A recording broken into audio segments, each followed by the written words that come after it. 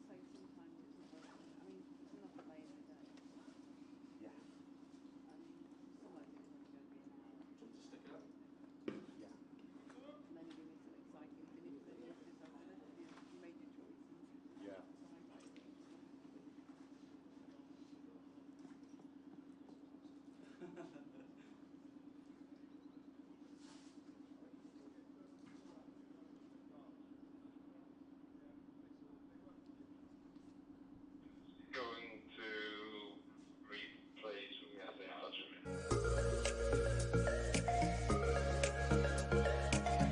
and De Lange is in round the wicket balls, and Root is underway first ball. He's steered that one nicely between point and cover. De Lange is in to bowl, and Root plays this one again through point, and will pick up 4 more, I think, as it's raced away to the boundary. At second, he's had a few, and he's got another one here, and it's caught Price, bowled Price. Price, baby, as Vanilla Ice would say. Tom Price bowling to Podmore, who drives in the air and is caught high up at backward point. And Chris Dent, a very safe pair of hands.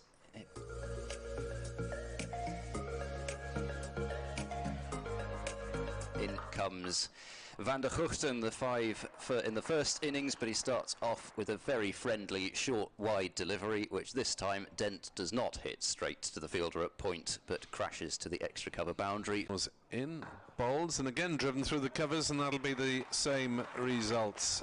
Yeah, poor bowling. Slightly straighter the shot, but Harris recognising Podmore in bowls. That's on Midland leg and tucked through mid-on, and I think this one might just reach the boundary, or will it be pulled up inside?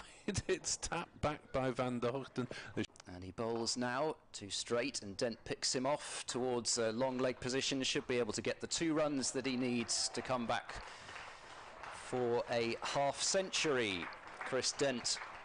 Carlson bowls another filthy full toss, which has been slammed over mid-wicket. It's not gone quite all the way, but it's 4 more to Marcus Harris, and for the second time in the match, he's raising his bat. Dent defends back down the pitch to Lloyd, who shapes to hurl it back at the wickets, but Chris Cook isn't looking, so wisely Lloyd holds on to it. James Harris to Marcus Harris, who drives through the offside, will get runs here, may get 4, he will get 4. I think it's being rediscovered now. As that from Harris is steered through the offside, more than steered, punched by Chris Dent. And he's going at 3.5 as well, as that's pulled away towards square leg, and that's 4 runs more for Chris Dent, who's tucking into that one from James Harris. That's Van der Hoogten. Balls, and he's chopped it on. That the way we thought Glamorgan might get a wicket. Chris Dent plays on for 78. Van der Hoogten strikes 161 for 1. A new over, and driving through the offside is Harris, as we've seen so often. Jamie McIlroy charging in pursuit, but the ball beats him over the cover ropes. And he comes and bowls. That's edged and caught it slip. Sharp catch there as Bracey, his feet really weren't anywhere. Drove the thick outside edge. Here is Douthwaite bowling to Harris, who pulls away out towards backward square leg. There's a dive, but it's in vain, and Marcus Harris has got to a century. He made a ton on his Gloucestershire debut last season, and he has reached 100 in his second innings for the county in 2023.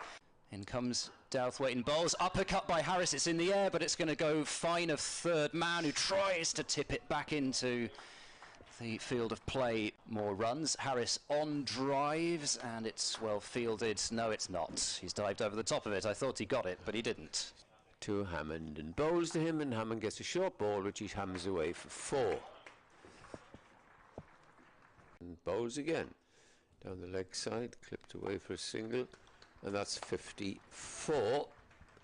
Hammond, he has faced 81 balls, having failed in the first innings. Reverse sweep, there's an appeal for LBW, and he's gone. Marcus Harris finally falls for 148, and Gloucestershire 299 for 3. Approaches and bowls, and Hammond has been bowled. He's tried to pull a ball that wasn't that short, and he has perished for 58. Glamorgan very much now back as he drives and is caught by Sam Northeast, diving low to his right. He's standing, waiting for the umpire's decision. The umpires will come together.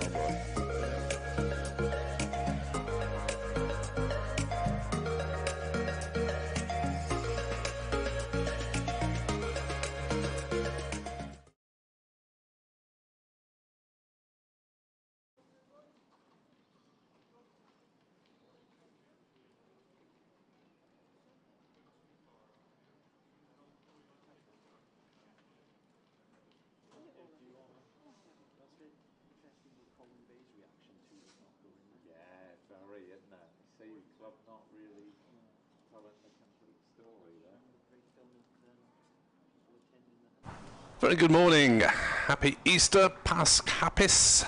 Welcome to Sapphire Gardens for day 4 of Glamorgan against Gloucestershire in the LV County Championship, Division 2, where Gloucestershire are 373 for 5 overnight. That sounds impressive, but the lead is 134. So the fate of this match is in the balance. It could go any way. Could be a pulsating finish, could be a bore draw. Let's hope we have an interesting day here at Sapphire Gardens to conclude the first round of the season. I'm Nick Webb. Alongside me is Ed Seaborn of BBC Radio Bristol. Edward Bevan will be joining us in around about half an hour's time. Morning, Ed. Morning, Nick. Yeah, I mean, as you say, it really could go any which way. I think from a Gloucestershire perspective, after lunch even, they would be looking potentially to bat, because the pitch has been pretty good for the last couple of days, as the scores of 404 and 373 for 5 were to test. So I don't think it's going to be easy to defend anything on the final day. I suppose question marks are whether it will turn more for Zafar Gohar in the second innings, but I don't know. It doesn't look as if it's really broken up or anything, so I'm not so sure about that. So I think Glamorgan should be fancying their chances after chase, because presumably there will be enough time for them to shut up shop and bat for the draw if that's what they need to do. Good morning, Borodar, as well.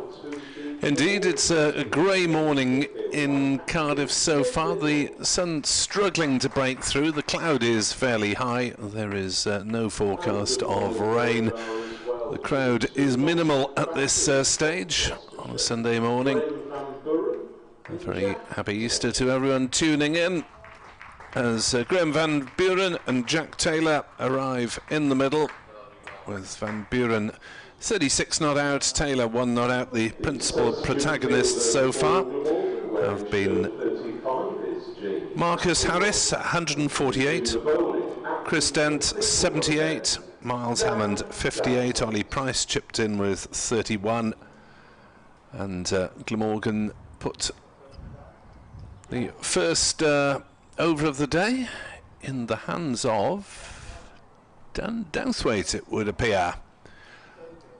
We're 10 overs into the new ball, 90 overs on the board, so it should be still reasonably lively in terms of response from the ball. Douthwaite 1 for 69 off 16 overs, generated a few chances.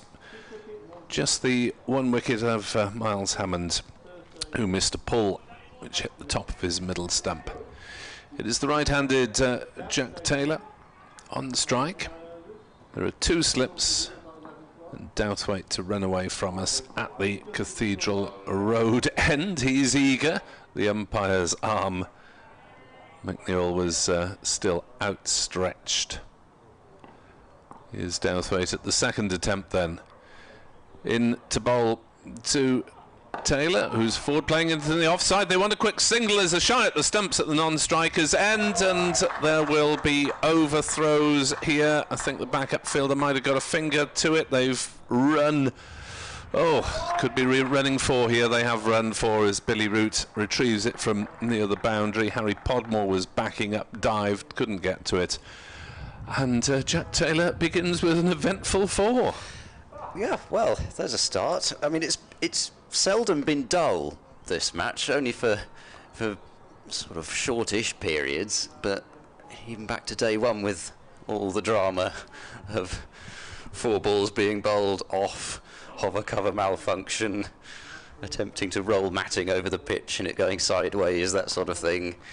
But it's a bizarre start to the day. I think he was within his rights to throw the ball because it was a tight single, just unfortunately couldn't be backed up. 377 for 5, Douthwaite to Taylor again, who plays this one down to third man for a single. 378 for 5. It was Jamie McElroy with the throw from the cover point region. It was an ambitious single for the first ball of the morning, but Jack Taylor moves on to 6 as the clock in the distance chimes 11. Quite often start a minute or so early here at Sophia Gardens. The pavilion clock is obviously slightly further advanced than the civic one in the distance, as Douthwaite into bowl to Van Buren, who clips on the leg side, and there is no run straight to mid-wicket. Sort of imagining that happening in the IPL, for example, starting a minute early. They seem to be looking for any excuse there to slow the game down. They're even reviewing wides and no balls now, so it just takes so long. Some of the games are approaching 4 hours or something like that. It's incredible. But here we go, County Championship cricket for the win. Douthwaite in to bowl to Van Buren, who slaps that away on the offside and will get more runs. It's picked up just inside the backward point boundary, and 2 more to the Gloucestershire total, so an expensive over from Dan Douthwaite. But let's not mention the Hampshire-Nottinghamshire game yesterday, where they took tea with Hampshire needing 1 run to win. Apparently they'd already had 4 extra overs, which is all they were allowed. Can't possibly go on without a cup of tea. Douthwaite is in to bowl to Van Buren on 38 not out, and he turns that one on the leg side for a single. Square leg is sweeping on the boundary. Byram is back there. I wouldn't put it past Dowthwaite to dig in a short one and look for the miscued hook or pull shot, but he hasn't been accurate enough so far. Last ball of the first over of the day. Glamorgan's over 8 is +1, so no problems on that front. And in comes Dowthwaite and bowls to Taylor, who plays it with a straight bat off the back foot up to Harris at mid-off, and there is no run. 8 off the first over of the day then. Gloucestershire's lead is up to 142, and we've been talking about lunchtime as a possible target for Gloucestershire to get through to at least save this game, whether they then try and push on and declare, but the first couple of hours will sort of decide the fate of the game.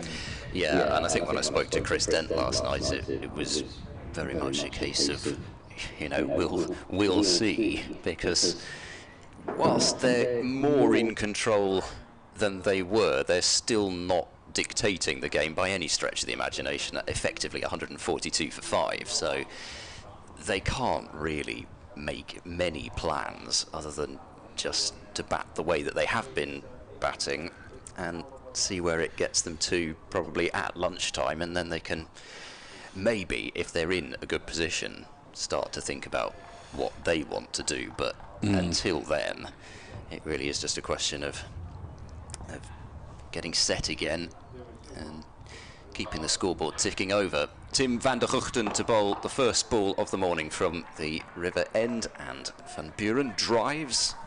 Decent timing, but back to the bowler, so there is no run. Van der Guchten has been the standout for Glamorgan in this match, 5 for 26 in the first innings, and the only bowler so far this innings to grab 2 wickets. He's also been the cheapest economy-wise. Van der Guchten bowls to Van Buren, who drives hard, and fielder at cover dives backwards as he stopped it. Billy Root there. It was almost as if the force of the drive from Van Buren had knocked him backwards, but I think it was more the fact that he lost his footing. Certainly hit it hard, did Gloucestershire's captain, but didn't find the gap. But for Van der Guchten, I mentioned the economy rate 3.54, so even he's not been able to stem what was a flow of runs at times yesterday. That's a good delivery on middle and off from Van der Guchten, and Graham Van Buren defends up the pitch.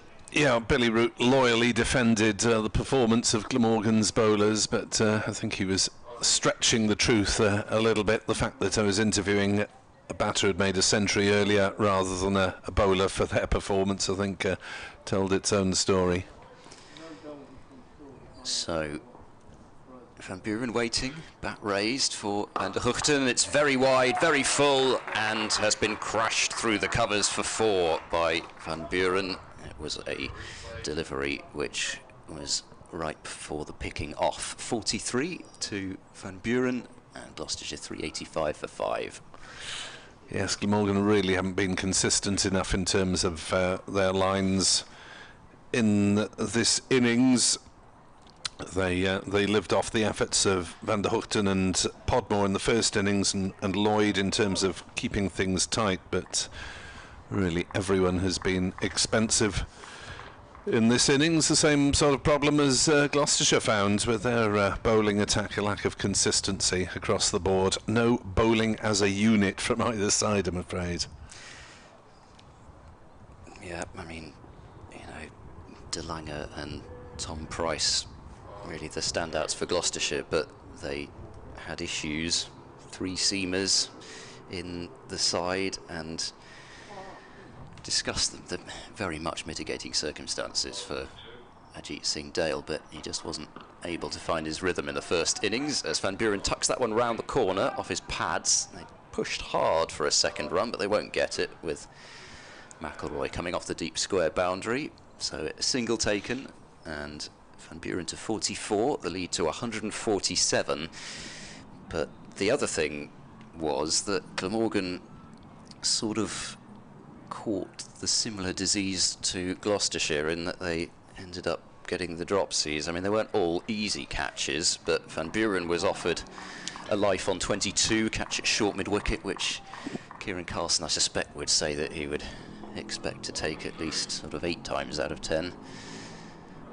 As Van der Hoogten moves in and bowls to Jack Taylor, who plays off the outer half of the bat, wide of backward point. They'll think about 2, and they'll get there quite comfortably with Podmore moving around to his right-hand side from the third-man boundary. And so 7 runs off that over, one of them an extra, and 388 for 5 is Gloucestershire's total. Most important number from their point of view, though, is the lead, which is 149.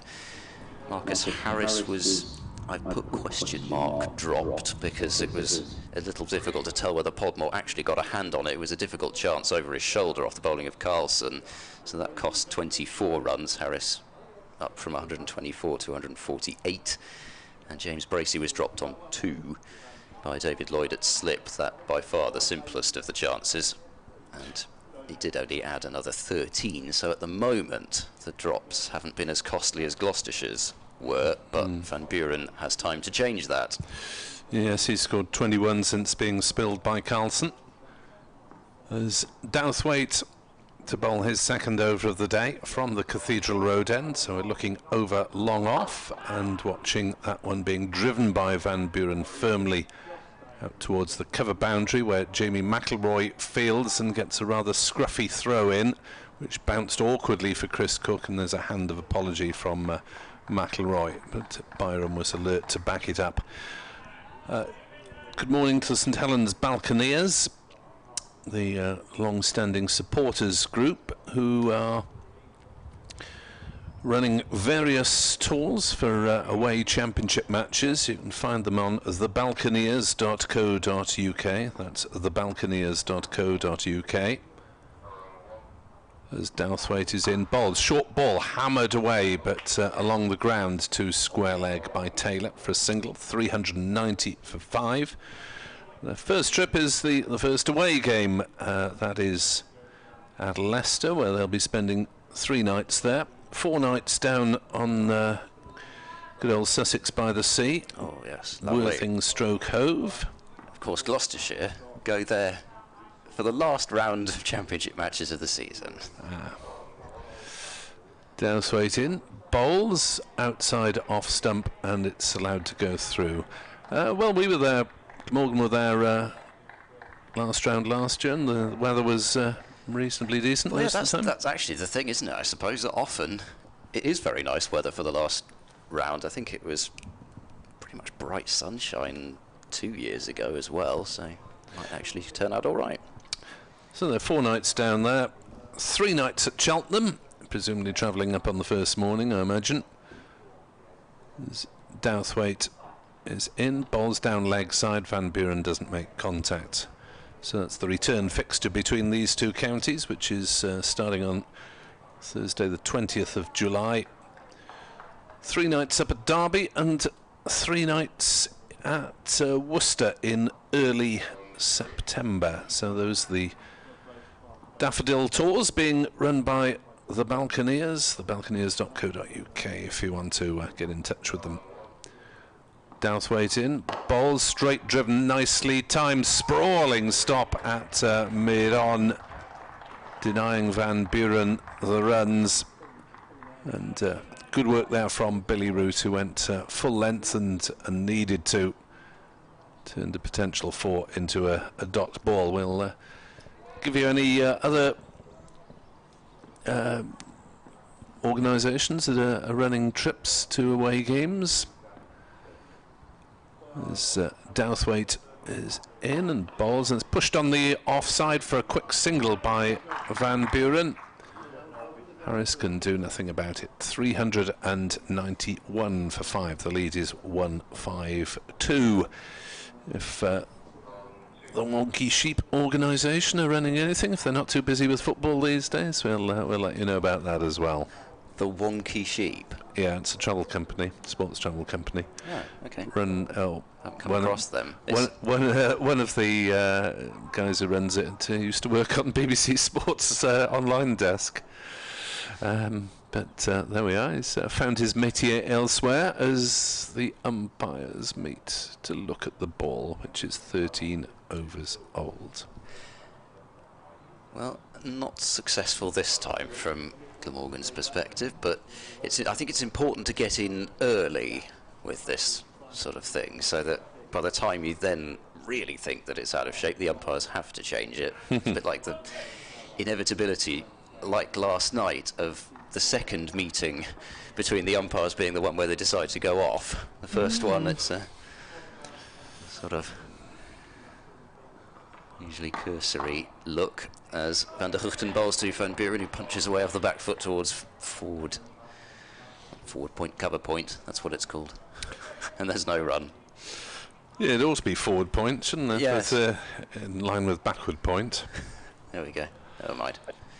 Point forward of the wicket. Of fielding positions quite right nowadays with the various new strokes that are being played. They'll probably have a name for the man on the scoop soon, that sort of thing, or the man on the reverse scoop even. Van der Huchten to the crease and bowls. A cut shot from Van Buren, lays back and plays it wide of third man. It's going to be another couple of runs. Podmore being kept busy down there. And Van Buren to 47. Yeah, runs coming very easily for Gloucestershire again this morning, as they did for most of the day yesterday.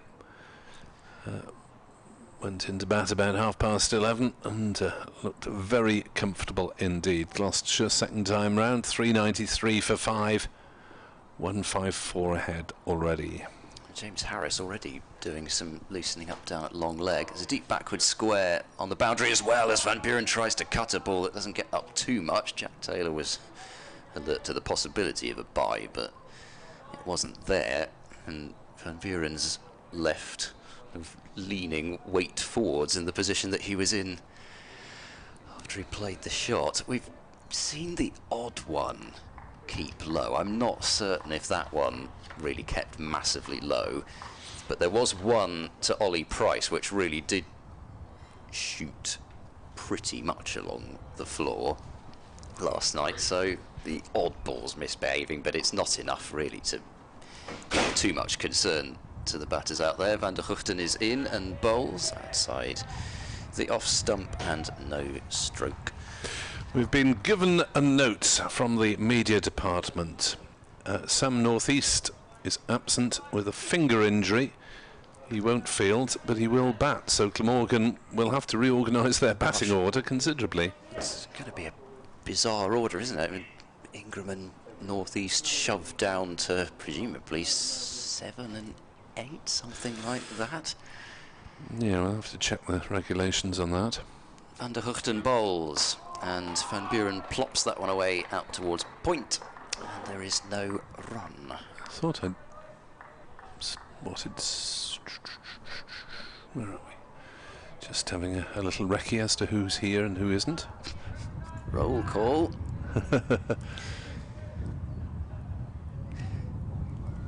I wonder whether Northeast sustained that injury, taking that spectacular catch in the slips last night. Ollie Price caught diving away by Northeast as Van Buren cuts hard into the ground, and it's really well stopped by Kieran Carlson at backward point.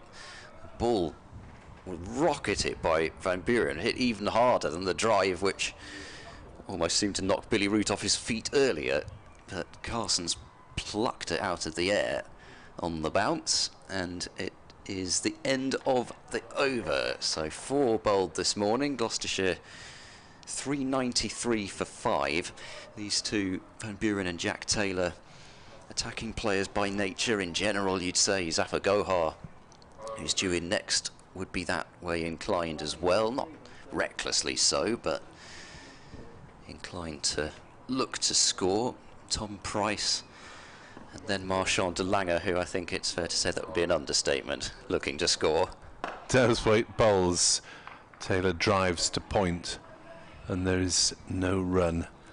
So Northeast is off and McIlroy is on, but I haven't spotted Salters, so is that Ingram possibly lurking at the far end of the ground at long leg? Trying to keep out of the action, but still get his place to bat. Have to check that.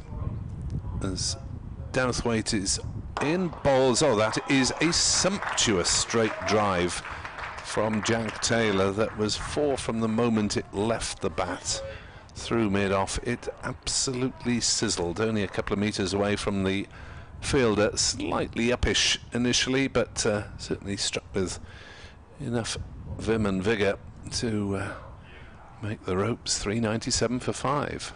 Yeah, that was pretty much the way that Jack Taylor was batting towards the end of last year. His top score is 71 in the first innings against Warwickshire, and then 67 in the second innings against Yorkshire, but both of those low-scoring games, so you could say that those runs were worth more than just the pure numbers. Douthwaite to Taylor, slaps that one into the offside, has beaten a diving point, and that'll be 4 more, and that'll be the 400 up, to the delight of the travelling Shire supporters underneath us, as Taylor gallops on to 17. The lead is 162, and these two are showing enough intent to suggest that Gloucestershire are thinking of a declaration, but the ball has been there to be hit, to be honest. Glamorgan just haven't bowled straight enough. Yeah, I was thinking of an innings that Jack Taylor played against Worcestershire a couple of years ago, where he was 20 off 120, a rather un-Jack Taylor-like innings, but seems to be in the mood to play a typical innings from the shots he's played so far. Short ball from Douthwaite, pull, missed. Through to Cook, second bounce. Rather died in the pitch, really didn't come on, but Douthwaite at least using the short ball more intelligently than on some occasions in this innings. Seems to have mixed it up rather better than some of the other bowlers, to be honest. But in he comes again to bowl to Jack Taylor, who is forward, playing firmly on the onside to Carlson, and there's no run. It was particularly harsh, Jack Taylor, on the spinners towards the end of last year, and it was the form that he built up through the One Day Cup that he carried into that last part of the championship. Well, this is an Adrian Thomas stat. He hit the most sixes in the One Day Cup in the league phase of a one-day competition for Gloucestershire. Douthwaite down the leg side, as appeal from Cook, but from no one else, as Taylor flicked at it. Might have just flicked the pad on the way through, but no support from the bowler on that occasion. 401 for 5, Gloucestershire. They lead by 162 runs, and there are 91 overs theoretically left in the day. Probably -2 for the change of innings, unless that coincides with lunch or tea. Yes, so I think I sort of garbled that stat, but it was most sixes in the league phase of any one-day competition, so I think it was something like 24 sixes that he hit in the One-Day Cup. Van der Guchten to bowl to Van Buren, who defends softly away out into the covers and does not get a run, but he beat his List A career best score, Jack Taylor, last season, I think, maybe even twice, but won the game against Somerset at Bristol, which certainly would have felt rather good for Gloucestershire supporters after having been hammered by them in the Championship and lost both T20s, as Van der Guchten bowls and defended away out into the offside again by Van Buren for no run. Yep, it's high time, as far as Gloucestershire are concerned, to reverse recent history when it comes to the local derby T20-wise. Somerset having won the last 4 meetings now, doing the double both last year and the year before. Gloucestershire had by far the better of that fixture for the previous several years, but things turning around. Van der Guchten bowls, Van der Buren just dabs that one to backward point where Carlson fields, there's no run. Yes, you're lucky really to have that fierce rivalry with Somerset as a bit of a selling point. I mean, Glamorgan against Gloucestershire, obviously neighbours to a certain extent, but yes, it's not quite the same, I don't think, as Gloucestershire Somerset. No, the Battle of the Bridge just doesn't quite sort of. Don't tell the marketing people that. Van der Guchten in, and Bowles cut away, again on the bounce to backward point where Carlson does the fielding. Van Buren's had a few opportunities to get his favourite shot away, but has picked out route on a couple of occasions. But of course what's been particularly nice over the last few years has been the fact that there have been red ball games against Somerset, because I think it was 2007 was the last time they met in red ball cricket before the Bob Willis Trophy in 2020. As in comes Van der Guchten and Bowles, cut away by Van Buren, but they've got a fielder out at deep point who is hidden behind the monitor. I didn't actually see him until the ball suddenly stopped out in the deep. So just the one run to Van Buren. The lead is up to 163. Just to confirm that we do have Colin Ingram back on the field after his neck problems kept him off yesterday. He's currently located at mid-on. I suppose they'll sort of probably try and hide him a little bit, you'd think, if that was him fielding down at long leg and he's now at mid-on. Van der Guchten to Jack Taylor. Plays that one slightly uppishly out into the covers, but it was down well in front of the fielder at cover, and Van der Guchten's through his 22nd over of the innings, 2 for 77. Gloucestershire 402 for 5, and well, 90 overs remaining in the day's play. So, given the fact we'll start the next one, it's looking as if, well, you take 2 off for the change of innings and 1 in progress. So, well, we're already down to 87, but Gloucestershire need to get it down much further from their point of view to increase the scoring rate that Glamorgan would have to go out if they fancied a chase. We're talking about lunch as the first port of call, but yeah, I still believe that they would want to bat on after lunch if possible. Yes, it's just that if they're in a position to declare, do they go at maybe the 50 over mark just to give themselves a chance of victory, even if that might give Glamorgan an outside chance of victory, maybe chasing, who knows, 6 and over about that stage. There's a lot of variables to come. As Podmore from the Cathedral Road end, taking over from Douthwaite, is into bowl to Van Buren, who's defending on the offside. Good morning to Emir Evans. Fascinating last day ahead. We hope you're right there, Emir, and thank you for your kind words. So yes, happy Easter one and all. If you are just joining us, you haven't missed any wickets, you have missed quite a few runs. Gloucestershire galloping on with 29 runs in the first 25 minutes of play. 1 slip for Glamorgan, even though we're in the 17th over with this ball. Podmore in. Bowles, and is that a catch behind? It's hit something, but not Van Buren's bat, according to the umpire. He's gesturing to his thigh pad there, is Van Buren.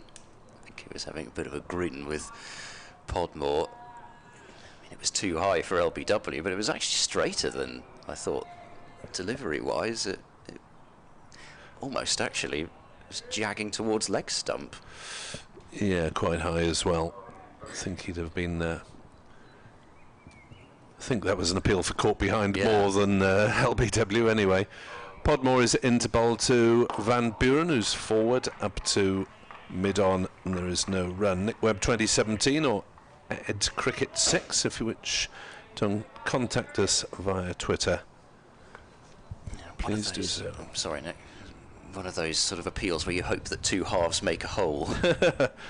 Well, you don't have to specify, do you? No, of course Is not. the batsman out, is the question, and the umpire can have a look at both, of course, and as they do sometimes with the TMO calls as well. This one's hammered away by Van Buren, and that will be his half-century, and a stylish way to get there as he reaches it off 93 deliveries, and does so with his 5th 4. Yeah, it hasn't been all out aggression from Van Buren, because it was important that he was there last night, and of course Gloucestershire, I think, would have been by far the happier of the two sides to lose those 8 overs last night that we did, which of course can't be made up on the final day. It was important that he was there at the end. Podmore is back in it, bowls to Van Buren, who's defensive this time, playing to root at mid-on. 406 for 5 with that boundary. The lead is 167. But he does often like to do this, Van Buren. He scores a sort of a run a ball for his first 20 runs, and then he kind of throttles back. It's quite a familiar pattern for Graham Van Buren innings, this. Unusual way to go about things, reverse to most people. 406 for 5, Gloucestershire flying nicely at the moment. Podmore in to Van Buren on leg stump, pushed into the leg side for a single to the right of Carlson at mid-wicket. 407 for 5. And for Van Buren, that will feel particularly good for him. It was a really rough start to his batting life as captain last year, and then he picked up that serious shoulder injury diving on the boundary in the local derby against Somerset. Had a few games off, missed the entire T20 Blast. He's barely played in the Blast the last couple of years, so in some ways you could say he's almost like a new signing for Gloucestershire when it comes to the Blast campaign. The previous year it was registration issues, and last year it was that shoulder injury. Van der Huchten to continue. He bowls now to Van Buren, who drives straight down the ground. Really good stop by Van der Huchten. Got down low in his follow through and pretty much stopped the ball dead. How long was Van Buren unregistered for in the end? Do you remember? It was, I think, in the end, the entire 2021 season. They were hoping it would go through. It didn't by the start of the season. Then it was, well, we hope that it goes through by the time Dan Worrell lands, and of course they signed Craig Brathwaite in 2021 as their other overseas. And de Huchten bowls now to Van Buren, who fiddles at one outside the off stump, doesn't get an outside edge to it. I think it did just about creep through to Chris Cook, but de Huchten just not quite getting the reward for tempting Van Buren outside the off stump. Brathwaite was a real red ball cricketer, wasn't he? He's had a brief spell with Glamorgan at the end of one season as well. Yes, he was probably a little more successful for Glamorgan than he was for Gloucestershire. As Van der Huchten bowls to Van Buren, defended with a straight bat up the pitch. It'll be fielded at mid-on by Ingram, and there's no run. Just the 1/2 century for Craig Brathwaite in 11 innings in 2021, so signing didn't quite work out as Gloucestershire would have hoped. But full marks for sunglasses, I would say that. He did get a century for Glamorgan here, but tell you after this delivery. Van der Huchten is in and bowls. Van Buren just dropping that one out into the covers, and there's no run again. It was possibly one of the worst displays of attempted slogging I've seen at first class level, because he got a century to put Glamorgan in a good position, and then I think they were looking to push on and declare on the final day, and he tried to open up, and it was it was quite comical at times. It was a swing and a miss. Yes, it always looks rather ungainly even when he's charging the spinners, but when he's at his best, terrific player.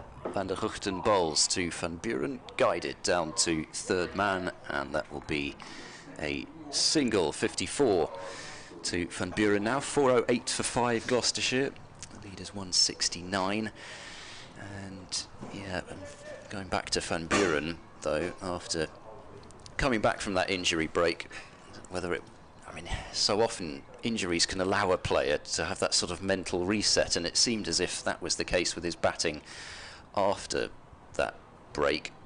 Unbeaten, 127 not out at Cheltenham, against Northamptonshire being the highlight, as In comes Van der Hoogten to bowl to Jack Taylor, who drives firmly down the ground. There's a diving effort from mid-off. He'll parry it towards mid-on, and that will be a single. So Jack Taylor will have the strike. It feels as though Jack Taylor's not really had too much of the strike lately, so he'll be getting some next over. And Gloucestershire's lead 170. Match against Hove, a bit at Hove, between Sussex and Durham, coming to a conclusion, as Ed will be replaced by Ed, Mr. Seaborn by Mr. Bevan. Sussex need a further 38 runs to beat Durham, and they still have 5 wickets intact. Lost wickets fairly regularly in the chase of 231, but well placed at the moment, unless that useful Durham attack can do something about it. Potts, Rain and Cars the seamers, and Kuhneman the Australian international spinner. Here comes Podmore then into his 18th over from the Cathedral Road end, and bowls, and that's turned on the leg side by Taylor. Will pick up the single to backward square leg, 410 for 5. Taylor is on 19. Good morning, Edward. Happy Easter. I'm the same to you, Nick. You did wish everybody a happy Easter from church, I see. Well done this morning, 8 o'clock. Yes, I was there in body. I'm not sure about in spirit. I was thinking about it last night because I didn't wake up till 10 to 8. I'm afraid I couldn't have made it, but lovely morning for it again here at Cardiff, and a good day in prospect. As Podmore is into Van Buren on 54 not out, and he noodles it on the leg side and takes a single. Carlson has a shy at the non-striker's end. The bat was home. Sussex have just lost a 6th wicket actually, so Durham's still in it. 38 runs needed to win by Sussex at Hove. At Headingley, Yorkshire 263 for 8 in their second innings. They led by 102 on first innings, so that's 365 ahead overall. I don't think the Foxes are going to chase that, but Yorkshire in with a sniff. Podmore bowls, worked away on the leg side by Taylor, and he's found the gap there down towards the ground staff building to the left of the grandstand. Help yourself time there for Jack Taylor. Gloucestershire 415 for 5. The other match in Division 2 is at Derby, where Derbyshire have come back from being 150 odd behind on first innings. They're 308 for 6 against Worcestershire, so they might be able to save that one against the Pairs. 415 for 5 here, Gloucestershire in their second innings, 176 ahead. Podmore bowls to Taylor, who will get a single out towards square leg. That will be all. One result in Division 1 yesterday, with Hampshire beating Nottinghamshire by 8 wickets. Go through the scores elsewhere. As Podmore prepares to bowl the penultimate ball of his 18th over, 1 for 77 next to his name. Bowls to Van Buren, who slaps it away on the offside, but there's a sweeper out on the point boundary. McIlroy, left arm throw comes in, and they've taken a single. 417 for 5. Canterbury Northants are 319 for 9 in their second innings, but that's a lead of 214 runs, so an interesting contest in prospect there. At Old Trafford, the match tipped as 2 title contenders, Lancashire against Surrey. Podmore is in to bowl. Taylor drives to mid-wicket, no run. 417 for 5 at the end of the over. Lancashire 51 for 0, needing a further 393 to win against Surrey after the visitors' declaration last night. At Lords, Middlesex struggling, 92 for 6. Need another 216 to beat Essex. 3 wickets there for Sam Cook. Another formidable attack, that Essex. And at Taunton, Not too much excitement for the home faithful there after that late start.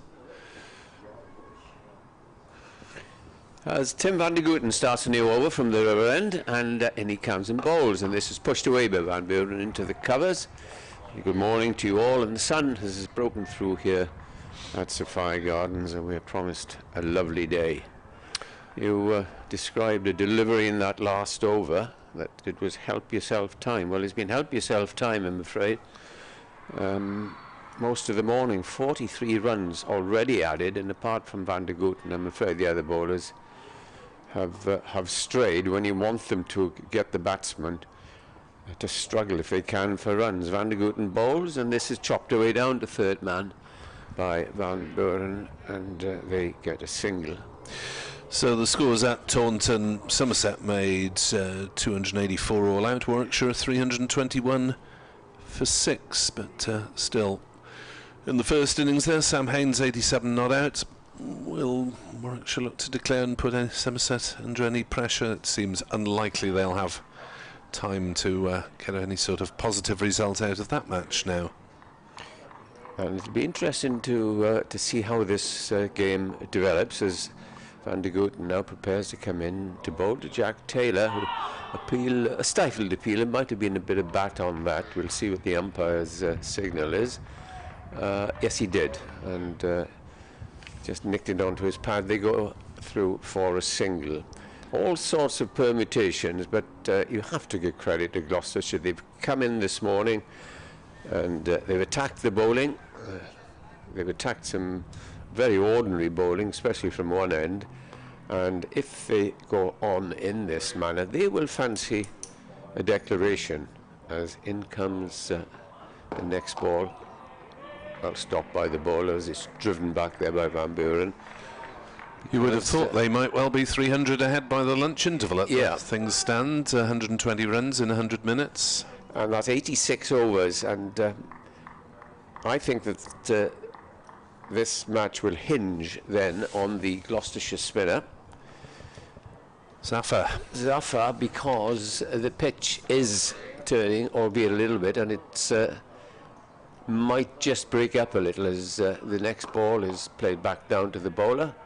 Van der Gooten, the only bowler, is treated with respect here, and I think that Zafar, and if you get a bit of turn, a bit of bounce, you put something in, you've got plenty of runs to play with, and you've got a short leg and a bat pad. I think that the pressure could be on Glamorgan. We heard in your interview, Nick, last night, Billy Root rather optimistically saying we'll chase anything, but I think that might change if you get something like 320 and 60, because there's a lot of overs left in this game. 86 as Van der Gooten bowls, and that's driven out of deep extra cover. And they will go through for a single. That is the 50 partnership between these two. They played purposefully. Taylor has moved on to 25. Van Buren is on 58. And as long as these two together, galloping along around 4 and over, then you would think that the favourites, very early days, to win the game would be Gloucestershire. I don't know what your views are on that, the way that we look at it at the moment. Especially as Glamorgan haven't got a spinner here to try and control, to bowl 15 or 20 overs and get some control. Afraid they've been conceding too many runs. It has been a tremendous fight back by Gloucestershire, but I think both sides have gone batting heavy, bowling light into this game. Podmore to Van Buren, who defends up to mid-off Dowthwaite Fields, and there is no run, with Gloucestershire going with just the 3 faster bowlers and no sort of backup seam options. Delanga, Tom Price and Ajit Singh Dale. And we've got a couple of useful spinners. Yeah, Glamorgan with no specialist spin option. We've seen quite a lot from Kieran Carlson. Claimed the 1 wicket. Harry Podmore bowls, and it's turned away by Graham Van Buren down to square leg for the single. 421 for 5. But Glamorgan playing the extra batter, all right, it worked because both Carlson and Root got centuries, and it might have been a choice between one or other of those had they played the extra bowler. But you could have played an extra spinner instead of an extra paceman, couldn't you? Yeah, you could have played Salter instead of Dothwaite. Dothwaite, yeah. Podmore is in to bowl to Taylor, who drives nicely, and a sliding stop by Root, who's an agile fielder, round from mid-on to prevent any runs. Yeah, it's looked a little bit uniform, the Glamorgan attack, with Carlson pressed into bowling a rare long spell, and even Eddie Byram an over or two, which is very unusual in seriousness for Glamorgan. Podmore in to Taylor, who defends on the onside. Better. Having said from Podmore. that, well, I think once the ball has lost its shine, and we've seen hardly any deviation. It looks to be a very good pitch. But if you are chasing 320 or perhaps a little less, that is in the back of your mind. As I mentioned, if you get a spinner who's getting just a bit of minimum of turn, it just puts something in the batsman's minds. And Glamorgan will want to try not to lose this game after such a first innings lead. Podmore bowls, that's cut away by Taylor, down to third man for a single. So slightly tidier over from Podmore so far. It just depends how the difference in points reverting to the 2019 season pre-COVID, how that change from 8 points from the draw down to 5, how that affects captain's thinking. But I suppose Glamorgan have got the 7 bonus points, so they pick up 12. They pick up 12, yeah. That's respectable. It is. Just depends how many other matches end positively. Taylor bowls, Podmore bowls, and Van Buren blocks that one. So better over from Podmore, just the 2 singles off it. Yeah, I mean, we're back where we were in terms of the championship to 4 years ago, but teams have got used to getting 8 for the draw. I don't know whether they'll be inclined to be more aggressive in terms of declarations and run chases than they have been in the last couple of years. No, it'll be an interesting final day, and we shall look forward to what happens, I think, after lunch, because there certainly has been positive intent this morning, led by the captain here, Graham Van Buren, and Jack Taylor is the ideal person if you're going to try and get quick runs, because he's a terrific hitter of a cricket ball, and he has played extremely well with his captain. We've got a change of bowling at the river end. James Harris, who wasn't bowled at that end in this game, is coming on to bowl. Is just the one slip, and he's bowling to Taylor, who's on 26, and he comes, bowls the first ball, and Taylor drives elegantly through the covers and will get a single. It's I think the right phrase, swept up. The sweeper, it's swept. And out on that extra cover boundary. Yeah, the Sussex-Durham game is coming to a hard-fought conclusion. Sussex still 6 down, needing 29 to win. James Harris in past the umpire and bowls now, and this comes back into Van Buren, who defends and draws applause from a couple of his teammates. So you can say there's a result there. I don't know about Derby Worcester, because that's a very good pitch, and perhaps Derbyshire might think it'll be a long way to go. Might try and bat it out, Leicester, but there's a long way to go. Leicester won't want to lose their first game after being bottom for so many years. They want to try and get respectability as Harris bowls, and this again is a straight delivery, which is played defensively back down the pitch. Sussex have got Finn Hudson-Prentice at the wicket. He was 12th man at the start of the game. I was looking to see what happened. He came in as a concussion substitute for George Carton, claimed 4 wickets yesterday, and now coming as a 8 with a few left to win. So interesting times for a 12th man to play a leading role in the game. Again is Harris and Bowles, and this is a good length ball, but it's driven up towards mid-off, a tumbling stop there, and they go through for a single. You know, when you need 20 or 30, you've got 7 down or 6 down, you know, you begin to just get a little twitchy, but I think the best exponent of that was Michael Neeser. Do you remember at Worcester last year? Yes, when he denied Billy Root a century, came in and clubbed half a dozen boundaries. About 10 minutes, that was it, yeah. Harris in, and this time bowls to Taylor. Taylor's forward a good length ball, bellies up to mid-off. Decent over this from James Harris, 1 left. The lead now is 185. Luncheon today is normal time, is it? I believe so, yeah. 1 o'clock. The timings on the final day are usually fixed. There's probably regulations when they're not. Harris to complete the over, bowls, and this is clubbed away, past mid-on, good shot, wristy shot up towards the long-on boundary.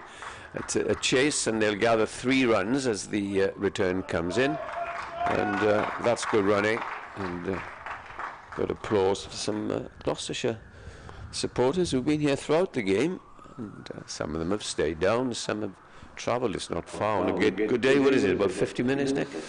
About an hour or so to the Bristol County Ground from my home anyway, but won't be making that journey more than once this season, because the championship match between these two counties is at the lovely Cheltenham College Ground. Yes, it is a beautiful setting. 4:27 for 5, the lead 188 for Gloucestershire. We have 72 minutes to go until lunch. What's that going to be, about 20 overs maybe? Yeah, they'll struggle maybe to be 300 ahead, but it'll be in the high 200s, certainly the lead, unless there's a dramatic collapse. The batting to come: Zafar Gohad, Tom Price, Marchant de Lange and Ajit Singh Dale. There's Podmore, medium length run, just has to start again because Jack Taylor is fiddling with his studs. Wicketkeeper Cook is up to the stumps. Podmore is into bowl and straight driven by Taylor. Podmore gets a fingertip to it, takes some of the pace off it, and there's no run as Dowthwaite picks up mid-off. Yes, that might restrict the batsman's freedom a little bit. Having the keeper standing up, less use of the feet possible. Slip standing in the normal position, about 10-12 metres behind Cook. Podmore bowls, hit firmly through the offside for 4, dismissed by Jack Taylor. Nice shot on any form of cricket that. He moves on to 34 off just 30 balls. Gloucestershire 431 for 5, and just as you thought that Podmore was finding his line, he loses it again, and Taylor takes full advantage. It's not as warm as maybe I was expecting. No. Looking at 15 today according to the forecast, but we've still got this high cloud. And the breeze, the flags just fluttering a little bit more today, as you say. Yeah, it's coolish temperatures coming in through the window of the box as Taylor cuts. Will he get 4 more? It's a chase round the third man boundary that the fielder is not going to win. And Gloucestershire galloping along again. 4:35 for 5. Not as much width that time, but just enough. Andrew Salter was on the charge round the boundary there. And no slips at the moment. Morgan trying to defend, but really there's nothing they can do if you get 2 half volleys from Podmore, 1 through the covers and then 1 backward of square. And the bowlers must have gone off for a change of boots in addition to northeast, and that is a drive and a edge from Taylor. His innings is over. 38. He edged one through to Chris Cook. Reasonably simple catch. Harry Podmore has the wicket. It's 435 for 6. The lead 196. Podmore redeeming himself there, having been hit for 2 boundaries. He slipped one just a little bit wider, and no foot movement from the batsman. And Podmore gets the wicket, and 435 now for the loss of 6 wickets. Yeah, it was a better length delivery, that, and Taylor trying to drive again, having just hit a couple of 4s in succession. Maybe a smidgen of overconfidence. Didn't get to the pitch of the ball and provided a simple catch for the keeper. So the stand was worth 65 between Taylor and Van Buren, and it took around about 15 overs, so they've gone at 4 1/3 runs per over. I wonder if they'll send Marsh and DeLanger in now. Or will it be... no, it's the little man. A man of about 5'7" is rather different to a 6'3", 6'4". Yeah. Zafar go on to come in. Zafar is the man. First innings hung around usefully for Gloucestershire, just to give them a little bit of tail end respectability. Made 27 before he was caught behind off Van der Hoogten. Chris Cook has taken now, 4 catches in the match, 3 in the first innings, when there was that spate of leg before, LBW TVDG. It's an easy note to make. Zafar then joins Graham Van Buren, who is on 60. He's the 4th man to pass the half-century in this innings. Out of the top 5 batters, only James Bracey missing out. Marcus Harris went on to make 148 before falling to Kieran Carlson, and Harris with more than 200 runs in the match. Will he be an outside Ashes bet? Hasn't played Test cricket for about 15 months, but he must be in the in the mines. He was offered not offered a contract. He was given a contract by Australian Cricket this year, and there's a discussion in one of the papers this morning that David Warner scored 150 in the last 9 Test innings, and there's conjecture now that he might well be in contention. Harris, you've got Harris or Cameron Bancroft, who was the leading scorer in the Sheffield Shield last year, but Harris is 148, hasn't done him any harm. Yeah, Bancroft's also over here playing county cricket, isn't he? Somerset. As Podmore is into bowl to Zafar, who squirts it out off a thickish edge down towards third man and goes through for a single to get off the mark. 436 for 6, but Gloucestershire fans will be hoping that Harris piles up the runs but doesn't get called up, in the same way as Glamorgan supporters hoping that Michael Neser smashes over a few stumps but also doesn't get called up.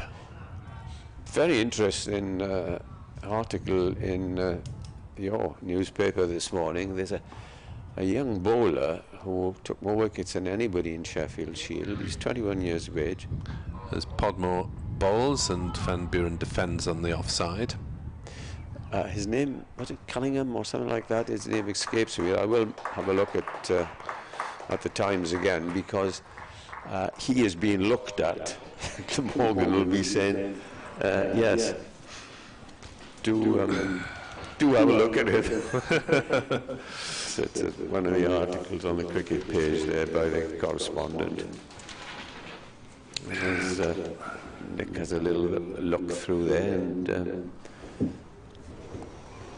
Boland, the big tall man who came to the fore last winter, of course, against England out in Australia, he's been told you're not going to play for any county, so he'll be in, because Hazelwood, of course, is still injured.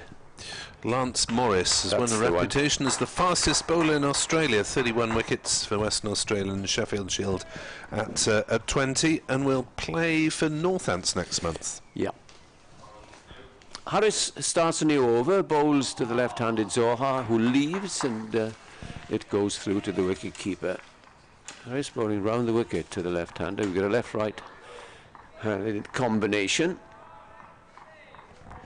So the lead now is 197. I'm glad to get rid of Jack Taylor, who can do a lot of damage.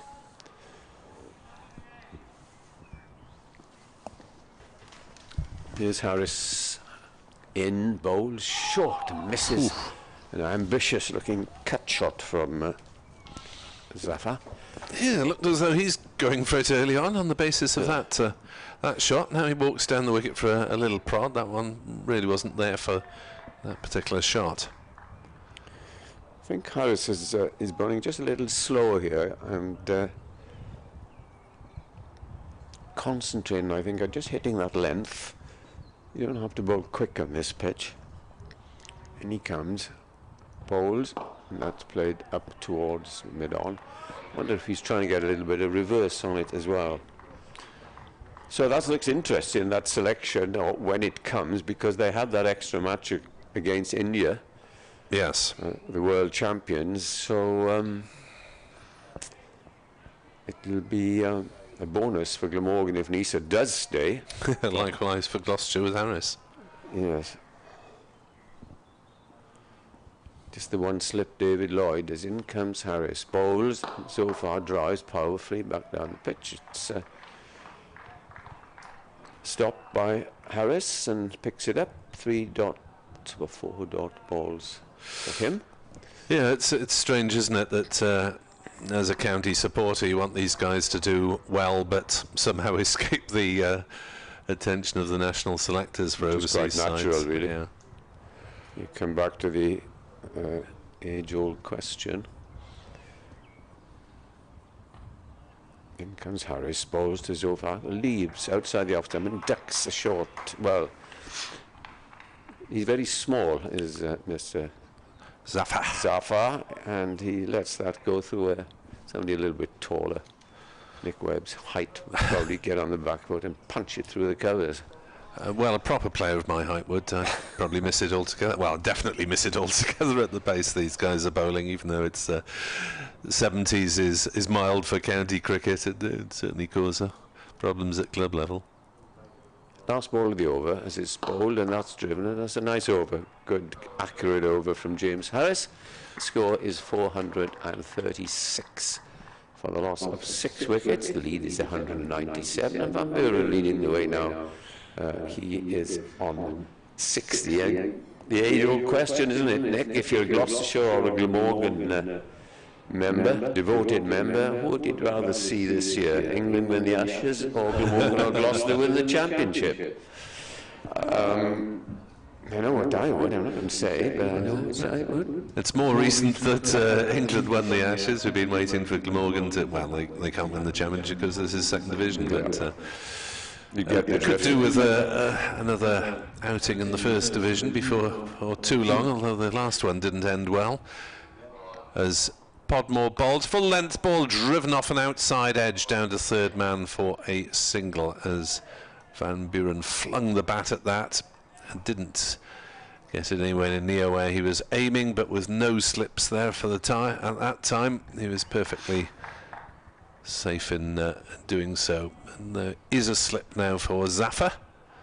Harry Podmore, you know, reminds you a little bit of Angus Fraser. Just ambles back very slowly as if the troubles of the world are on his shoulders.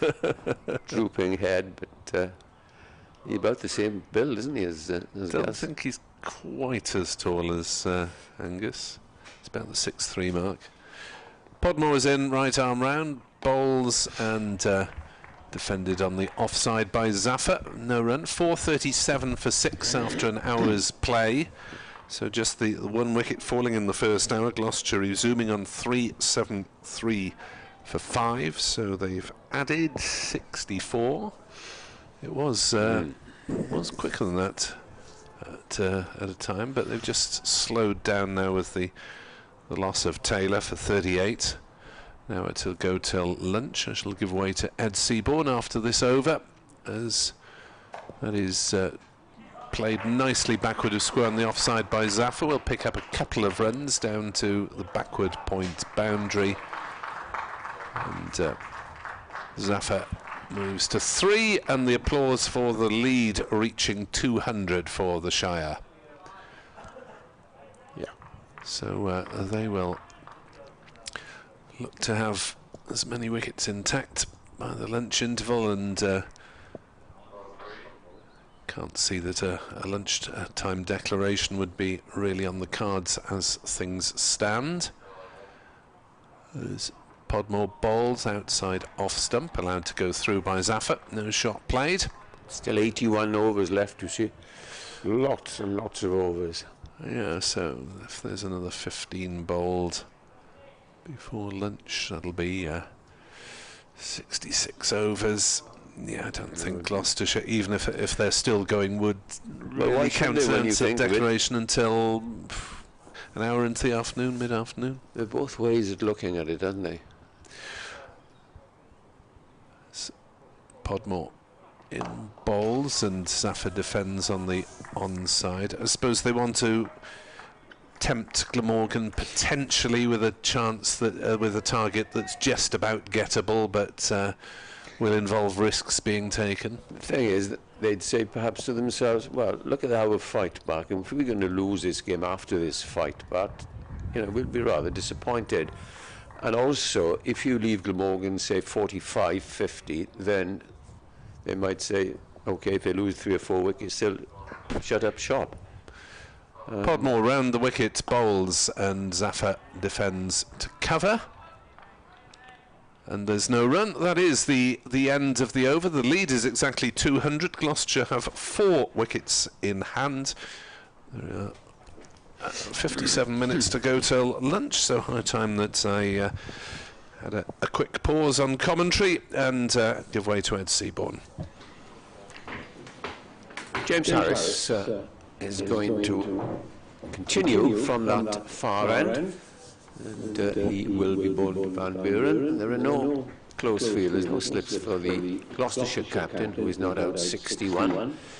And Harris is coming over the wicket and bowls the first ball of the over, and that's angled away into the cover region. Andrew sort of fields, and there's no run. 439 for 6. Morning to you, Ed. Well, just about good afternoon, yeah. Is it? Oh, yes. Well done. 3 minutes past midday. Lots of imponderables, aren't there, regarding the outcome of this game? Indeed, yes. Well, I was also pondering that for quite a lot of people, given the number of revellers last night I saw on the streets of Cardiff, it probably does feel like morning still. Here's the next ball, and that's angled away. He might have just come off the pad. Let's have a look at umpire Sean. Yes, lifts up his leg and gives it a tap.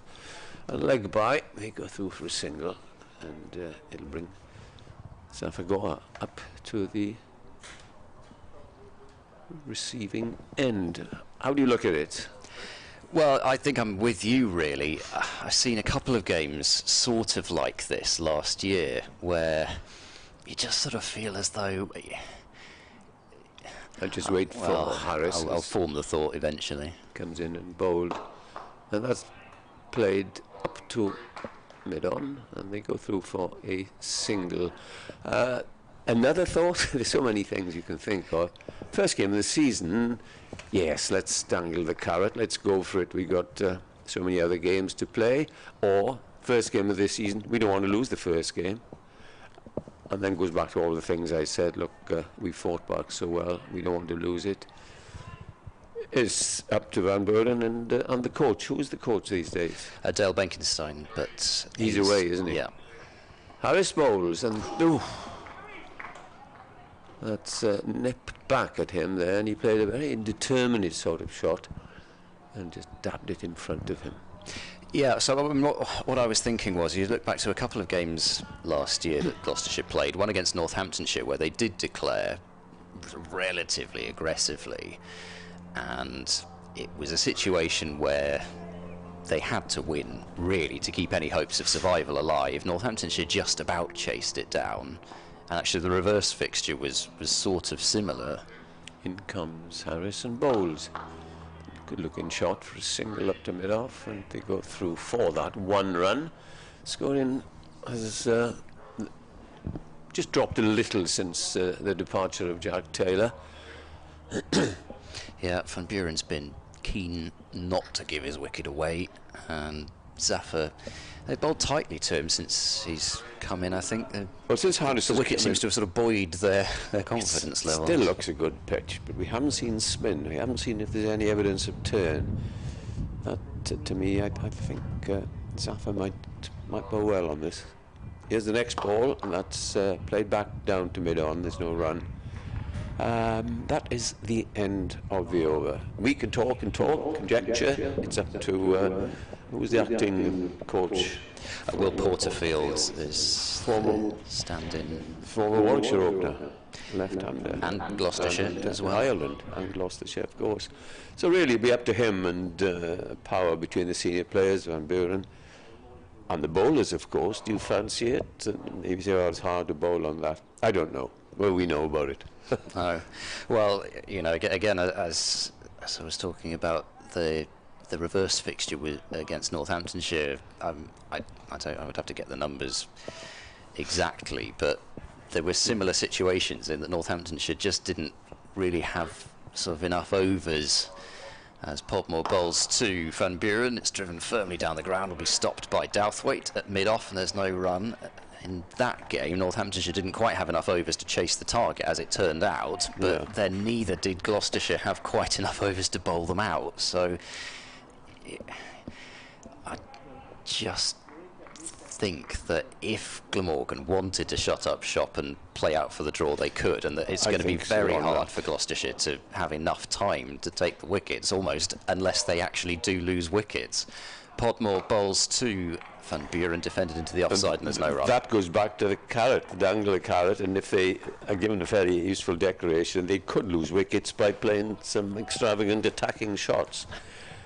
It's almost the situation that the better Gloucestershire bat, the more likely the draw becomes, and their chances of winning sort of improve by them losing wickets. But then, of course, you risk then losing. And again, I echo, I think, what you said before. Having done so much hard work to rescue this game, potentially, as that's cut away firmly by Van Buren out to deep cover, and there is a single, 443 for 6. The lead is up to 204.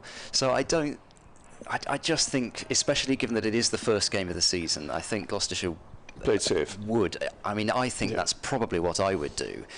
You know, when you're sort of from a distance, kind of artificially sort of armchair managing situations, you tend to be a lot more aggressive than you would be in real life. You know, you've got nothing to lose then, whereas these players have 5 points to lose, but potentially many more to Glamorgan if they were able to win. Podmore round the wicket, bowling to Zaffer. He's struck on the thigh pad, and there's no run as Cook, who's up to the stumps. The way they play now, I think they've come to the conclusion, let's play as we normally would until lunch and have a look at it then. If they can get 270 or 260 at lunch, I think they'll think, right, we'll leave minimum 300 and take it from there. Yeah, I think that's a number where they would start to feel comfortable. Podmore bowls to Zaffer, who pushes away into the covers, but there's no run.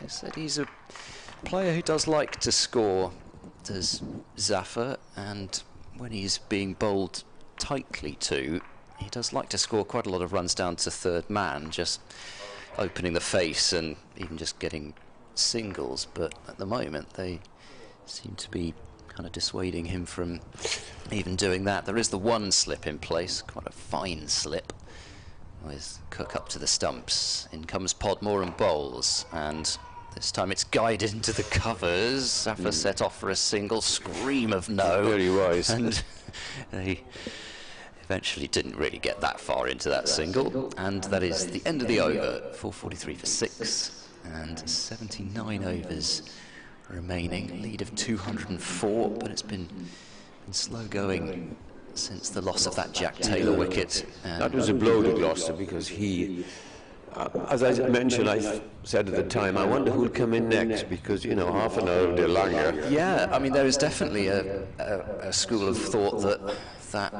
it almost, you sort of play your wild card or play your joker there, see if he can bash a quick 30 Anyway, or 40. here's Harris from the far end, bowls the first ball, and Van Buren has nothing at all to do with it, and goes through to Cook, who must be very lonely there. There are no slips to talk to, no short legs, no leg slip, nothing at all, because everybody is scattered far and wide. There's a third man, there's an arc of 3 saving the single on the offside, and if that escapes, then there's a sweeper, a mid-on, very straightish mid-wicket, a deep square leg and a deep fine leg.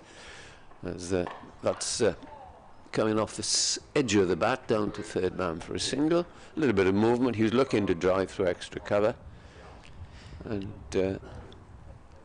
the scoring rate, which was 4.39 sometime, goes now 4.14, which throughout the innings is very acceptable. It has dropped in the last 20 minutes or so. You're talking about the keepers usually having company. I thought one of the luckier men around the circuit would be Adam Rossington, who gets to stand next to Sir Alistair Cook all the time. Yeah. It's a good delivery, which a little bit quicker, comes up into the ribs, and he just pushed it as Zafar to mid-wicket. David Lloyd has come back for the relatively new batsman, Adam Rossington, who is played around the world in the winter. Yes, won the SA20 with the That's right. Sunrisers Eastern Cape. Oh, pardon me, sorry. No ball, no run rather. That's correct. He was temporarily forgetting myself. Came from Middlesex and down to the North End, so he left them last year. Beginning the season or the season before, because he was quite unhappy what had happened. Whether it was something to do with the captaincy, I don't know the story. I think it was. It was only a couple of weeks before last season. That's right. And then he went to Essex. Harris bowls to Zafra. The ball doesn't really come on to him, and he missed times to mid-off. And of course, I think would have been a dual winner of the Blast with Northamptonshire, and that sort of. I think they were quite heavy on kind of analytics and sort of advanced statistics, trying to get people who had a very high boundary percentage, and Rossington was one of those cricketers that they persuaded to come along, and he hits the ball hard. Harris bowls to Zafar. Zafar defends. He's bowling a good line here, James Harris at Zafar. And then they were fortunate, that's the end of the over, incidentally, 444 for 6. And they were fortunate that they picked up the lad from Hampshire. Yeah, Lewis McManus. Lewis McManus, who was another hard-hitting batsman. And he has fitted in well there, as has the other one fitted in well, Rossington at Essex. Yeah, we're sort of musical wicket keepers, really, because Ben Brown also moved then from Sussex to Hampshire, which is why McManus then left, and Brown certainly played a big part of Hampshire's season last season in the Championship, fitted right into that middle order. Yeah, very intelligent cricketer, as well as Podmore starts a new over, bowling to Van Buren, who leaves outside the off stump. Yeah, I was fortunate enough to do a game with Ben Brown and Adrian Harms down at Hove a couple of seasons ago, when he was being basically left out of the Sussex T20 side, and actually couldn't get into the Hampshire T20 side in the end because they signed Ben McDermott, who was keeping wicket, and of course it's a bit unfortunate for Brown that. Last. Yeah, I mean, he's a fine player across all formats. As in comes Podmore and bowls full and straight, and Van Buren again covering up, playing defensively to Douthwaite at mid-off for no run. Yeah, it was a really fun evening, that, because of course, I mean, yes, it would still have been fun if Gloucestershire hadn't won the game, but they did end up winning the game, and Ben Brown was a terrific summariser, and as you would see him doing well. Glad that he's hit the ground running at Hampshire. Podmore moves in and bowls, and Van Buren clips to mid-wicket for no run. I'm often asked, you know, who are the best wicket keepers you've seen in county cricket over the years?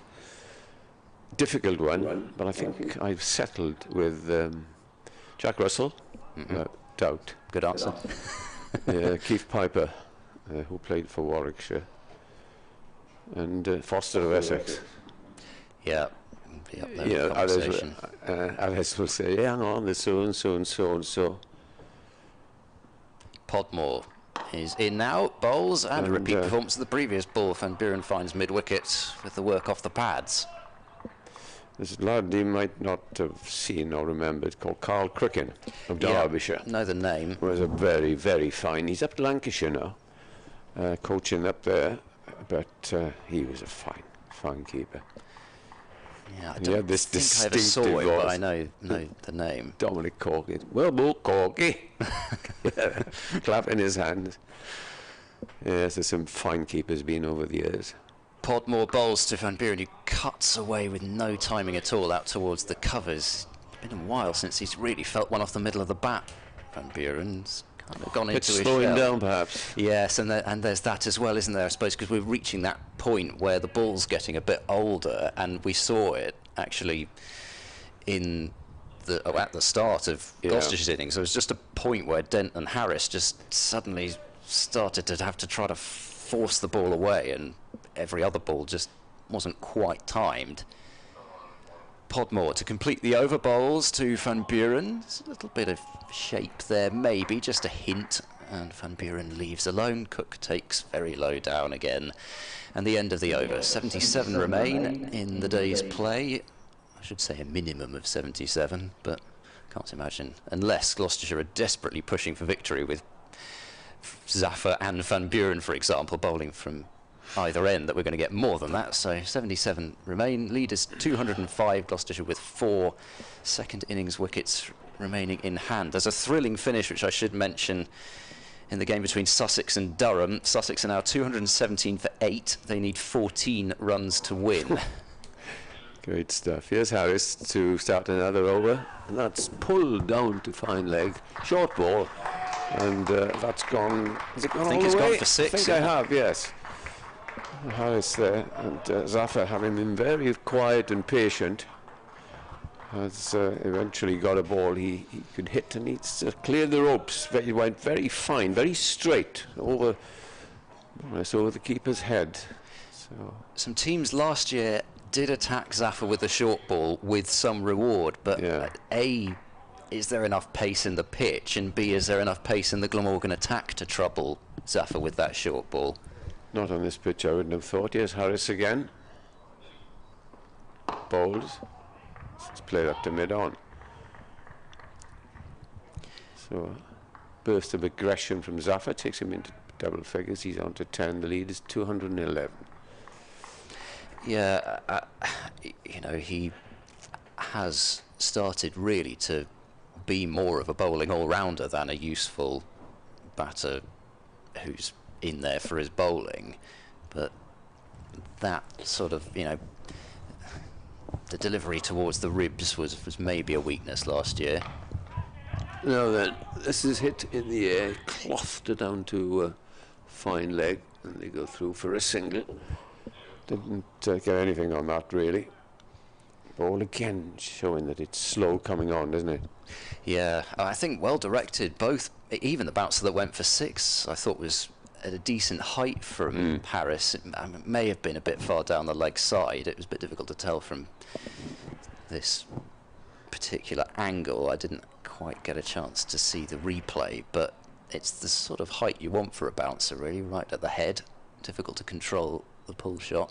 Harris this time bowls to Van Buren, gets a good length ball which he plays back defensively down the pitch. 451 for 6. Van Buren been there since start of play, 64 not out. But yeah, even on I said this, I think even a couple of days ago, even on a slow pitch, you can get wickets with a short ball. The issue is that you're on this ground, the pitch being where it is, you're probably bowling to a short boundary to 1, right hand or left hand all the time. A good ball which is driven up to mid-off, and there's no run. 7 runs off this over and 1 ball remaining. Excuse me.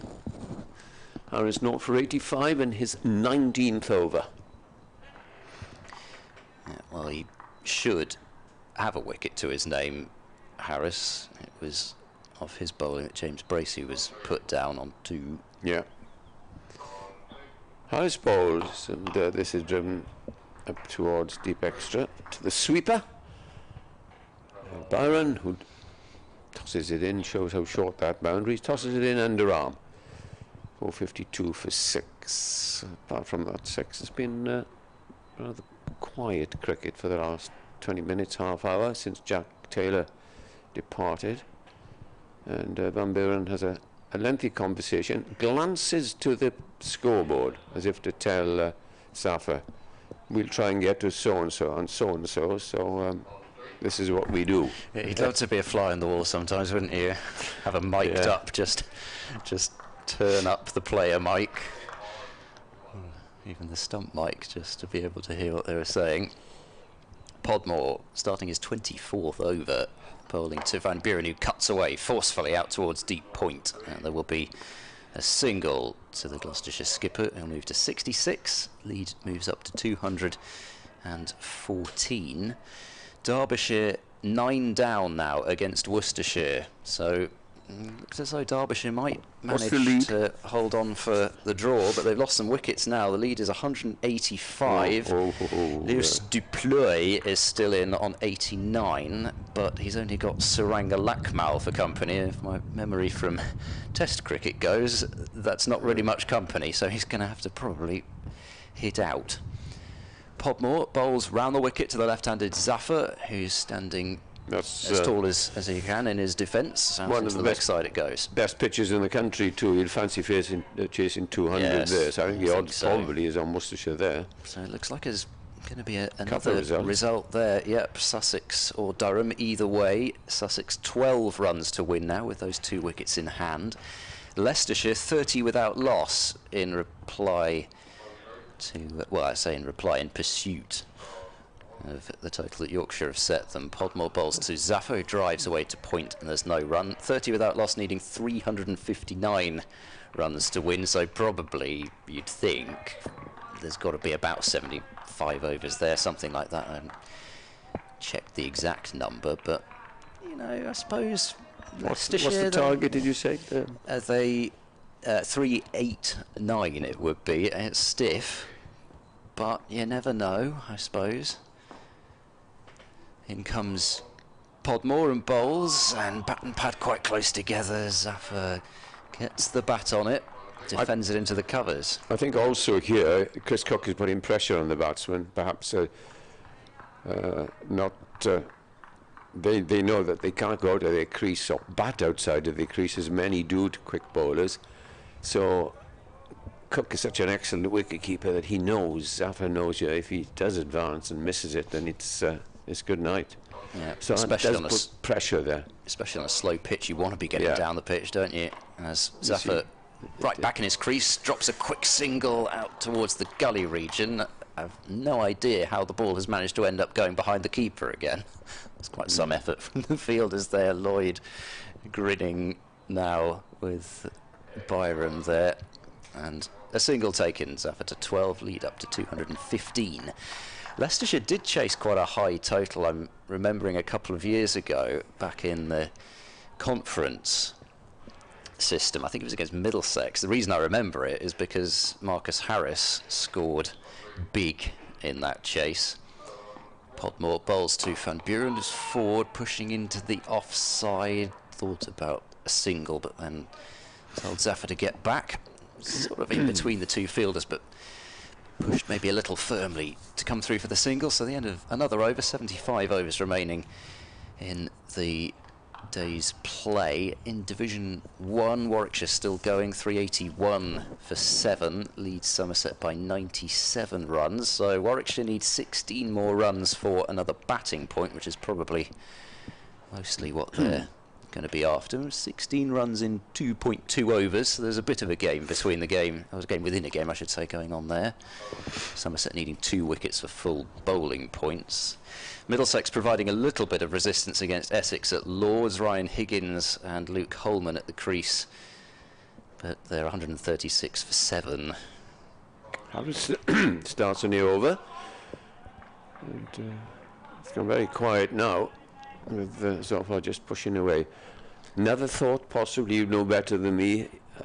Van Buren must be thinking, well, if Zoffa gets out, I've got 3 batsmen, okay, they can just hang about, but he wouldn't sort of, apart from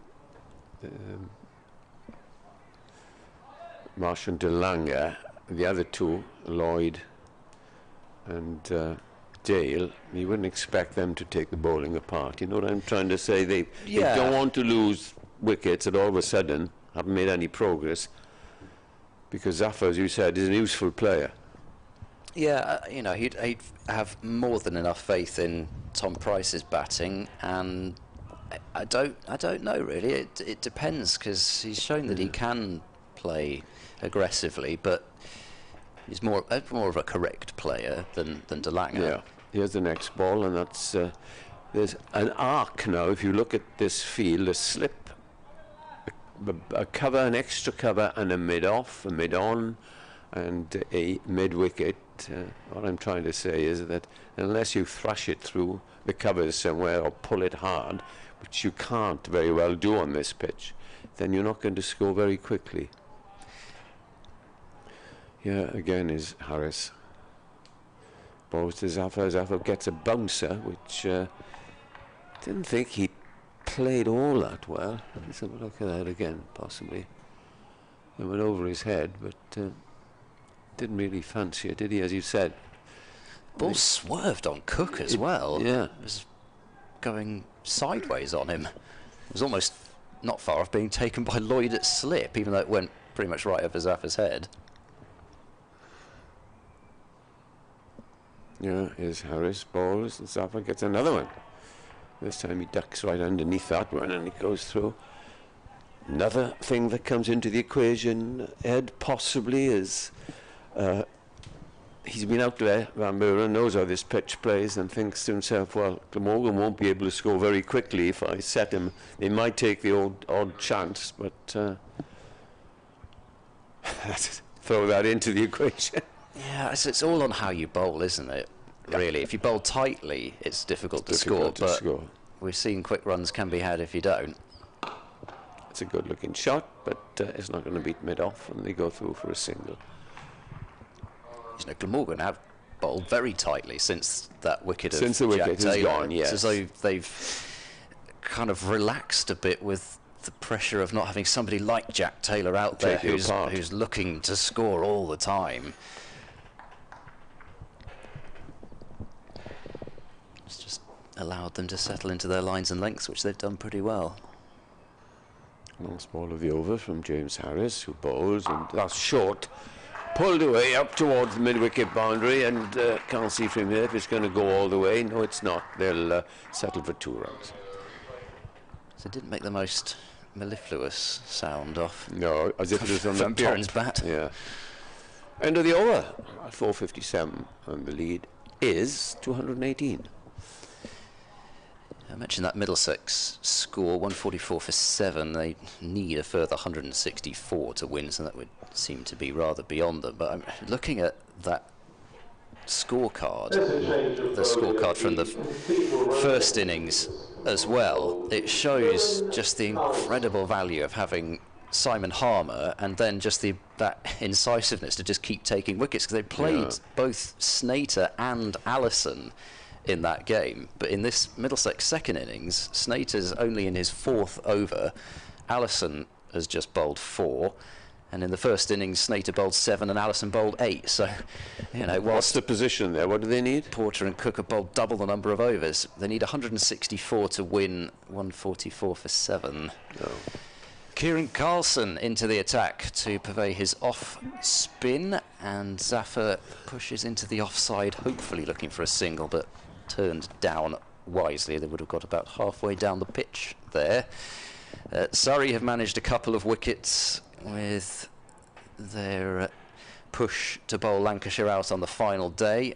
As Carlson bowls to Zafar for defence. Zafar's gone a lot further down this time, and again there is What's he doing there? no single.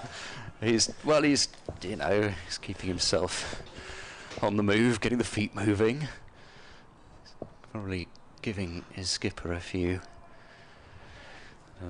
heartbeat skips at the non-striker's end as Carlson bowls full and straight, defended by Zafar for no run. So Lancashire 79 for 2, nominally need 365 to win, but they've lost Luke Wells for 45 and Keaton Jennings for 16. So already a couple of key players out. Carlson bowls to Zafar, who tries to cut, misses it, and Cook whips off the bails quickly, but Zafar hadn't overbalanced. But what I am looking here is for some turn, which I haven't really seen as yet, and if it is turn, it's slow. Not much. Carlson twirls in and bowls, and Zafar turns that one to mid-on, who's set deep enough to let them come through for the one. 219 is the lead with Zafar to 14. Gloucestershire 458 for 6. And the other score in Division 1, Kent 30 for 1, or 35 for 1 now I've loaded that score, needing a further 192 runs to win. Northamptonshire bowled out for 331 in their second innings. Rob Keogh finished 116 not out. In comes Carlson, bowls. Van Buren tries to work that one leg side, gets in a tangle that strikes him somewhere around the midriff, or maybe if he got the glove in front of the midriff. But anyway, there's no run, and that is the end of Carlson's over. So a tight start from him. 1 for 66. Carlson's figures picked up the wicket of Marcus Harris for 148, looking to reverse sweep. Had him LBW. It was a bit of a tired shot from Marcus Harris, and sort of a shot of somebody who scored big and kind of was trying to have a bit of fun. And you know, what I'm keeping my eyes on is the overs remaining, 73, which is a lot of overs. Lot of overs, and I'm a little surprised that they're not showing some sort of positive intent here. Well, I just think that it's still not safe yet. I don't think you'd see that until after lunch, personally. I mean, everyone sees it differently, but I just don't think they can lose a wicket yet. Harris starts in the over. That's short, and that's cut away for 4. That's the ball that does sit up and asks to be hit, really, especially if you haven't got a man on the extra cover boundary. It's really about the first such delivery we've seen since Zafar's come to the crease. Harris turns in disgust, having delivered that ball. You know the moment you let go of it, really. Short, wide, and it's going. Here he is again. James Harris is in and bowls, and this is driven away. Whatever he is, he's not a very good runner between the wickets. His calling is quite dreadful. Well, it's funny. I remember he ran Graham Van Buren out last year at Chelmsford. I'm not surprised looking at this. It was his first game back, Graham Van Buren, after that shoulder injury I mentioned earlier on, and he just completely sold Van Buren down the river. Both of them ended up at the same end, and actually the wrong batter went. It should have been Zafar. Here's the next ball. It's a thick outside edge down to third man this time. Podmore will field. The score advances by 1. It's a good old-fashioned mix-up, and I'm afraid Van Buren, as I think they say in Australia, got absolutely barbecued. Yes. But yeah, again, replay showed that actually, I can't remember which of the. Well, I mean, it was Van Buren who had actually made his ground. He put his bat back in before Zafar had grounded his. Next ball is driven quite firmly, but intercepted there at mid-on. And the skipper very nobly fell on his sword. What I do find very amusing is when there's 2 batsmen running hell for leather to the same end. Yes. But it's also, you know, especially if you're the one that's messed up, there's still the inclination just to, oh, do I make my ground? Oh, yeah, all right, let me try and pretend I didn't want to ground my bat, but I have done to stay in. Remember a game you're talking about Cheltenham, that ball, there's no run. A couple of years ago, Nick Selman and Jacques Rudolph, Nick will remember it, opened the innings Glamorgan in a 4-day match. And the ball was driven by one or the other up to mid-off, and I think it was Selman who set off. It was run out, and that started the collapse of tea time. Second day, we were all driving home. No run there. Good length ball driven to mid-off. I'll never forget that. Big crowd, wonderful atmosphere, always at the Cheltenham Festival. You know, you go back and you check out of your hotel, you stayed one night. Nick is back. He's been out in the sun, has he? I don't know, he'll tell you.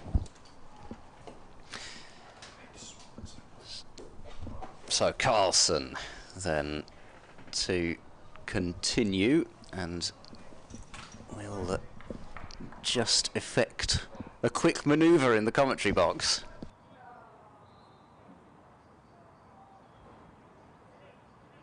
Yes, some bits of the equipment are working and others are not. Hopefully we've got it right, otherwise you'll have to deliver 30-second summary at lunchtime to Radio Wales listeners, which I'm sure you're well capable of anyway. Perhaps not in the right tones, though. Carlson bowls, and Zafar has a swipe at that outside off stump and misses. In the bonus point battle at Taunton, Somerset have managed to get 9 wickets, so they have picked up full bowling points. Carlson bowls, bit of turn, but started miles away from the bat and went further. And Warwickshire need 9 from 3 balls for another batting point. The 2 at the crease, Rushworth and Hannon Dolby. They'll have a swing.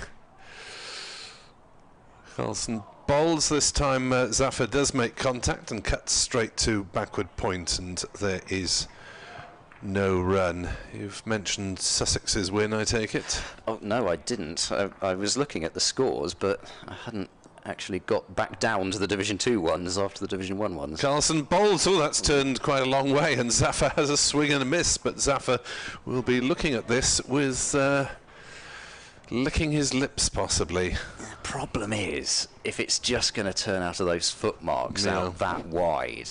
Yeah.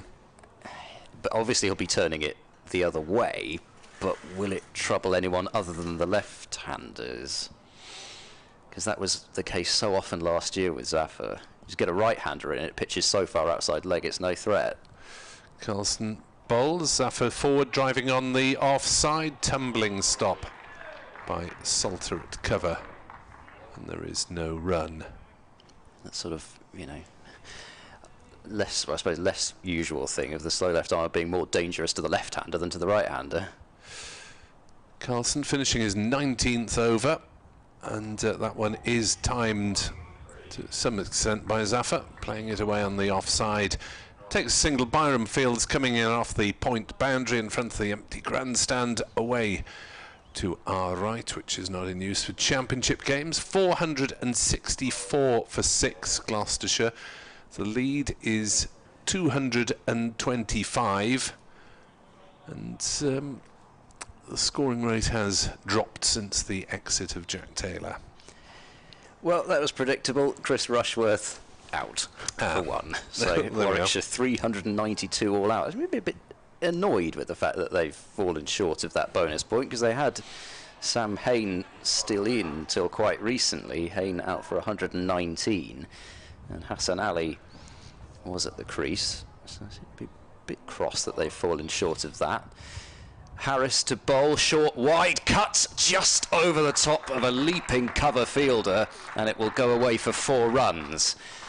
Not sure how close that was to the fielder. It was a terrific effort to get up as high as he did, but it races away to the cover boundary for 4 more. Zafar to 24, lead to 229. Yes, Carlson, an athletic figure, but maybe not the tallest in the Glamorgan side. He was also in a couple of steps probably closer than the backward point fielder. I don't know whether a couple more steps would have made the difference, but anyway, it was certainly timed by Zaffer, but not kept down. Fielder's gone out to deep cover now as Zaffer plays a very loose shot outside the off stump and is beaten as he tries to cut, but without really very much conviction. It was completely unlike the previous shot. Feet going absolutely nowhere, flat-footed waft at the ball. Yeah, it's adventurous stuff from Harris, isn't it? I think he is dropping it short to try and tempt Zaffer in particular. Harris bowling round the wicket to Zaffer, who drives away into the gap that's been created by having that sweeper out on the cover boundary, and so it's a single. Zaffer on to 25, lead up to 230. Other just thing to mention was Derbyshire 343 all out now, so Worcestershire will need 192 to win. So result either way there.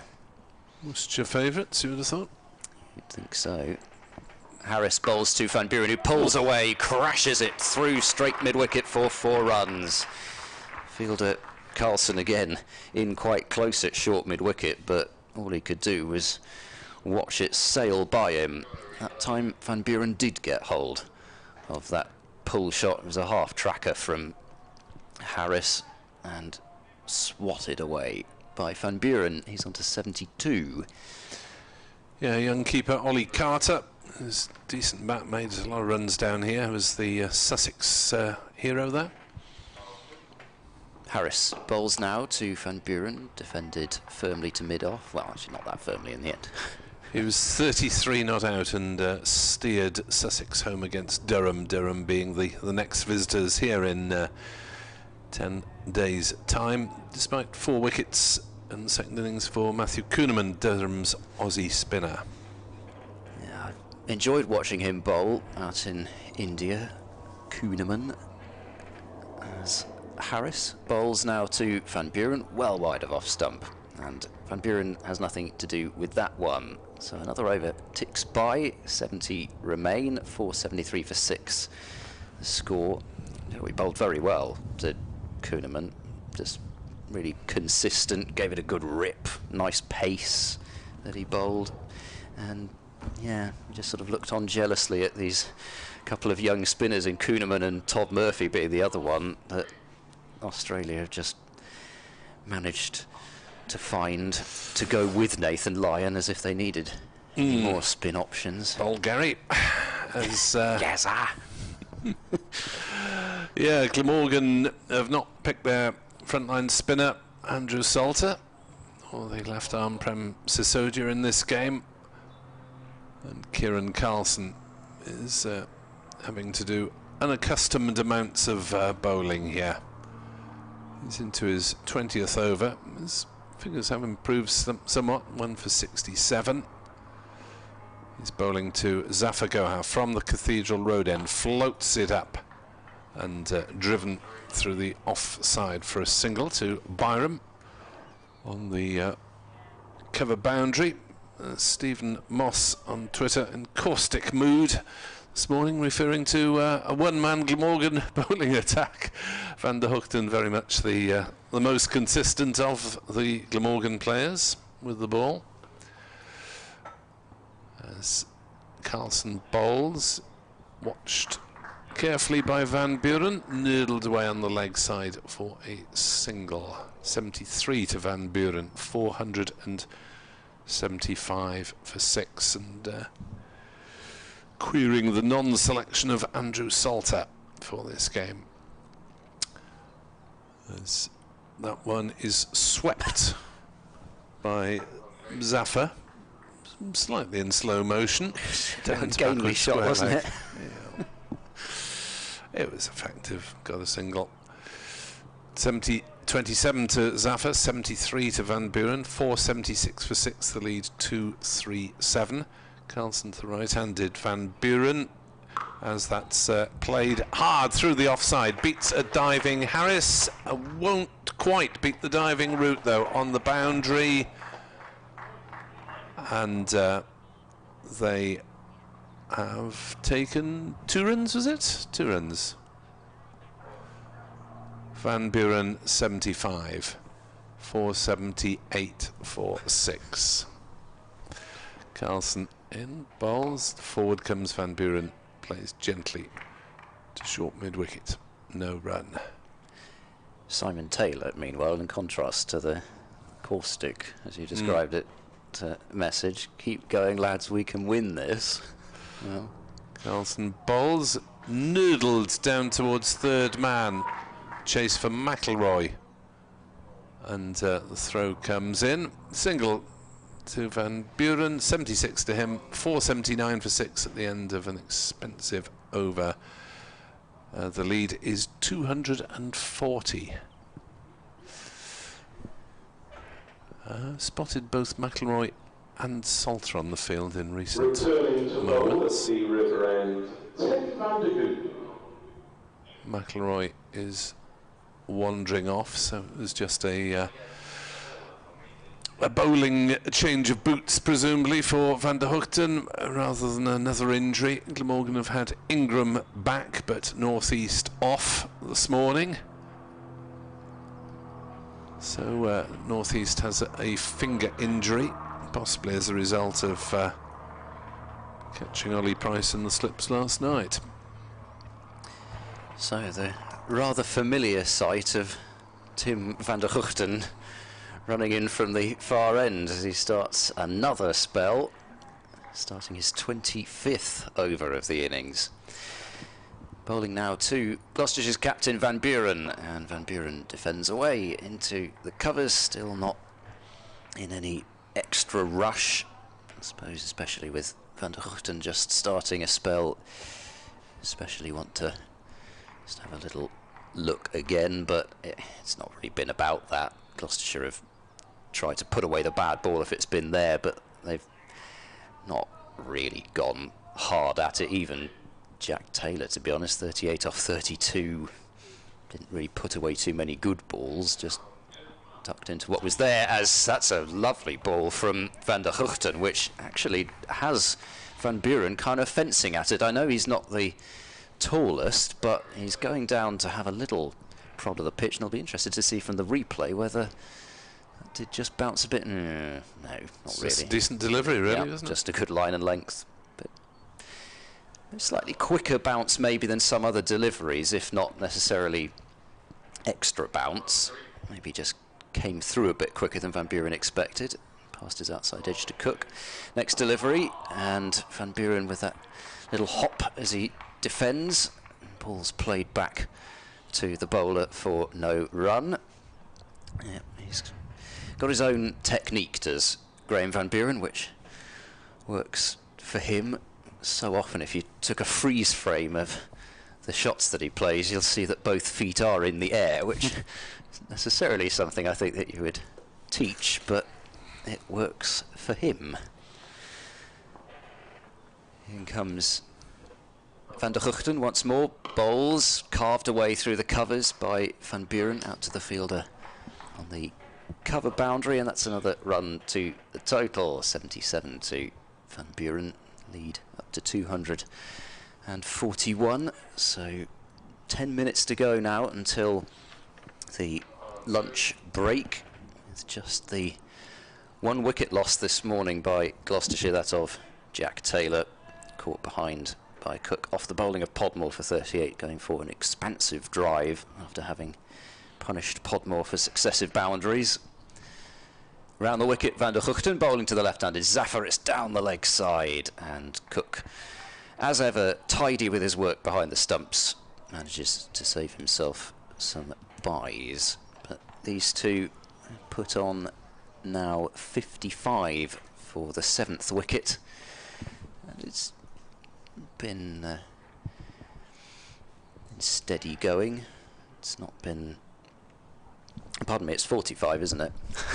Sorry, just about got there. 45 for the 7th wicket, but it's not been crash bang wallop, as it's driven away by Zafar. This next delivery from Van der Hoogten out towards deep point. They'll get one, and that is it.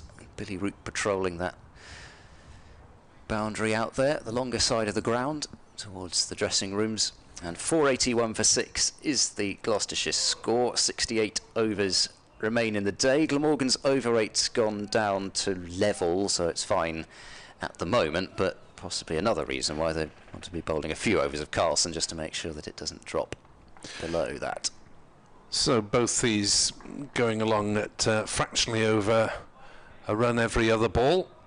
Van Buren and Zaffer, despite some extravagant shots from Zaffer, they haven't all made contact, as Carlson will aim for those footmarks and find Zaffer driving back to him on the bounce. There's no run. Scuff up that ball even more, right into the pitch. As Carlson bowls and Zaffer has a swing and is caught by Andrew Salter at cover, having been aiming to mid-wicket. That ball came off a big outside edge, looped up in the air, and substitute Salter just about getting to the ball before it hit the ground. And Gloucestershire lose their 7th wicket with the total on 481. Zaffer has gone, caught substitute bowled Carlson for 28.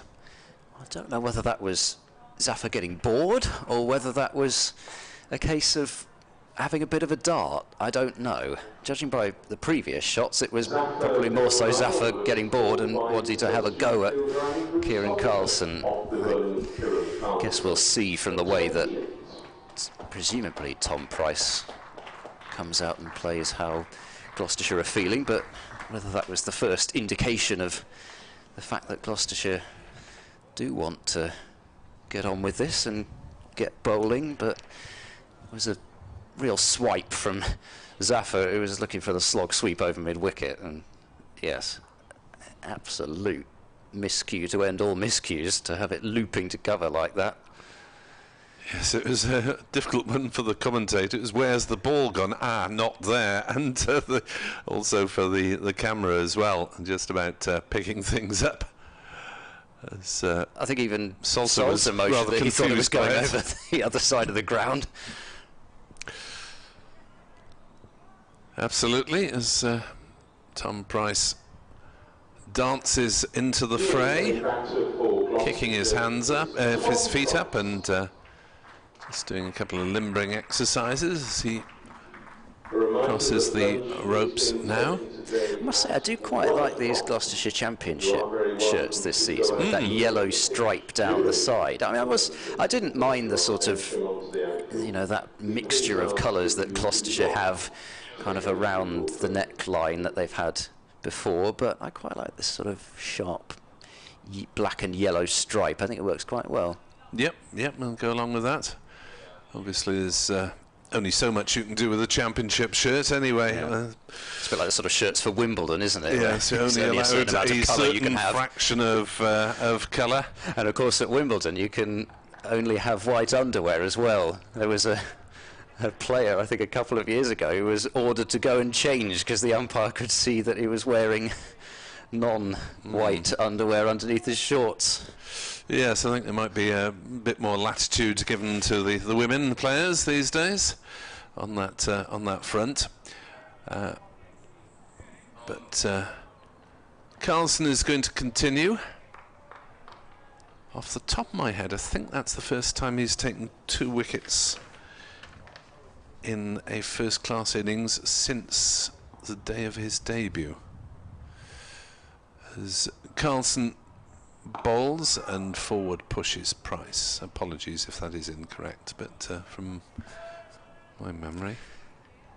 Oh, it's all right. Nobody's going to check. Oh, someone will. Someone will. 481 for 7. Carlson to Tom Price, who is playing this one on the onside, where skipper David Lloyd, for once not at slip, makes a tumbling stop.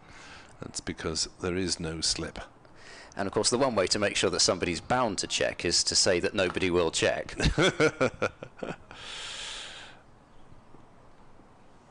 Carlson in bowls to Price, who stretches forward defensively, keen to have a look at the bowling obviously before he does anything rash. We are 4 minutes away from the lunch interval, so this is the last ball of Carlson's over. You would have thought the Van der Hoogten over will be the last one of the session, as back on his stumps goes Tom Price. Plays gently to Lloyd at mid-wicket. 481 for 7, 119 overs gone, 67 remain, and the lead is 2-4-2. So even if Gloucestershire were to suffer a hat-trick of dismissals now, the required run rate would be pushing up towards 4. So it looks likely that any Glamorgan run chase will be considerably more than that if Gloucestershire's tail manages anything at all. Yeah, so really, despite the fact that both dismissals in the morning session have been to some expansive shots, I think Gloucestershire will be happy with the position they find themselves in. Still some runs to add potentially with these two, and De Lange especially. So Van der Hoogten to bowl now to Van Buren, and pushed into the covers for no run, where Douthwaite does the fielding. He's done many times in this innings especially. Sort of rolls up that shirt and starts to polish the ball on the front of his shirt there. Whether they've decided that that's more abrasive than the trousers this year, but maybe that is the case. Van der Hoogten trots in past umpire O'Shaughnessy and bowls, and forward goes Van Buren, playing right back up the pitch, and so there is no run. For what it's worth, Somerset, well, it might be worth something, you never know. Somerset have lost an early wicket against Warwickshire, 0 for 1, trail Warwickshire by 108. Sean Dixon 5 and 0 on his Somerset debut. Oliver Hannon Dolby claiming the wicket in his first over with his third ball. And Messrs Higgins and Holman, I see, are still going at Lord's.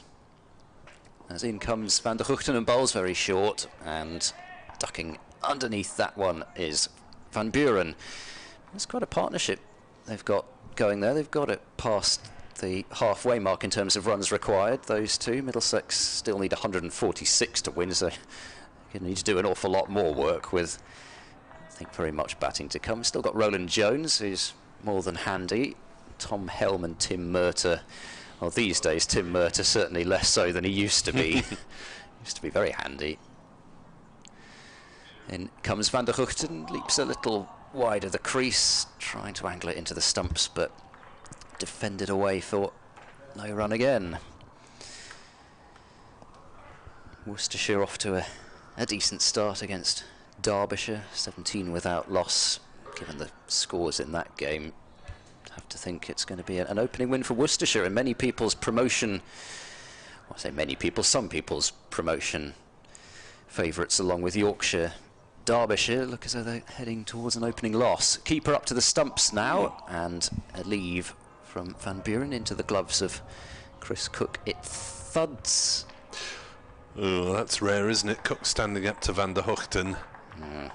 Really does show there's no pace in the wicket. Yeah, I mean, I've been looking at some of the other streams, and Will Williams was bowling with the keeper up at Old Trafford. He doesn't have that much pace, but Jamie Porter was bowling with Rossington up to the stumps this morning as Van der Hoogten bowls outside off. No stroke, and the clock has ticked over to 1 o'clock, so that is lunch with 66 overs remaining.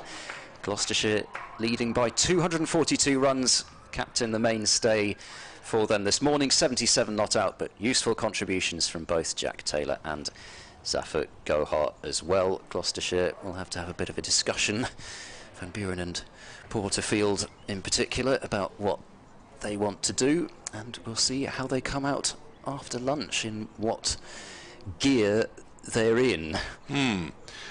So commentary resumes at 1:40 here on BBC Sport Online. There'll be an update for BBC Radio Wales listeners in just a couple of minutes.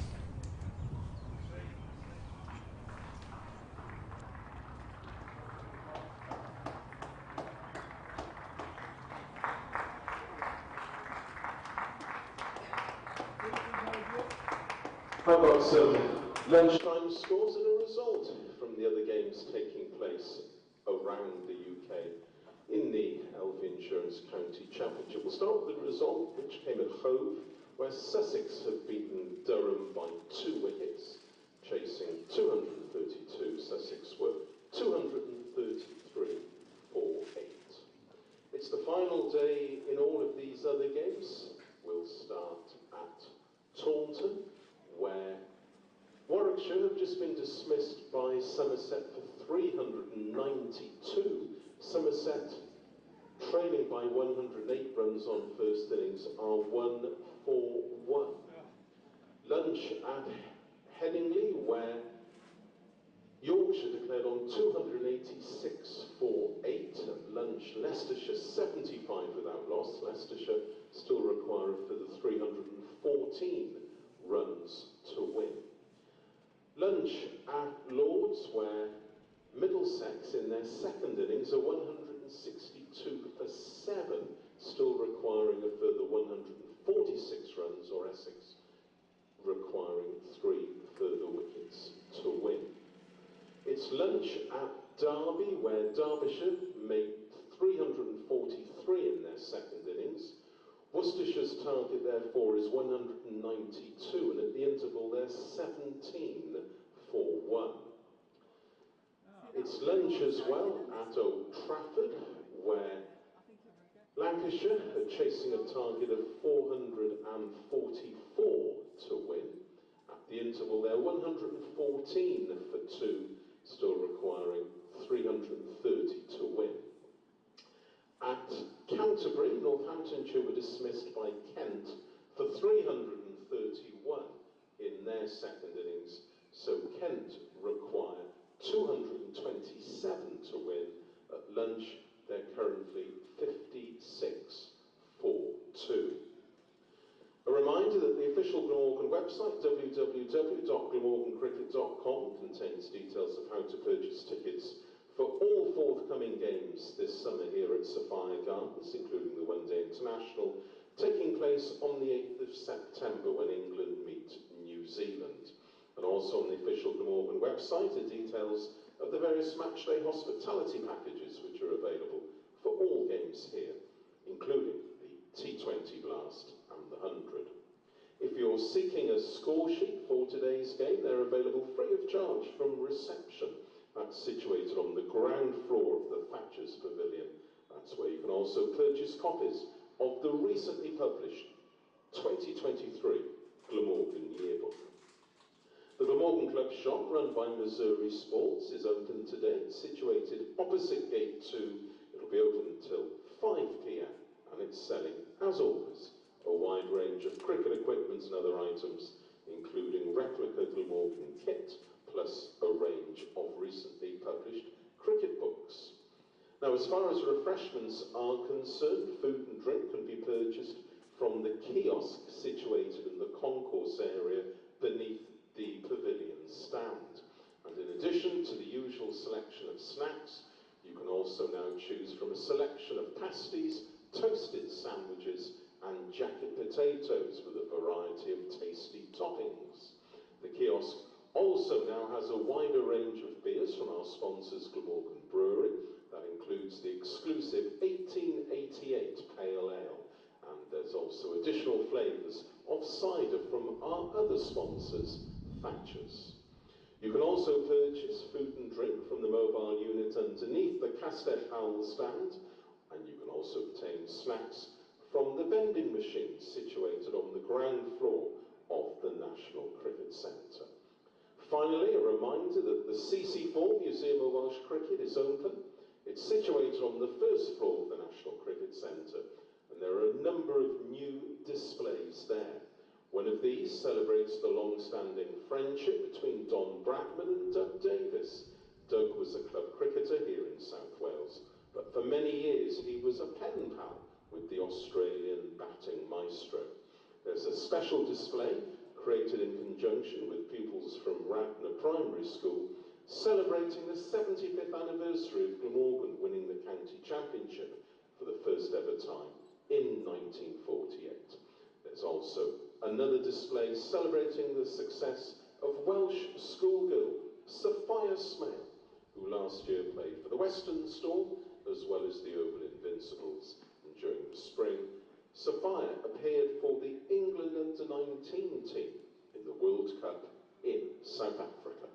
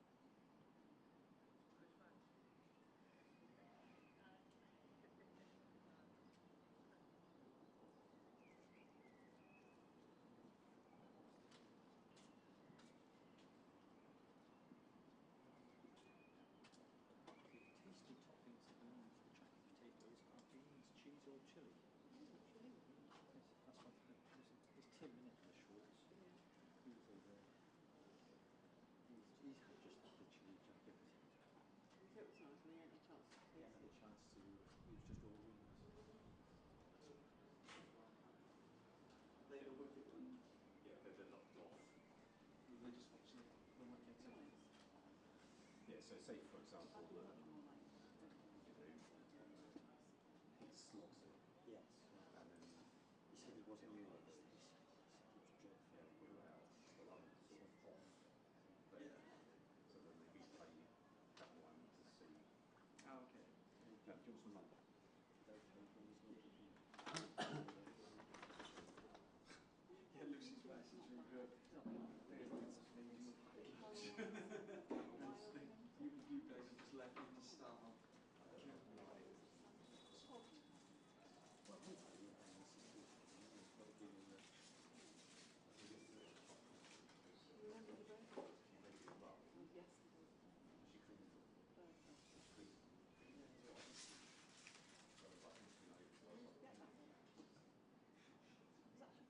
I couldn't get to the bottom yet. So 3 overs past, and then she got to the bottom.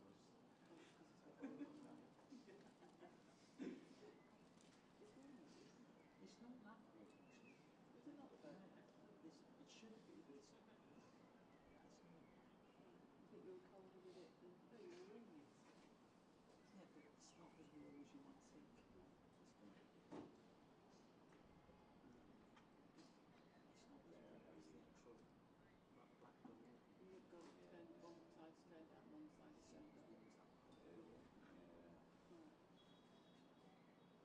Probably because that one's loose and longer. YouTubing the rules. So he understands it. That's like around Atlanta days. It hasn't quite been curly. I don't know yet. We're trying to work out the logistics of timings and everything else. So. Yeah, we're having it now. Yes. I think we've already got it. Andrew's gone up there. I think Andrew Rodman's gone up. I don't know.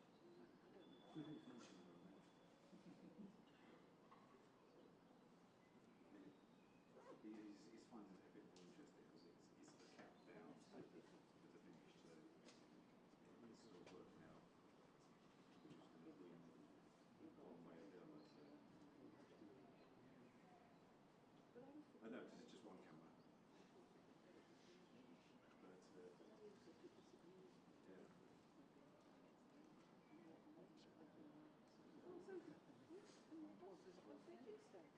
yeah. He was like, half like, no.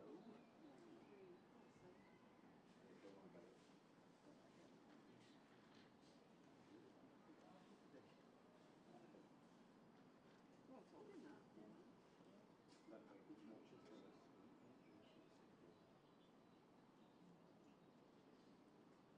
What about the paper? Do they get reciprocal?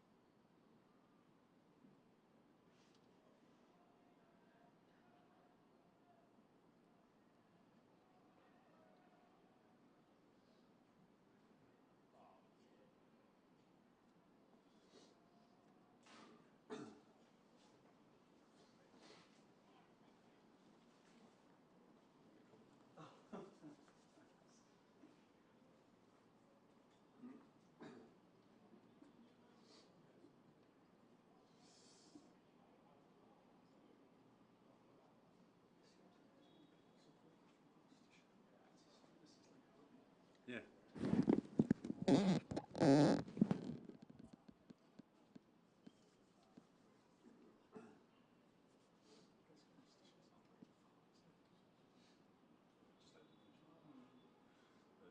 what you said about ball following, it's sometimes easier to come down a little bit wider, look for who's running where, and then just go and just creep in, and if you pick ball up, just go in on the ball. Okay. To whoever picks it up. Because you'll never catch it from when it leaves back to try and find. Yeah. It's the same as if they lob it up in the air and they don't catch it, rather than you trying to follow it up in there. It's just easy to go to the person who's going. Yeah. At least then you catch the catch, Yeah. you're not.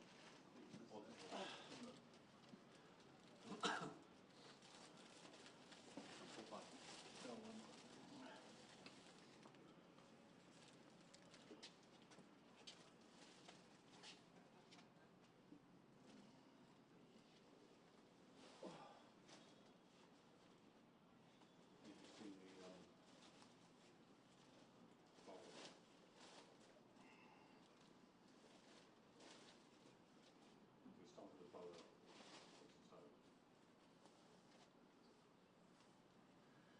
As he starts running, he just widens slowly, get wicket. Yeah. I did get that a go yesterday. I also tried to do like obviously spinning type here, but like if you like have him like lower back to head going into the thing, then as soon as you throw it, it's like the batsman's like feet to head, like at the final shot. But obviously they go for the instant wide, and they so it gives you time to look at the catch. So it's like yesterday when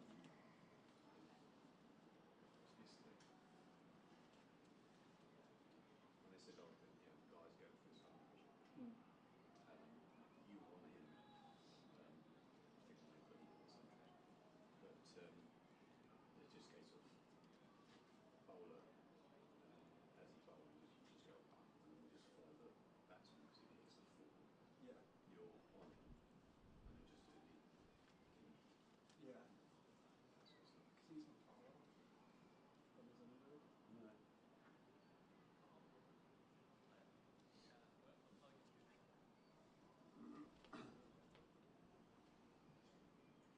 What's his like? 20.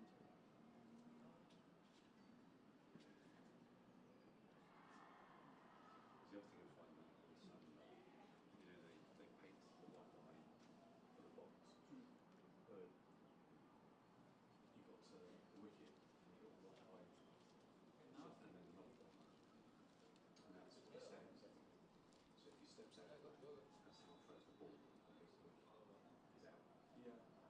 Because that's what they were trying to do with the catcher. I can't remember what his name was. What are they called? Wicket keeper.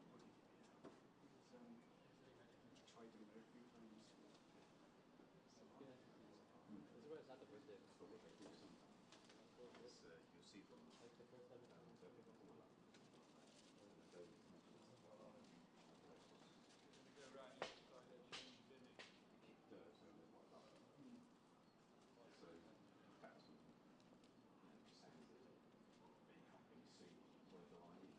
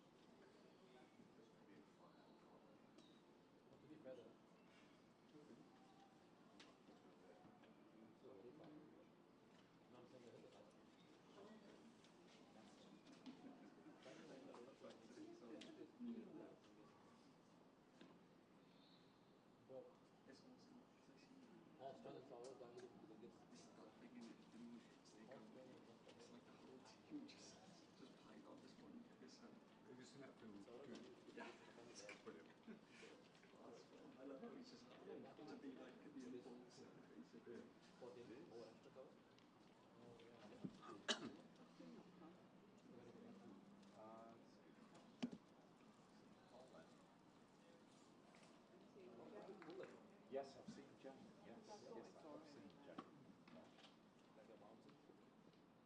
So start over.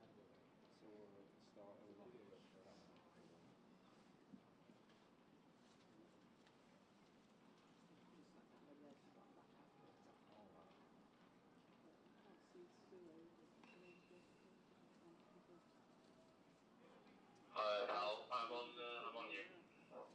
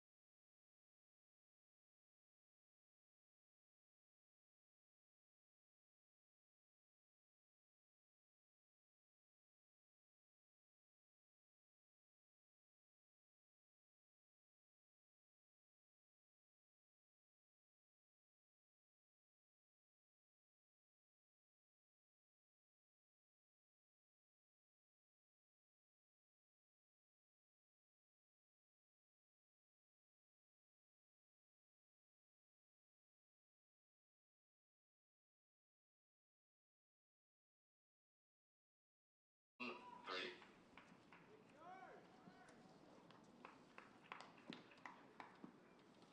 Yeah, and Billy Root said they could chase anything. Well, I think he was being a little bit of poetic license with that one. Kieran Carlson then to bowl the first over of the afternoon, the 22nd of the innings for Carlson.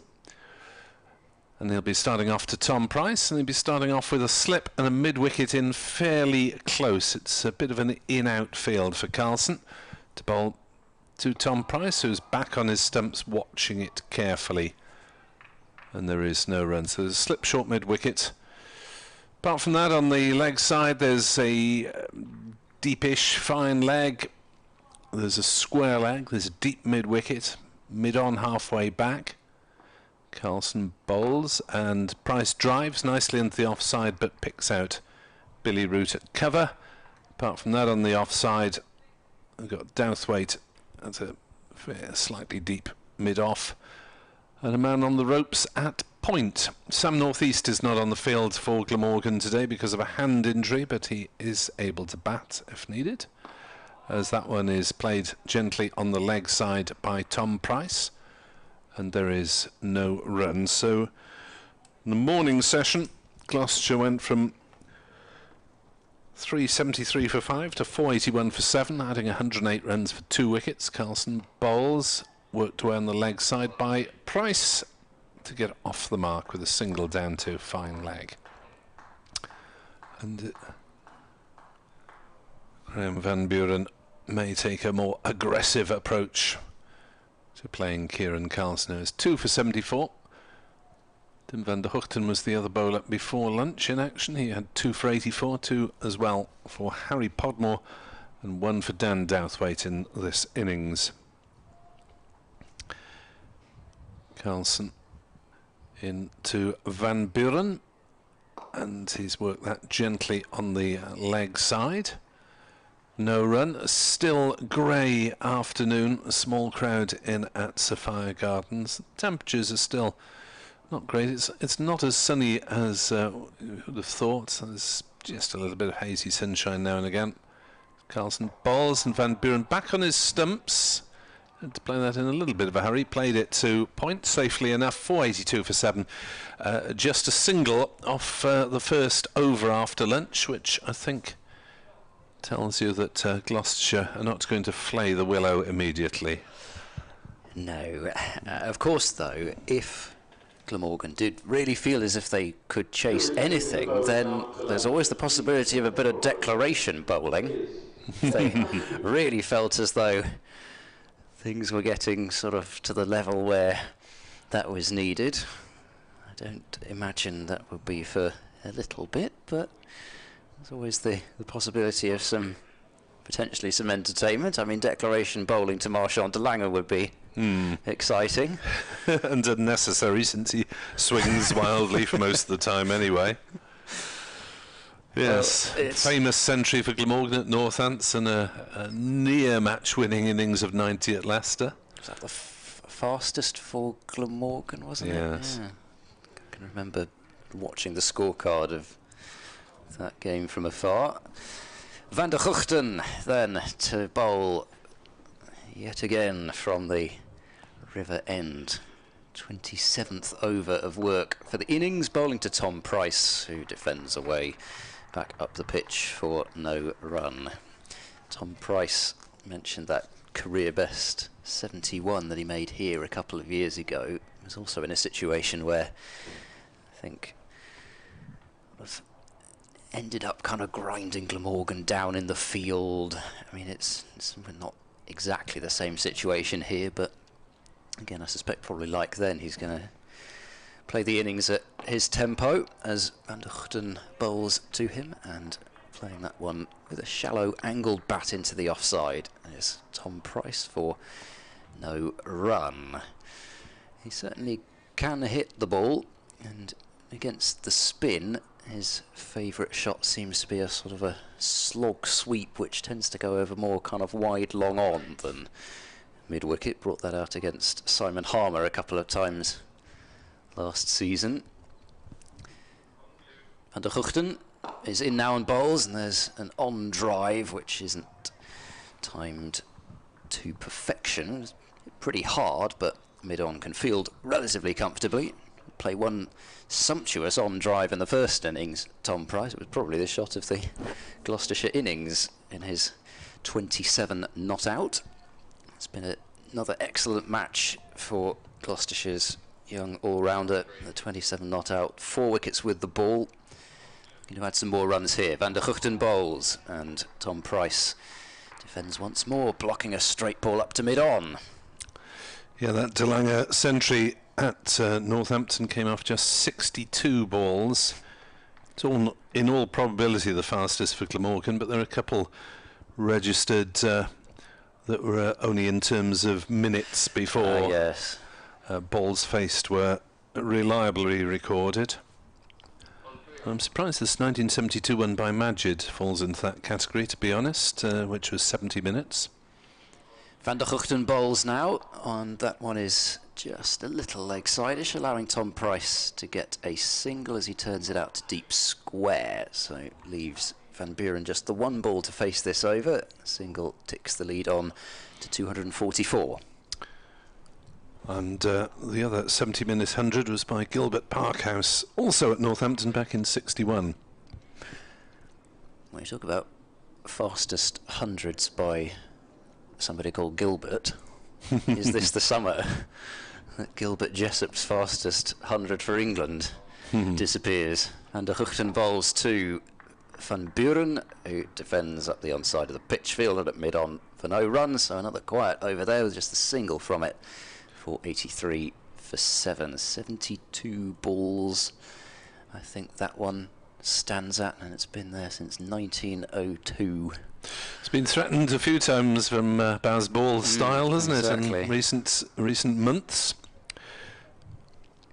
As Gloucestershire have moved on to 483 for 7, lead 244. 64 overs remain. So given that you take 2 off between innings, unless it's at the tea interval, Glamorgan now facing a maximum of 61, so that run rate has now just reached exactly 4 runs and over if they were to conclude in this over, which they almost certainly won't. Carlson bowls and Price drives on the offside. No runs. So pessimistic. Well, after taking 122 overs to claim 7 wickets, the odds are probably against 3 wickets in an over. Well, I did mention that Tom Price hat-trick at Canterbury last year. You never know. You do.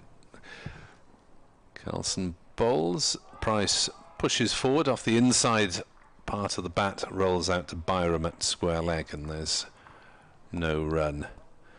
So square leg, mid-wicket and cover definitely saving a single. Mid-on, mid-off probably saving a single.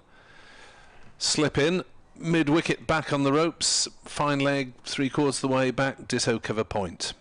Short ball from Carlson, turned into the leg side, a half stop from Salter at mid-wicket, the substitute fielder, and they'll go through for singlers. Eddie Byram picks it up, so Salter and McIlroy taking it in turns for fielding duties. As Carlson desperately polishing the ball, which is in its 43rd over. Carlson to Van Buren, 77 not out, gives it some air. Van Buren just drives it all along the ground and takes a simple single up to Podmore at a long on. So, is this the calm before the storm? Will there be a storm in terms of batting acceleration or wickets collapsing? 485 for 7, Gloucestershire, compared to their first innings of just 165. Carlson bowls and Price will take a single here, having played it between the 2 infielders on the leg side.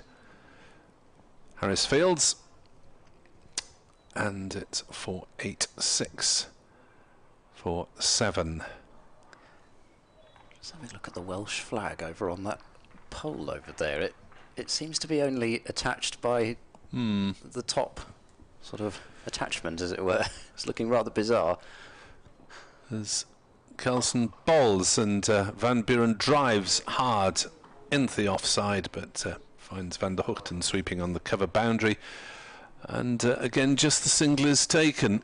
Yes, the Welsh flag is semi-attached. The daff is blowing out strongly in the breeze. Actually, I didn't realise there was that much breeze, but the daff is flapping round, and Gloucestershire appear to be without. Yes, I just looked over to that other flagpole there. I'm not sure whose responsibility it is to bring the flag now, but usually it's somebody from the Gloucestershire backroom staff, I think, that brings it along, but I don't know what's happened to it. It's certainly not a new flag, if it's the same one as last year, so I hope it hasn't gone a breakage. So Tim van der Hoogten running in now to bowl, and there's a drive and a miss from Van Buren. Didn't really move his feet particularly close to the ball there, and it was a fairly firm push at it away from his body. There was the fielder out at deep cover still, so you're going to have to crash it right through that extra cover region if you want 4. It's extra cover and mid-off, and point saving the single on the offside. Van der Hoogten bowling to Van Buren, who will dab it to backward point. And there is no run. Carlson catching it short mid-wicket, mid-on. He's the only 2 fielder saving the single on the leg side, and then a deep square long leg third man and that fielder at deep cover. So it's really pretty much a sort of a, I guess, power play 2 field when it comes to 50 over cricket. 5 in the ring. As in comes Van der Huchten to the crease now, bowls, and Van Buren defensively playing out into the offside for no run. I think Gloucestershire have got even slower actually since lunch than before it. Obviously the tactic is to occupy some time first. Perhaps they enjoyed the Yorkshire pudding as well. Congratulations to the caterers. We feel they've wintered well. Produced a good array for the media over the 4 days. One more tee to go. Van der Huchten bowls, and again, right in behind that one, Van Buren holds the pose for any photographers that might be in. There's a couple around, I think. It's the local agency guy and I think one of the Gloucestershire staff. Yep, and then of course there's, if you follow her on social media, Ruth Charville takes magnificent pictures of, particularly of stumps flying, bales flying, her speciality, but certainly be wanting to snap the odd one of Van Buren in defence. This time he's driving away into the cover region, but straight to David Lloyd, a short-ish extra cover, and so another dot ball. Yes, the presence of Lloyd at cover tells you that there isn't a slip, because he is nearly always the first choice as slip. Well, when you're captain. Well, it gives you a better angle to look at the game rather than apart from mid-on, mid-off, I suppose. So Van der Huchten's only bowled 2 maidens actually in his 28 overs. Could be his third, but it won't be because he drops one in very short. Van Buren has climbed into that one. It's quite an easy stroke almost from him by the looks of things, just rolling the wrists on it, keeping it down, but it whistled away, and Van Buren is into the 80s. He's got 83, and that is the lead up to 252 at the end of the over. 491 for 7, Gloucestershire. Let's see, 502 runs last season. Where was he in terms of centuries last year, Van Buren? Because we've had a couple of hundreds in this match from Carlson and Root, from guys who didn't score hundreds last year. Well, my notebook is at the back of the box. Sorry. Just realised. However, no, don't worry. Van Buren did just have that 1 century I mentioned at Northampton. Sorry, it wasn't at Northampton. It was versus Northamptonshire at Cheltenham. Kieran Carlson has a discussion with Andrew Salter, the senior off-spinner, but since Salter is on as a sub, he can't bowl. He has contributed with a catch, and Carlson will continue to bowl to Price, who has treated him with some respect to date. And there's just one slip in. Price, though, hits that one firmly through mid-wicket. Over mid-wicket, is it going to go? Actually, it's just trickling towards the ropes and just touches up against the rope there. Didn't even go over it, as I think Podmore thought it was bound to go, and all of a sudden the ball slowed up. I don't know why that plugged. I thought that was going to go quite comfortably, and the boundary rope here is quite thin, so it didn't even have enough momentum behind it to go over that. It's a soft area of the ground sometimes, that in the corner, as Carlson bowls, and Price is forward defensively this time. 495 for 7, Gloucestershire. The lead is 256, and we're just getting the odd attacking shot. It's by no means all-out attack. Carlson bowls, it's dragged down slightly, and Price just steers it away for a single out to Harris at deep mid-wicket. 496 for 7.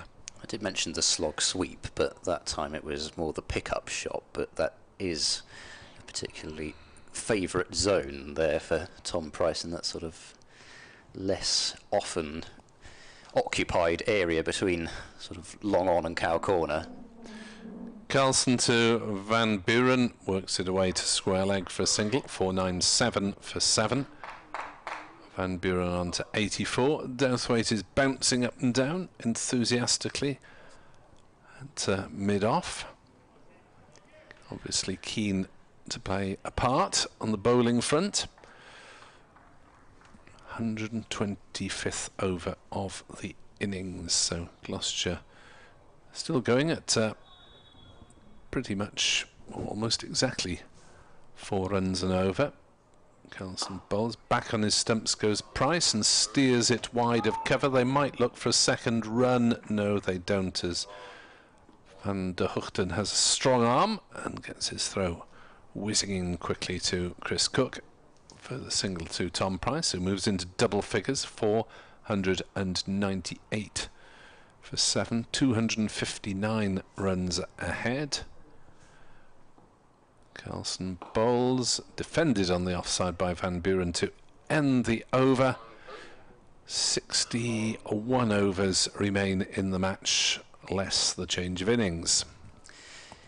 Yeah, I did mention maybe a couple of days ago, but it was one of the several bits of very welcome business done by the club in the winter, extending both Price brothers through to the end of 2025. So that was one particular bit of business. Chris Dent, end of 2026, the year to Tom Smith's contract. Ajit Singh Dale, end of 2025 as well. So they have done a good job of locking down some of the players who you might have wondered whether other counties might come sniffing. Certainly in terms of Zafar Gohar, that is understood to have been the case. Both Middlesex and Surrey were reportedly after his services, as we see a change of bowling from the River Taff end, and it is Dan Douthwaite replacing Tim van der Hoogten after quite a short spell, and Douthwaite bowls to Tom Price and played respectfully out into the offside for no run. But I don't know what basis those Surrey and Middlesex deals would have been on, whether, for example, they would have required him to register as a local player, for example, which he can do because his wife is English and he's been here for a couple of seasons now, so it could have been sort of, written in that after year 2 it would become a local player. Douthwaite bowls to Tom Price, and a defensive shot out towards mid-off, and there is no run. So I mean, that's one possibility. Dan Worrell immediately became a local player when he moved from Gloucestershire to Surrey. So then had to give up playing in Australia because they don't really do with overseas players in Australia. No, I think Michael Hogan might have been one at one point. Oh, right. A rare one, but although he not entirely unheard of. He claimed that he wasn't quite sure and that he could have been overseas in both countries. I think that was a bit vague about the paperwork.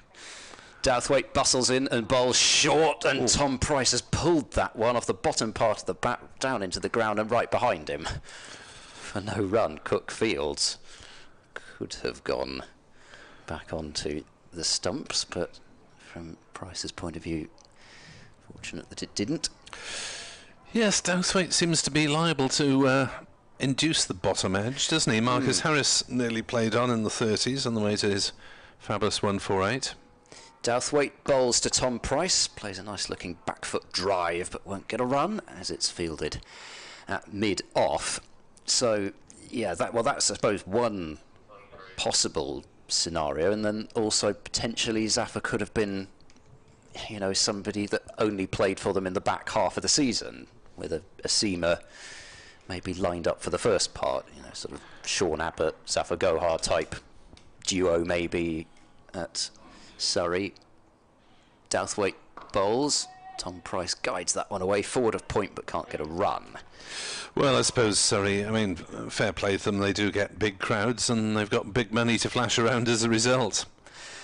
Yeah, but that's, I suppose, all credit again to Zafar for choosing to stick with his club that brought him over. Well, if he's starting to put down roots with a British wife. Douthwaite bowls a pretty hideous delivery down the leg side and short. It's not wide enough to be called a wide, but it's not pretty cricket. That, Tom Price had nothing to do with it. End of the over. 498 for 7, lead 259. Price possibly surprised by it, because really it was a free hit. He could have smashed it somewhere towards the cricket school away to our left with very little risk. The batters meet mid-wicket for a little chat. Glamorgan are in no hurry because they have an over rate of +3. So there's a little consultation. Chris Cook and Andrew Salter offering some thoughts to Kieran Carson. The captain, David Lloyd, wanders across to chuck in his sixpenneth as well. And that smacks of time wasting, to be honest. I was going to say, we've sort of reached the point now with Glamorgan +3 on the over rate. They don't have to get on with it. Indeed, there'll be an update for BBC Radio Wales fairly shortly during the course of this Carlson over. 498 for 7. No slip. 5 saving the single. Carlson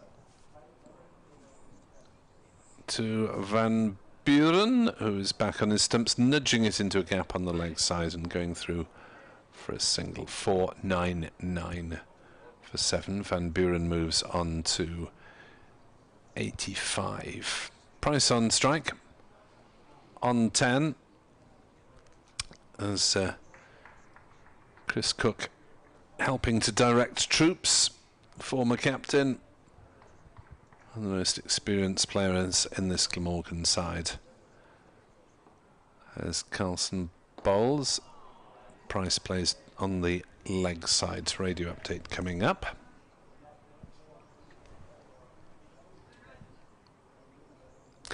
And early in the afternoon session, Gloucestershire are 499 for 7, 260 runs in the lead.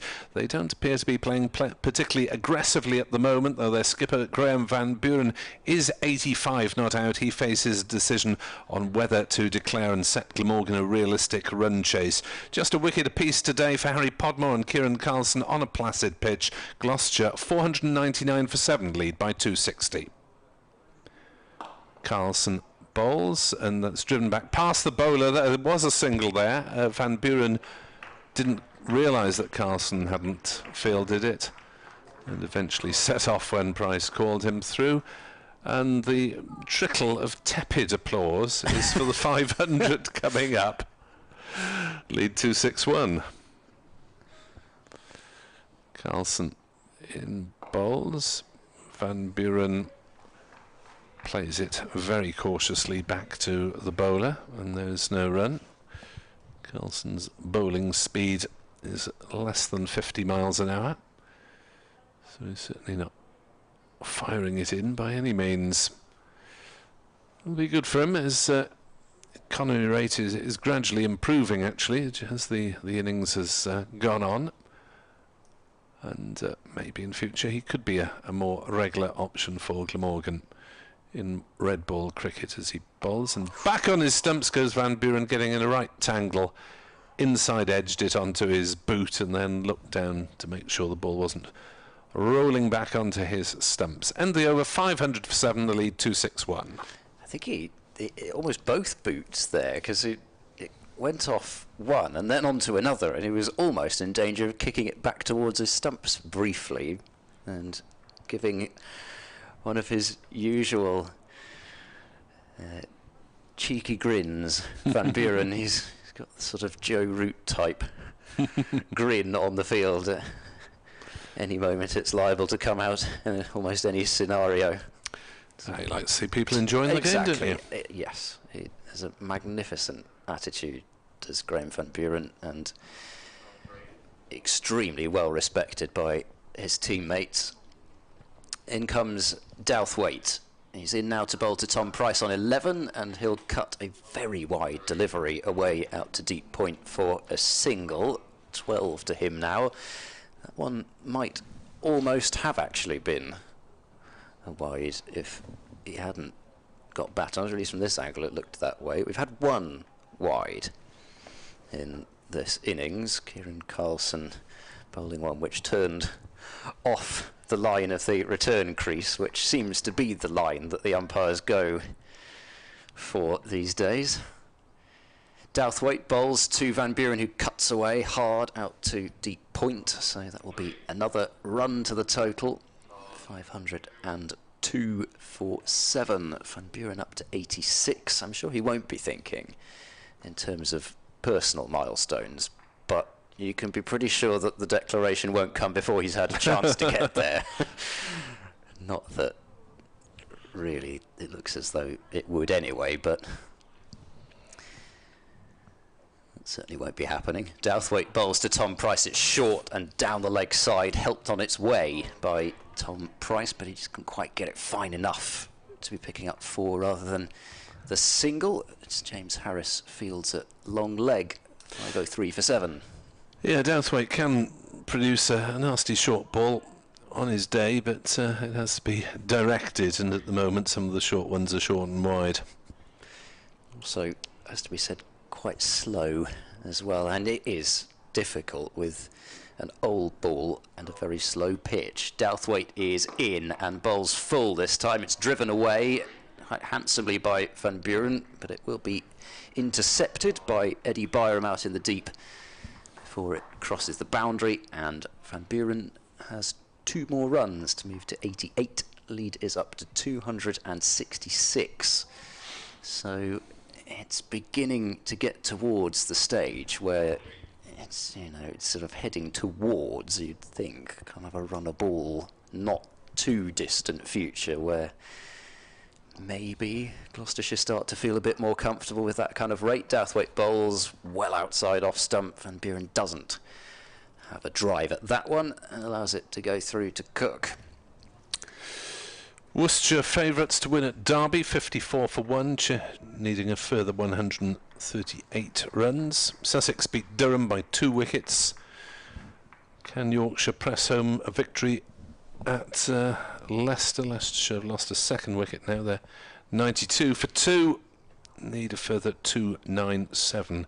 Both wickets falling to Dom Bess. Well, good to see him in the wickets as Douthwaite bowls to Van Buren. Straight delivery and played up the pitch. Douthwaite boots the ball back at the stumps, and actually it was in the right direction to hit them, but I don't know if the umpire had already called over anyway, but Van Buren hadn't moved anywhere. But yes, as you said before, Douthwaite wearing his heart on his sleeve, and I think he's pretty close to having had enough, really. After Gloucestershire have kept Glamorgan in the field for 128 overs now. Lead 266, Van Buren 88, Tom Price has 13. Here's another consultation between skipper and bowler, Kieran Carlson, and Glamorgan are whiling away the time at the moment, and maybe their hopes of a run chaser are fading a little because they seem to have slipped into purely defensive mode. Gosh, there'll be a few words in Van Buren's here, won't there? Here's Carlson to Tom Price, who goes for a big one, and he's got that one away again over mid-wicket. Again, it's slightly plugged, and it's picked up just inside the ropes by Eddie Byram, and he will save 2 runs. 2 to Price, as Price looked the extravagance of that blow, whether it would be rattling the roof of the stand. Well, that's the shot. That is the shot. Landing in exactly the same area. I mean, you know, they do this sort of analytical work. Carlson into Price, who's forward defensively. 507 for 7. Lead is 268. It's funny how they both plugged. It didn't seem to go kind of miles up in the air, so you'd think they might plug. Back on his stumps goes Price, turning on the leg side. Good diving stop at short mid-wicket, no run. Behaving like gap wedges.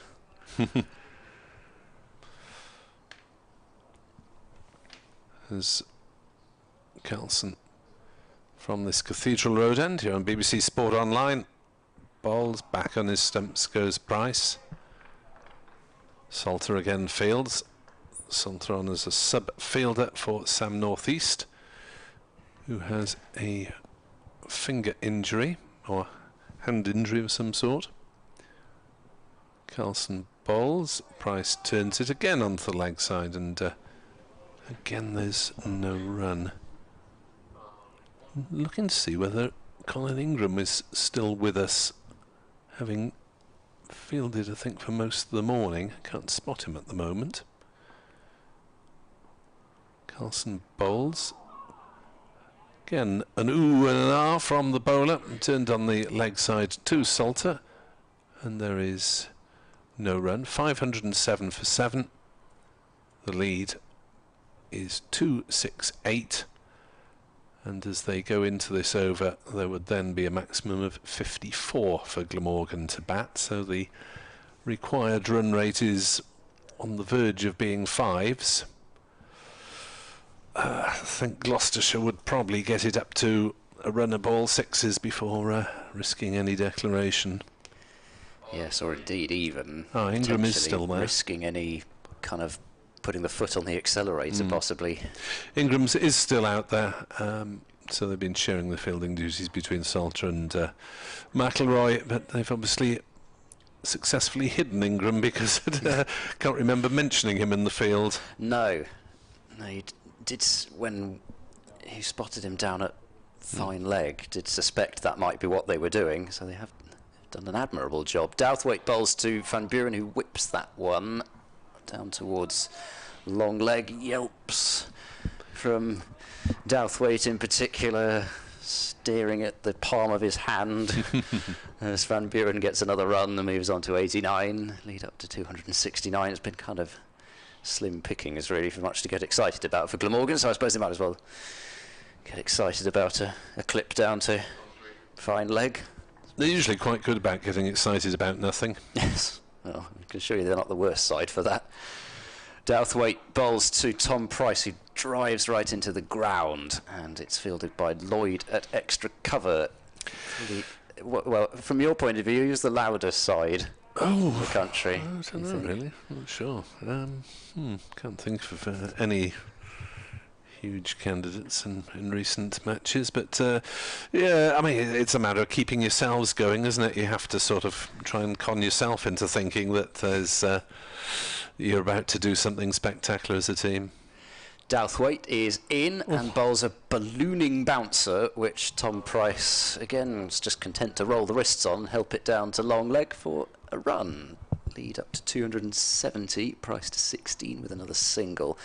Yes, I'm thinking particularly of our dear friends from down the motorway, from Gloucestershire point of view. Well, Goodness me, they can get excited about a straight drive for 4. Don't see them in championship cricket very often, unfortunately.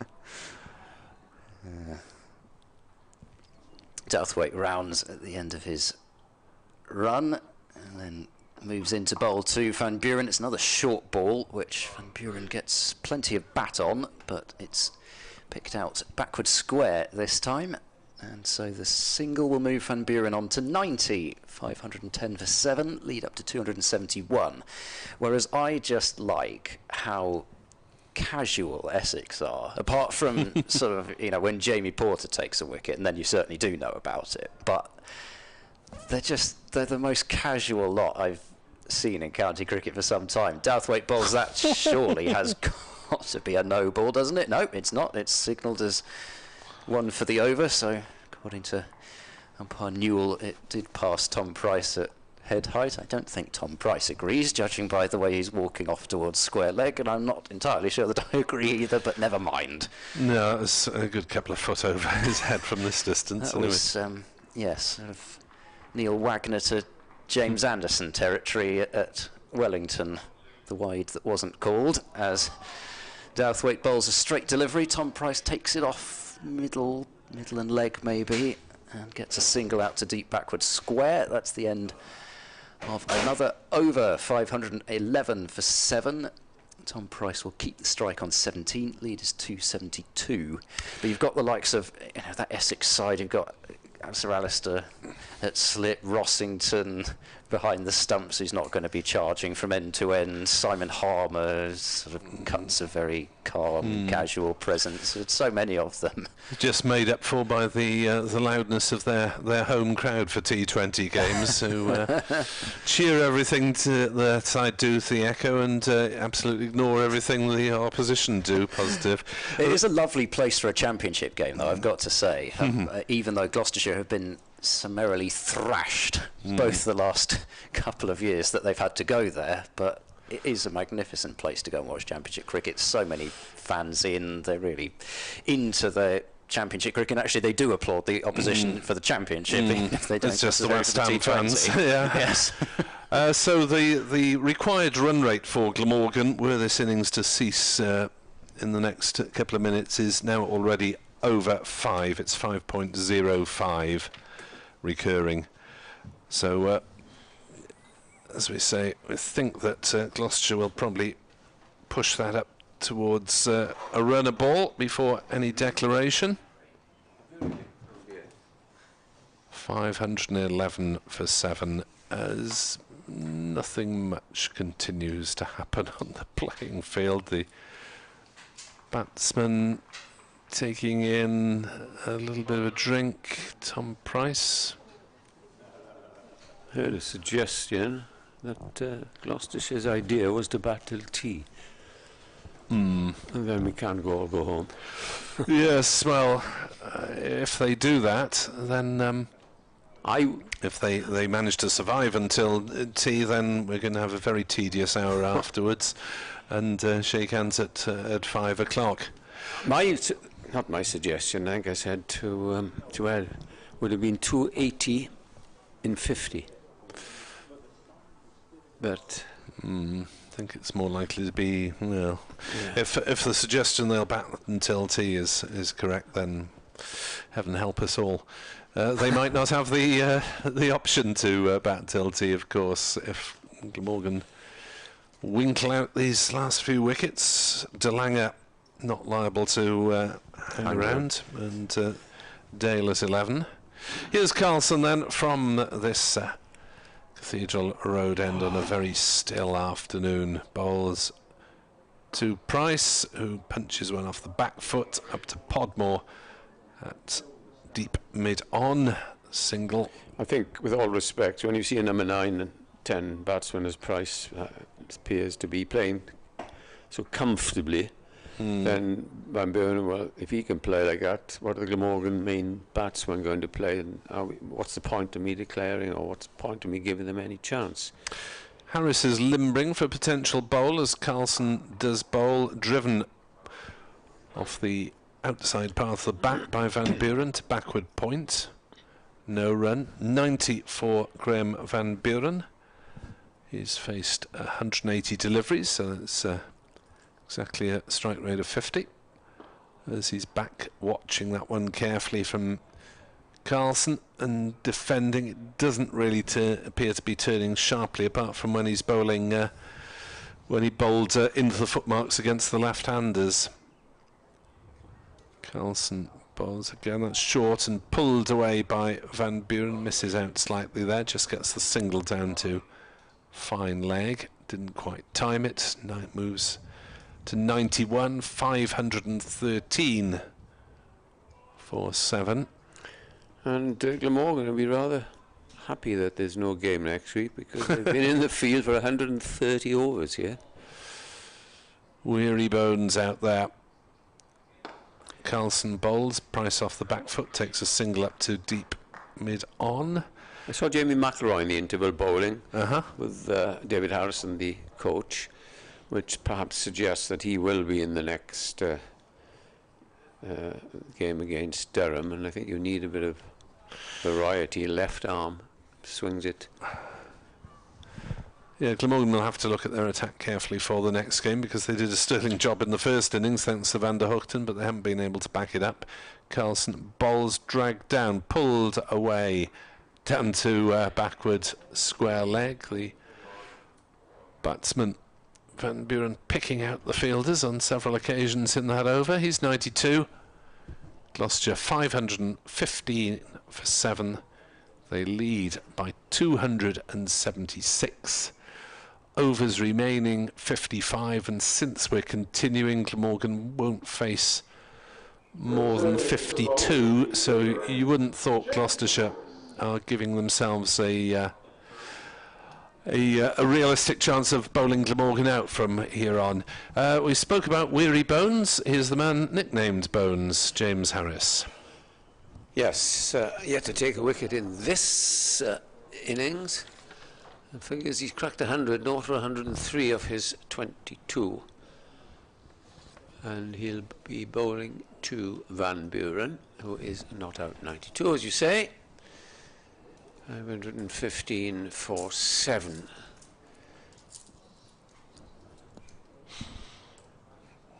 All very peaceful here. I guess going through the motions. Yes, Harris bowls his first ball, and Van Buren is back on his stumps, playing it out to short mid-wicket. Essex are on the verge of victory over Middlesex at Lords. Middlesex 9 down, needing a further 123. Dial M for Murtagh joins Luke Holman at the wicket.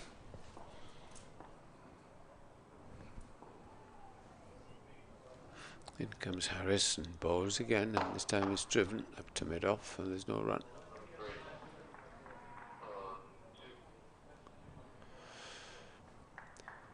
Emir Evans says, well, the pitch looks pretty lifeless. Apart from Van der Hoogten, we've looked pretty lightweight. The sooner Nisa comes into the 11, the better. Yes, indeed. Echo that. Steve West also looking forward to Nisa's arrival, hopefully in the next week. As Harris is over the wicket, close to the stumps, and pulled away out to mid-wicket for 4 runs. Something to excite the Gloucestershire followers. A display of aggression. As you say, dropped short by Harris. Kieran Carlson looking vaguely interested, but the ball had probably whizzed past him by the time he'd had a chance to react as well. That was very firmly hit as Van Buren moves to 96. 519 for 7. The lead is 280. Comes Harris again and bows to Van Buren. Van Buren drives up to a deepish mid-on, which enables him to take a leisurely single. At the other end, Price is not out. 19. Van Buren's only struck 8 fours in his 97, which is relatively low for a Centurion. But he's been busy. In comes Harris again, bowls to Price, and Price plays it away on the onside in front of square. This time Billy Root has to run some 30 yards, picks up 100. We go through for 2 more runs. 522 for 7. We're looking at the record books for Gloucestershire's highest score against Glamorgan. Well, the Dent 250 must have been a pretty high score.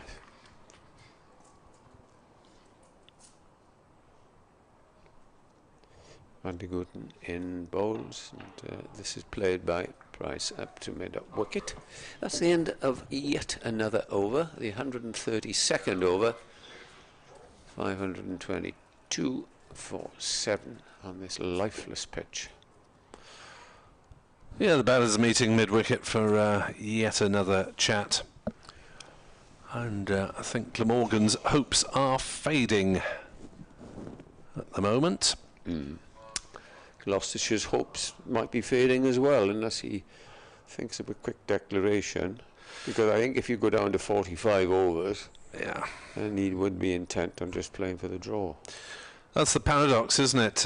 Gloucestershire are, by batting on now, reducing their own chances of winning. It's a slightly longer chat between Van Buren and well, he Tom wants his Price 100, doesn't he, first? Yes. You would have thought. No doubt. He'll either might have a quick dart afterwards or something like that. He's having a chat with Chris Cook at the moment. That's the way the game is going, unfortunately. All very amicable. Cook, South African origin, like Van Buren, as Carlson bowls to Van Buren, wide outside off stump. Van Buren takes a step across and then decides not to play a shot. Might be having a little chat in Afrikaans, I never know. As Carlson is into Van Buren, tossed up. Van Buren decides not to accept the invitation to have a belt at it. Obviously keen as everyone would be to try to get to 3 figures first before reassessing. He's forward defensively, back down the wicket to Carlson, and there is no run. So the next delivery from Carlson is on its way. Van Buren gets a drag down, hits it high on the leg side and reaches his century with his 9th boundary, smashing it away. His 100 has come off 191 balls. He embraces partner Tom Price, and an excellent innings from the Gloucestershire captain to help remove his side from the danger zone here in Cardiff. I was looking round for that one. I was wondering whether he might have hit it up in the air or indeed into the stand, but it so short, he had time, to clap his hands and then think where you're going to hit it. 5:26 for 7. Right. Well, his approach ends. He just turns that one gently through the leg side for a single. Van Buren moves to 102 not out. Last ball of Carlson's over. Gloucestershire lead by 288, so the required run rate for Glamorgan, if a declaration came or the end came, would be getting towards 6s at the moment. Run a ball. Carlson bowls, flights it up, and Price drives beautifully through the offside for 4 more. Carlson trying to tempt the batter. He went for it, but he hit the shot nicely. Graham Van Buren's century came off 191 balls. It included 9 fours. So the second 6. the second 50 came off 98 balls, slightly slower than the first. Nice shot from Price though to end the over. He's on 25. The lead is 292. Gloucestershire 531 for 7, so Glamorgan will not have to face more than 50 overs in this game. Right. Who's going to flog some life back into this match? Oh dear.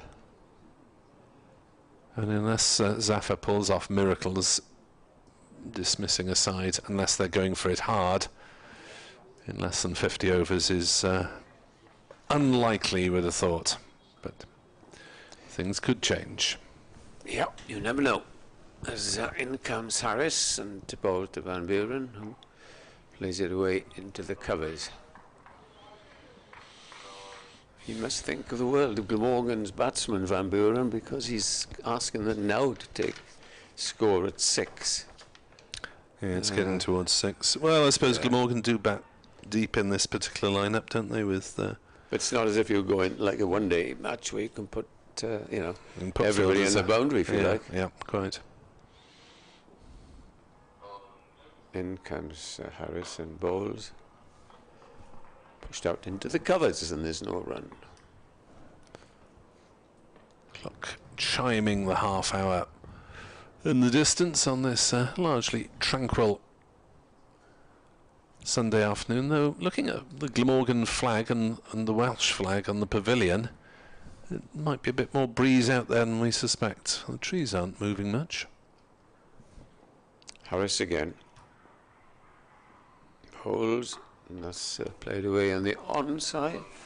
It'll be fielded just inside the boundary. and the return comes in from Dan Douthwaite, and they go through for 1 run.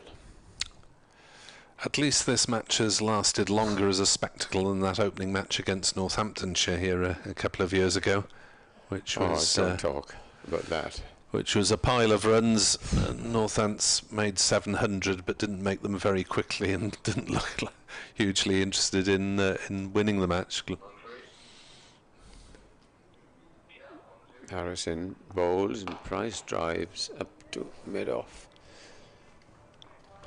He's looked correct, hasn't he, largely, Price?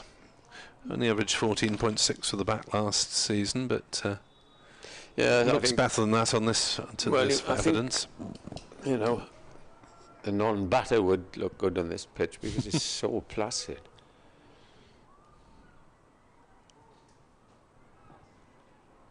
.532 for 7. The lead is 293.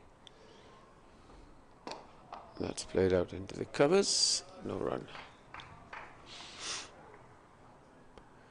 Yeah, there's been no slip for large chunks of the day, even for Glamorgan's faster bowlers. The crowd on the far end, yeah, we're probably expecting a better day than this, you know, a bit of excitement, but I think that if Gloucestershire go on after tea, you'll see some of them drifting away.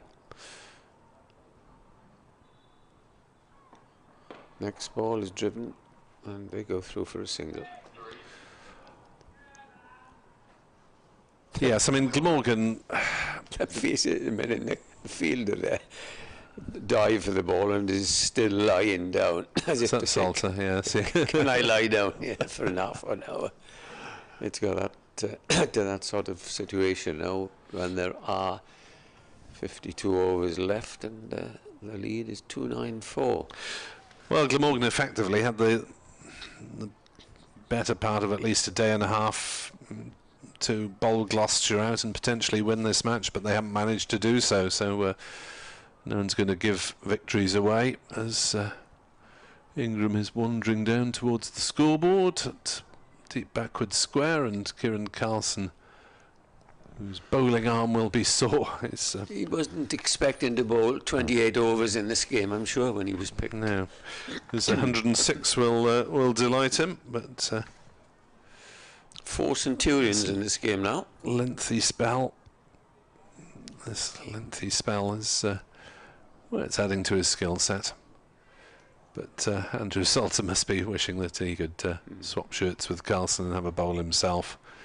Salter is fond of a long bowl as Carlson ambles in and bowls, and that's lofted back over the bowler's head. A couple of bounces and into the ropes by Tom Price, who's using his reach well, and struck that one firmly back whence it came.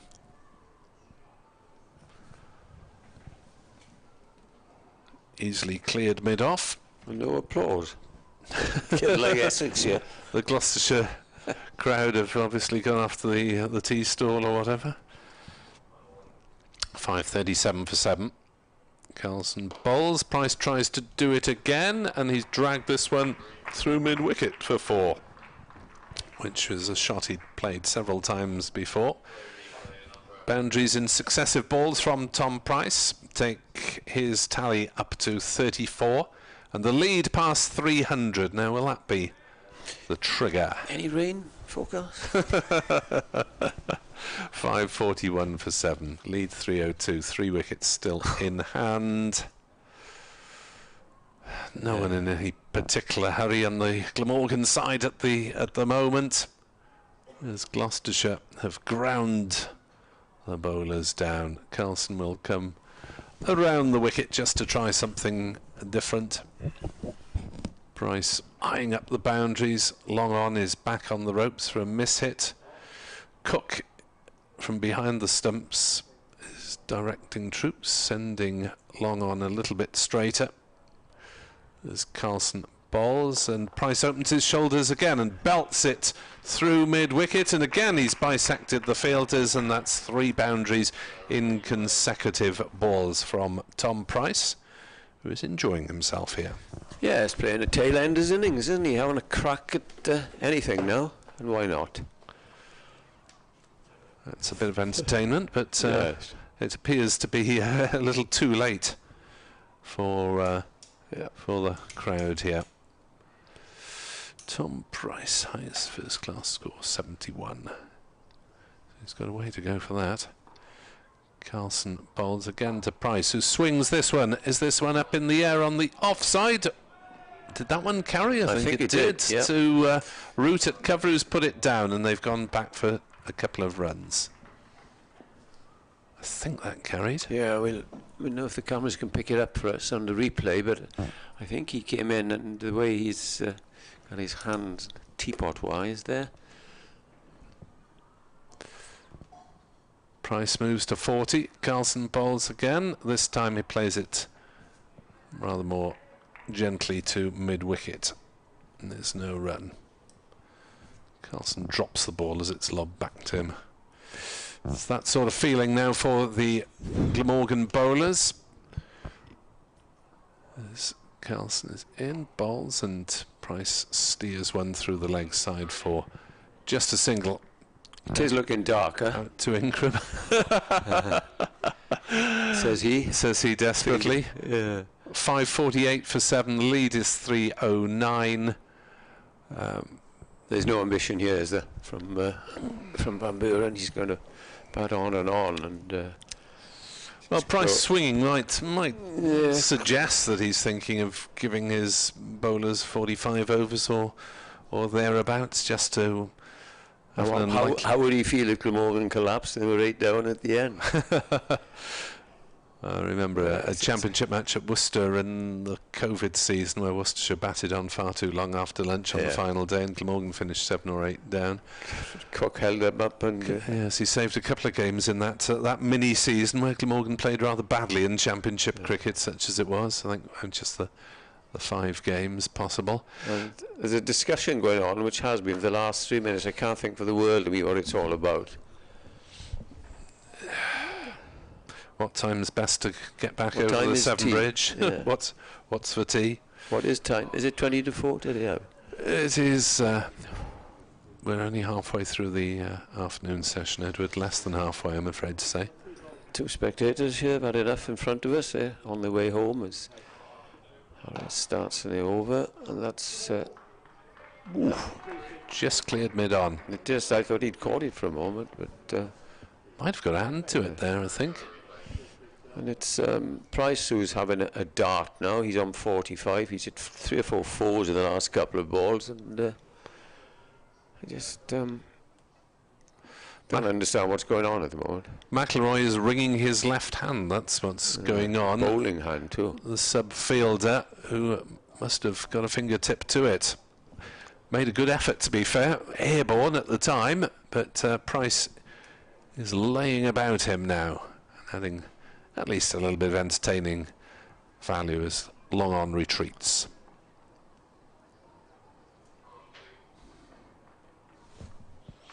It's a wider delivery, and it's gone to the wicketkeeper.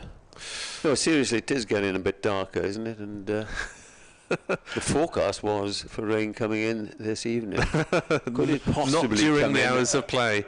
Could it possibly come in a little bit earlier? You'll have to get on the phone to your home village of Trebanos and tell them to get the wind machine going and blow the rain clouds up more quickly.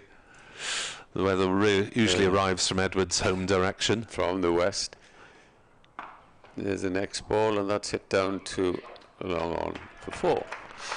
Smashed away by Tom Price. The crowd wake up as he moves to 49 not out. 5.56 for 7. Let him get his 50 perhaps? Oh, I don't know. Well, that'll be pretty soon at this rate. He's really whizzed through the 30s and 40s on 49 not out, and he's having a go at the more established bowlers now as well as at the part-time spinner, and they're 3 back on the ropes on the leg 6 side. on the boundary. It's like a one-day slog here. Harris in bowls, and that's pulled away for a single, and that's 50 for Tom Price. 7 boundaries and some big hits in the last couple of overs, and it's come off 60 balls, is it? Yeah, just 60 balls, 7 fours.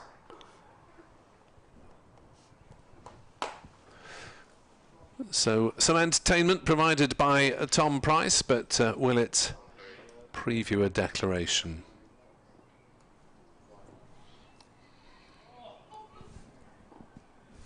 "51 overs, 50 overs after these two balls, and the next ball is left." Harris is trying to hide the odd delivery, isn't he? Wide outside off stump. Don't see many balls left with the score at 5-5-7 for 7, do you? No, I think Van Buren would have been in danger of falling over if he'd gone after that one. It's not the tallest, and Harris just trying to limit the damage now.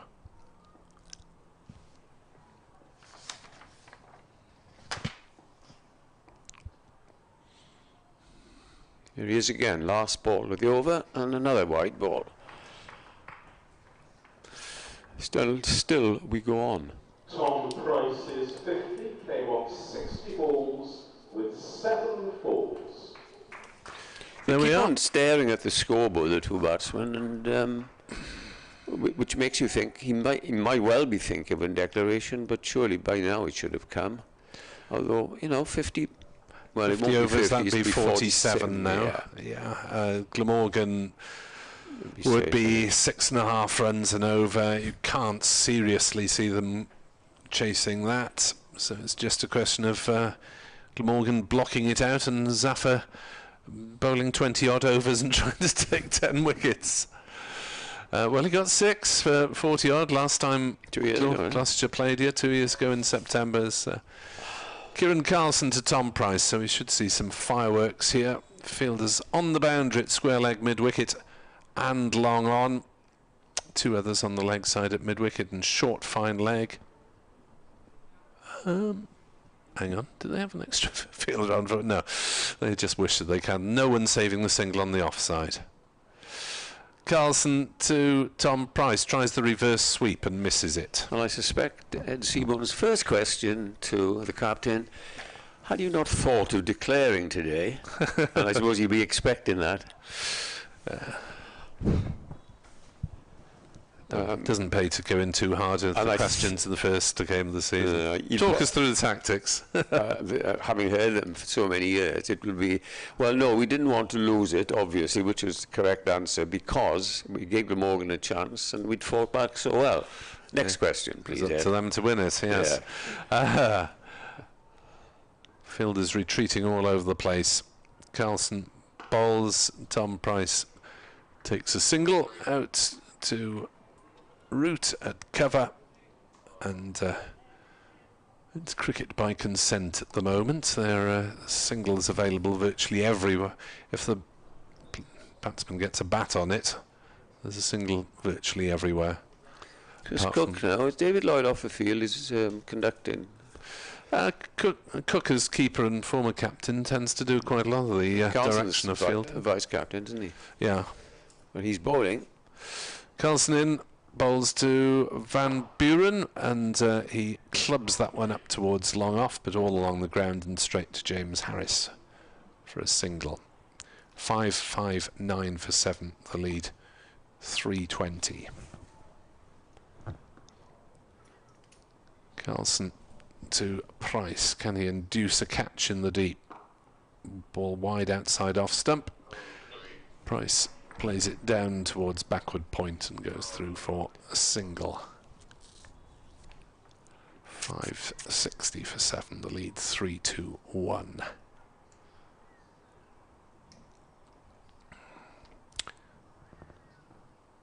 As Carlson bowls, and a big swing of that from Van Buren, plays it up to Harris at long off. Single taken again. 5-6-1 for 7. Van Buren has 105.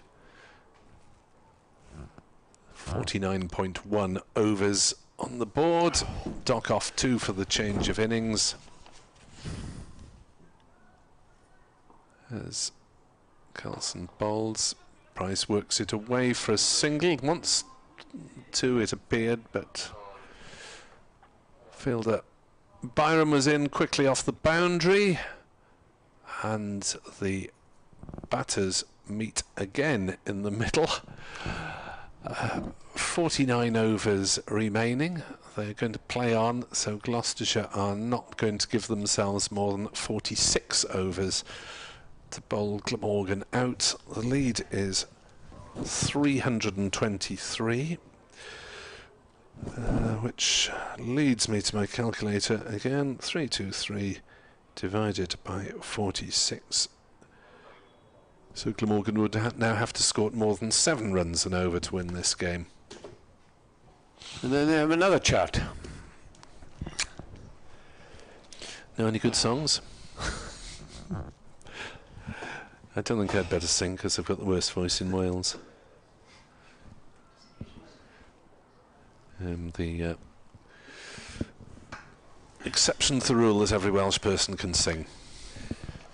Here is Harris, comes in and bowls, and that's wide of the off stump.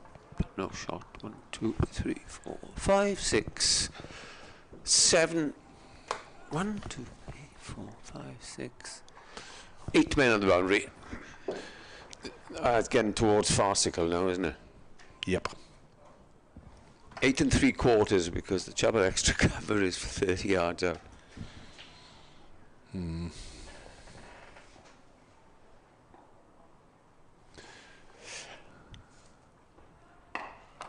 Here's the next ball. Single out to deep extra cover.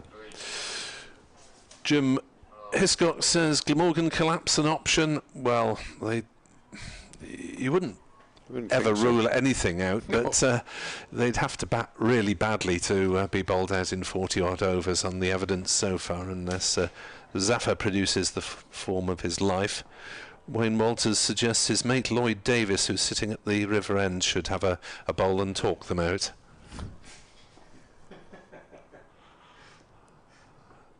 Yeah, Lloyd from my stag. I know Lloyd, yes. Swing and a miss. Swing and a miss, yeah. So,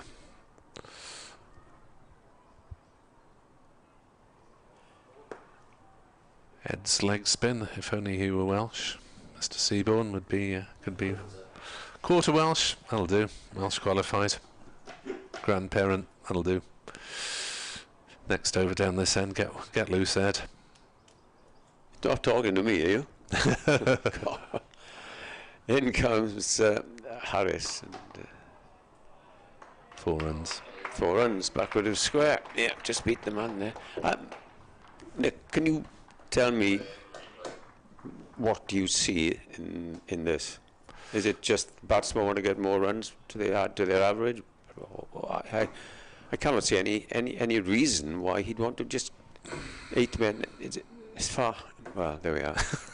I don't know. I just can't work it out. Are they playing for their average, or because it's meaningless? It is at the moment. Glamorgan have just gone absolutely onto the defensive with virtually everyone on the ropes apart from cover. There's 1 or 2 runs any time the batter hits it, unless it's back to the bowler. As Harris comes in and bowls, it's tapped away, the deep extra cover, another run. It's not great entertainment, is it? Well, no, this is the proponents of one-day cricket will turn around and say, well, look, we come to watch county cricket, and this is what you see. Yeah, so Gloucestershire try and attempt to win the game, or try, Yeah. Terrible. Well, if Glamorgan get in a muddle against Zafar, then we'll eat our words. Well, certainly will. The single. One of the 8 men on the boundary, or is it 9 now? It is 9. Well, extra cover was about he's declared. There we are. That's it. That is it. As the batters run off. 569 for 7 is the Gloucestershire declaration.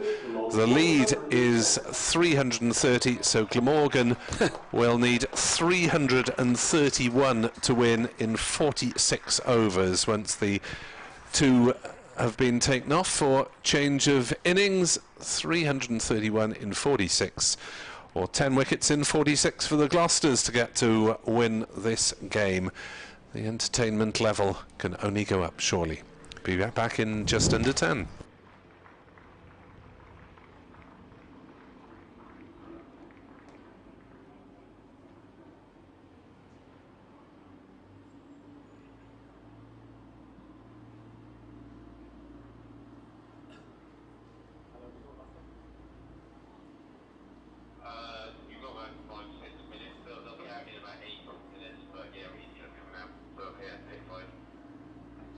those of you who like to keep your score sheets up to date, I'll give you the rest of the details and the bowling figures in just a moment.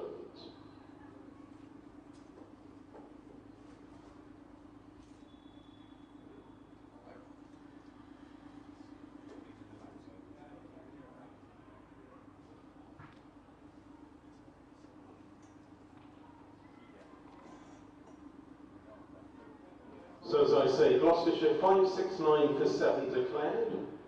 Tom Price unbeaten on 55, and in that total there were 8 extras, comprising 3 leg byes, 1 wide and 4 no balls. Here are the Glamorgan bowling figures. Harry Podmore, 24 overs, 3 maidens, 2 495. Tim van der Gooten, 28 overs, 2 maidens, 2 489. James Harris, 26 overs, 2 maidens, 0 for 128. Dan Douthwaite, 22 overs, 3 maidens, 1 for 97. Kieran Carlson, 30 overs, 2 maidens, 2 for 122. David Lloyd, 7 overs, no maidens, 0 for 31. And Eddie Byram bowled 1 over, which cost 4 runs. I can bring you details of a second result in the LV County Championship today. At Lords, Essex have beaten Middlesex by 97 runs. Middlesex were all out in their second innings for 210. You may remember before lunch, Sussex defeated Durham by 2 wickets at home.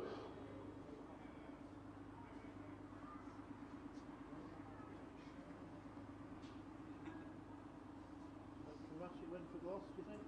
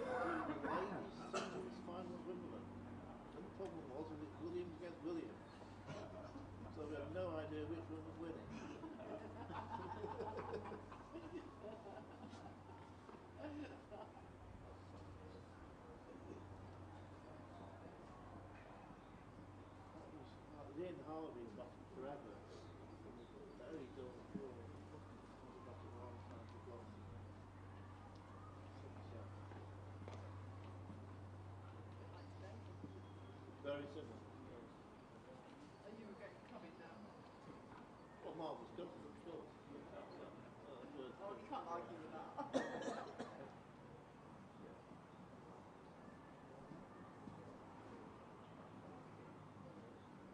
That's been marginally warm in the dark. Yes.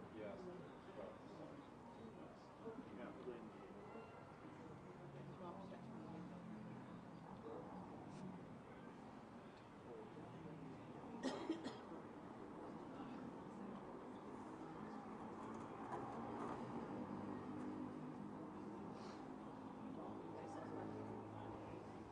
Yeah, on you, on the match, please, like.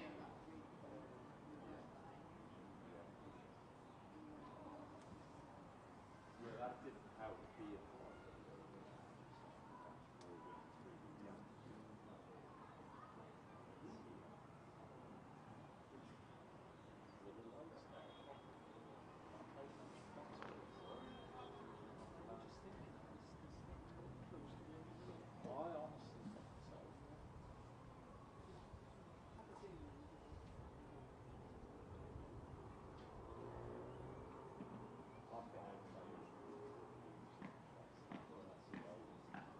To open Glamorgan's second innings, David Lloyd and Eddie Byram. And to open the bowling for Gloucestershire at the River End, Tom Price.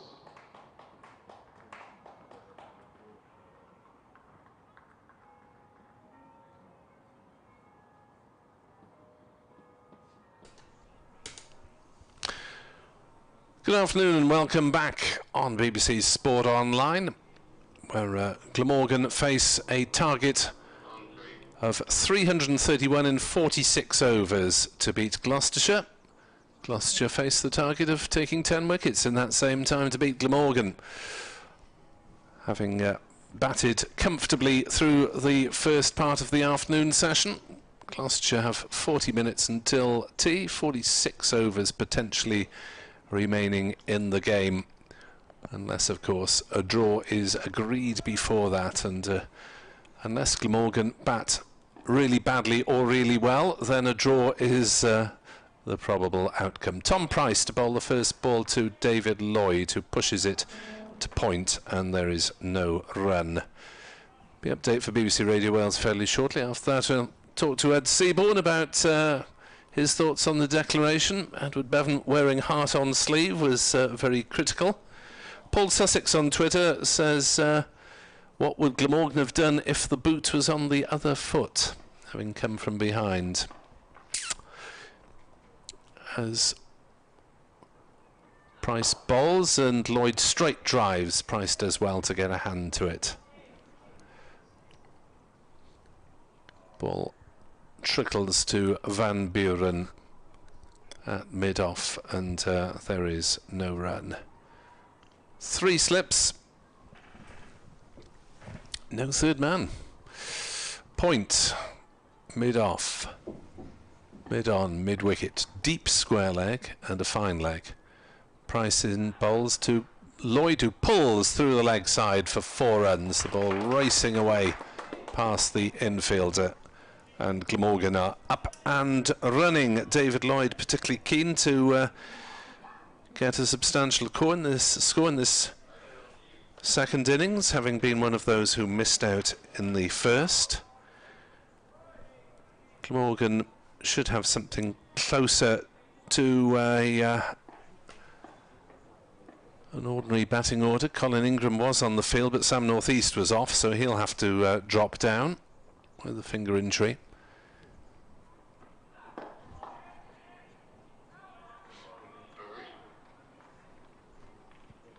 Glamorgan are 6 without loss, chasing an unlikely target of 331 in 46 overs. Gloucestershire batted on until the required run rate for Glamorgan was 7.2, batting very easy today for the pair of Graham Van Buren, the captain, who made 110 not out, Tom Price 55 not out. The declaration coming around 10 minutes ago. Glamorgan just starting their second innings, a draw very probable. They're 6 without loss. As Lloyd hits that one out towards square leg and is caught on the boundary. And he will be absolutely furious with that. Fell for a sucker punch, and Gloucestershire take a wicket in the first over. Lloyd goes for 6. Well, he was always going to go for it, I think, really, wasn't he? He went out with the intention of scoring off seemingly every ball, which, when you actually think about 7 runs per over, I mean, he's already got 6 off the first 4 deliveries. He didn't actually need to play that shot. We certainly didn't need to play it in the air. The balls seemed to be there for the clip, but possibly not the aerial clip. And Marcus Harris out on the deep square boundary, didn't have to move very much, and a bit of a careless shot from David Lloyd. So Gloucestershire get an early wicket, and we'll see whether Glamorgan shuffle their order at all. I suppose with North East having dropped down, he's kind of the insurance policy now almost. I suppose it depends whether his injury will hamper him batting, but if not, then he could be the insurance policy to try and shut up shop later on.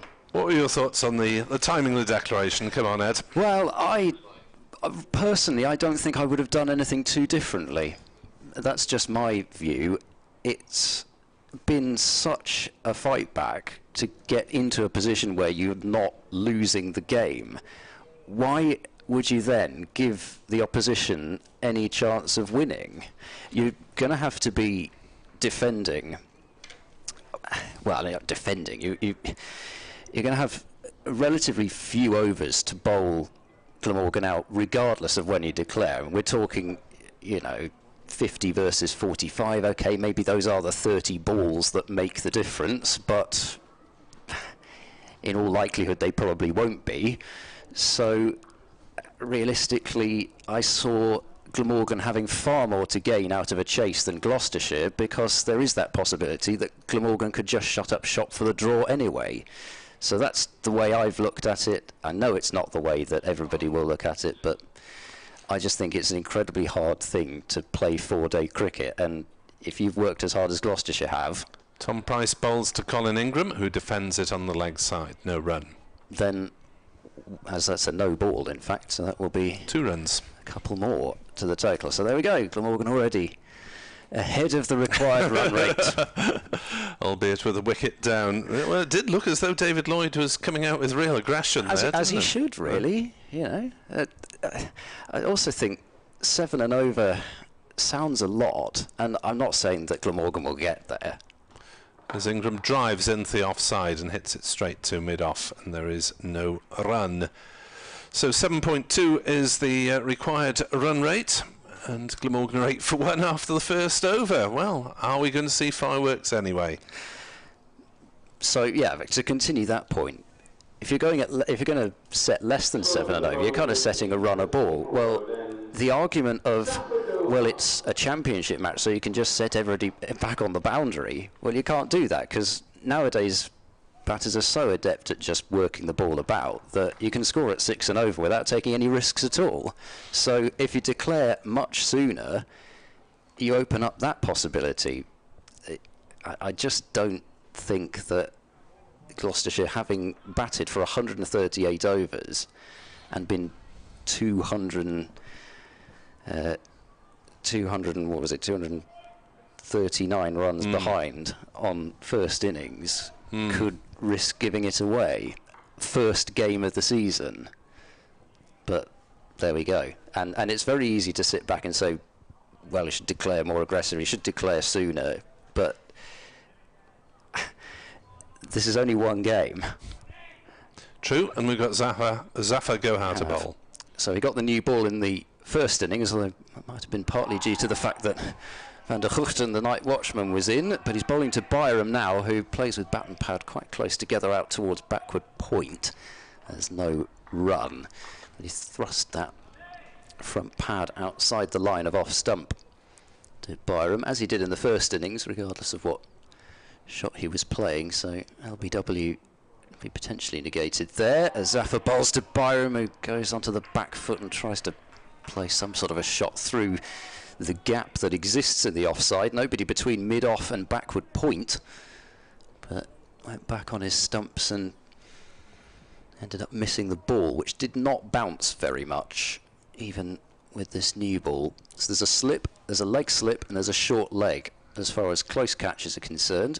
Zafar is in and bowls. Byram on the back foot, defending. It'll be fielded by Ollie Price, who is the slip fielder. Jack Taylor under the helmet at leg slip, and Miles Hammond at short leg. Gave you the offside field. Mid-wicket, backward square leg, mid-on and deep mid-wicket, the leg side field as Zafar bowls full, targeting that rough, but no real turn on that delivery, and Byram opens the face and plays it straight to backward point. So, I mean, early signs, Zafar's really just bowling for the footmarks as he bowls once more, and Byram blocks that one right down in front of him. There's no run. I don't think that at the moment, we'll see, but at the moment it doesn't seem as if Zafar's got any faith that the ball's going to turn from outside those footmarks, because he's bowling quite wide. Zafar bowls a bit straighter, and it's whipped up towards Van Buren, who's deep enough at mid-on to allow the single. So Glamorgan 9 for 1 after 2 overs. Byram will keep the strike, 322 runs to win from a minimum of 44 overs. So Zafar has at least got a couple of left-handers to bowl at the moment in the form of Byram and Ingram. I would imagine that Carlson will emerge next with Root at 5 and Cook at 6, since Sam Northeast won't be allowed to bat in the top half as far as my knowledge of the regulations goes, having not fielded today. Byram then facing up to Tom Price, who has 1 for 8 off his 1 over. 6 scored by Lloyd and a no ball. Byram on strike.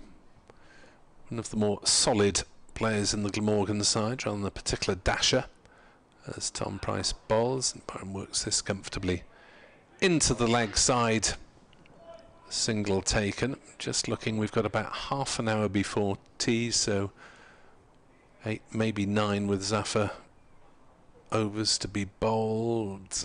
We'll have 11 overs then, and somewhere in the region of 33 in the final session available to Glamorgan.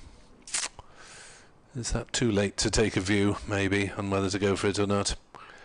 Next delivery is defended by Ingram. Back up the pitch, Colin Ingram batted down at 9 in the first innings and was out for 13 because of that neck spasm he suffered. Not as a result of anything on the field of play. He edged Delanger to slip in the first innings. 10 for 1. Price runs in, right arm over, bowls to Ingram and beats the outside edge there as Ingram pushes forward. Didn't look too concerned, so does he deliberately play late on that one? I think he was beaten. Yeah, I think it's just on the angle, isn't it? It didn't seem to deviate from the straight at all, but just angling it across Tom Price. He uses the crease well, so he'll vary his release point, so maybe that just causing the beating of the bat. Next delivery is defended by Ingram on the onside. Colin Ingram, who has become a better red ball player in the last year or so, as his T20 form has relatively declined. Interesting, considering he was a white ball only player for best part of 4 or 5 years. Just played the one championship match during that time. As Price bowls and Ingram defends on the offside. And there's another no ball from Tom Price, who's grunting signifies maximum effort, but just overstretching again.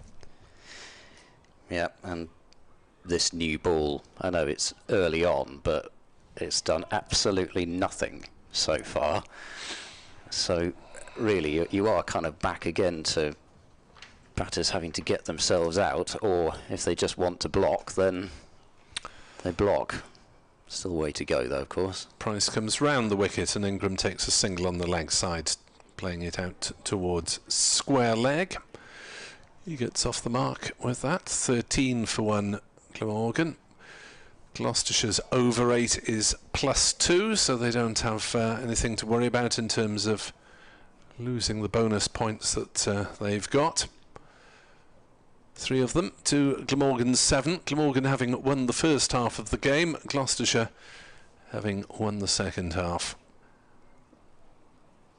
As Price bowls and Byram defends. The grunt of effort again. He's going full Sharapova at the moment, is Tom Price, but a dead bat from Byram, and Glamorgan are 13 for 1 after 3, chasing 3-3-1 in 46. It does seem to be getting louder, doesn't it? The grunt. So, just a bit of bookkeeping in case anyone's particularly interested.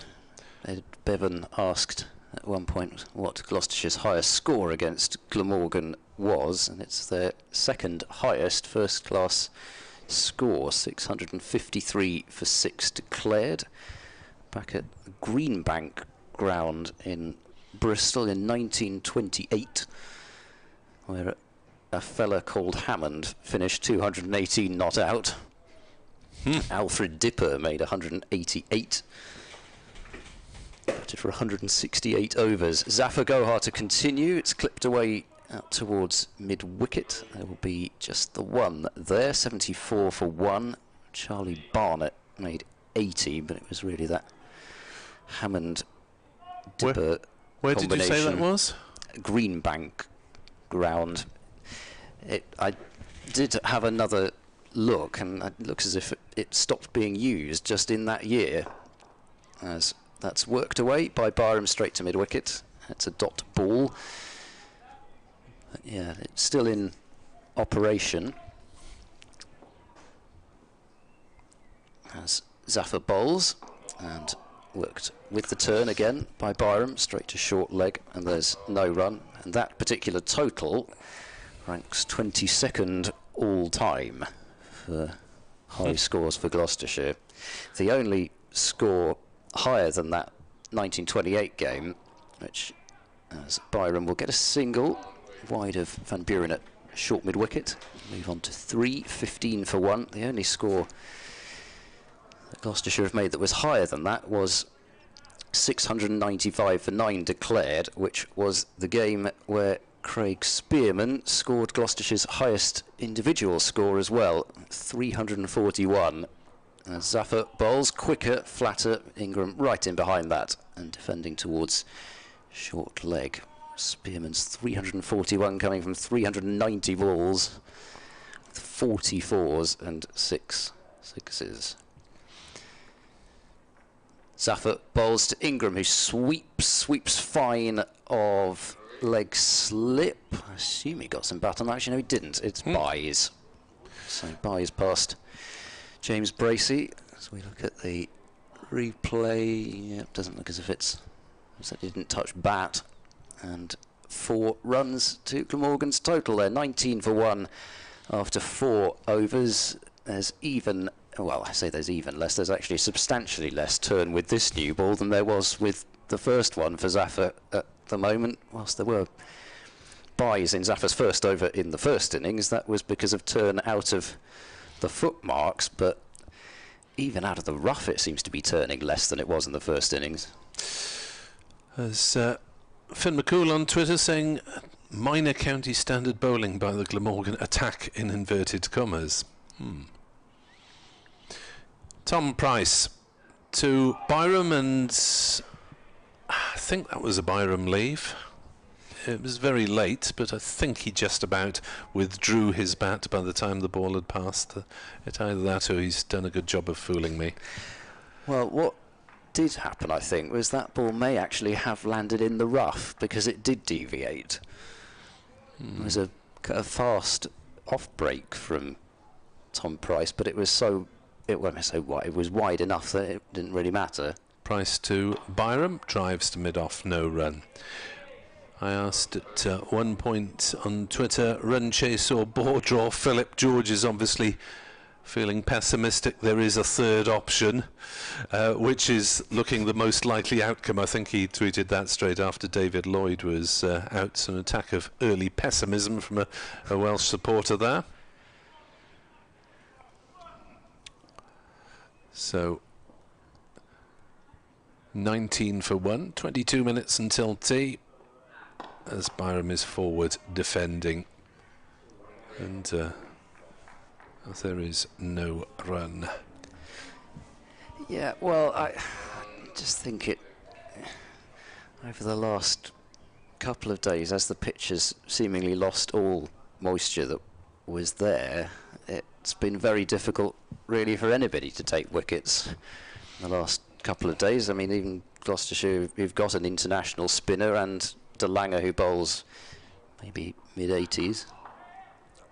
As that delivery is steered by Byram down into the gully area, and they've gone through for a single, 20 for 1. Certainly early to mid-80s anyway, which county level, De Lange is on the quicker end of bowlers, and even they had to work very hard for their wickets. De Lange toiling for 23 overs for his 3. Zafar getting through 28 overs with the 1 wicket in the first innings.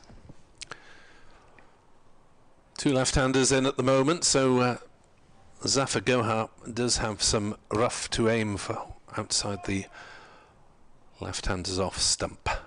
Price in bowls and Ingram defends.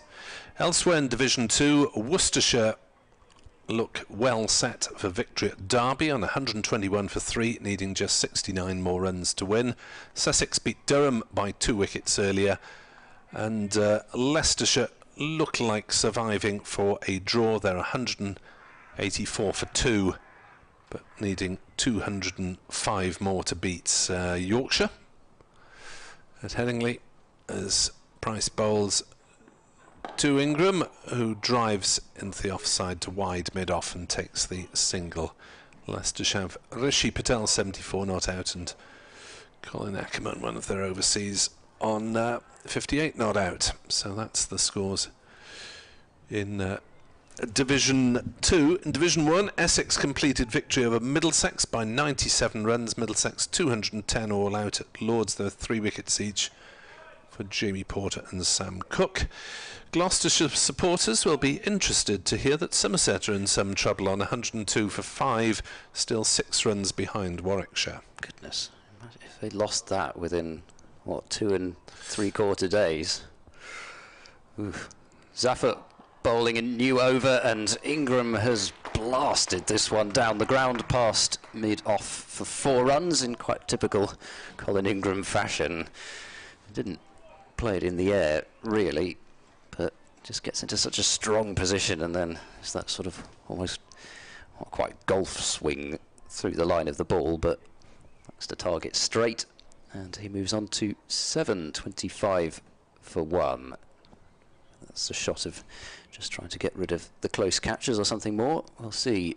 As Ingram plays bat and pad close together, there's no silly point in position.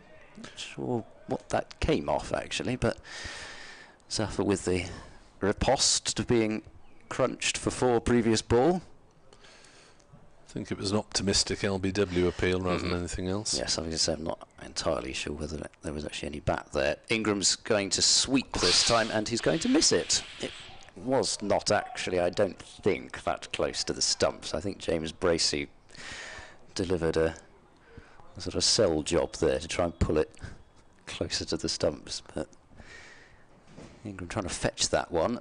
Next delivery is a wide half volley, and with the field that is set, Zafar Gohar cannot afford to be bowling there with nobody between backward point and a deep mid-off, and Ingram drives for a second boundary in the over. 29 for 1, Ingram to 11.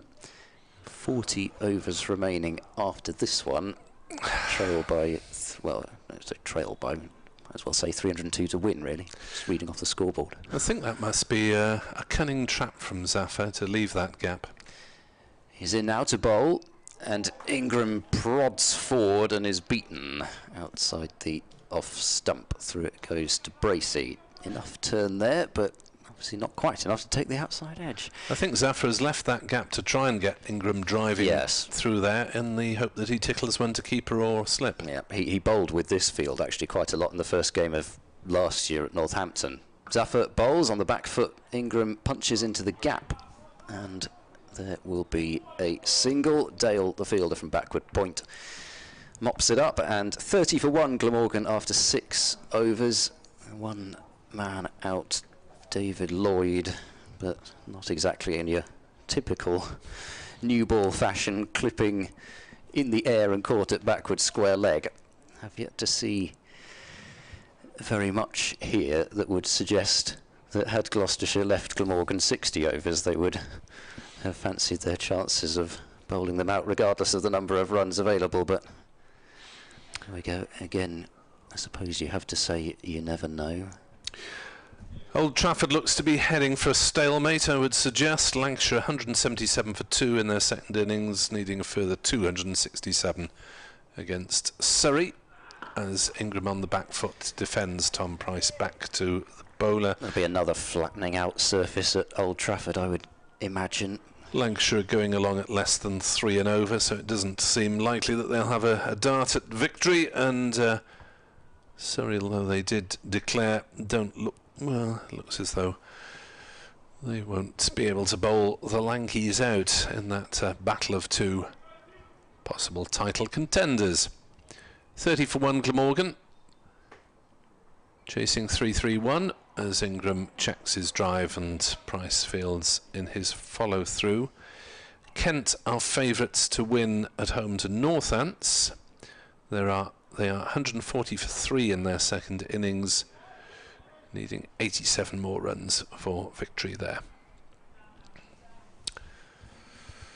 So you're up to date with the cricket around the country. 1, 2, 3 results already in, as Ingram drives hard through the offside for 4 runs between point and cover. Stylish shot from Ingram. 34 for 1, Ingram has 16. Yeah, it wasn't a half volley from Tom Price by any means. He's taken that one on the up, trusted the bounce and the pace, and thrashed it away.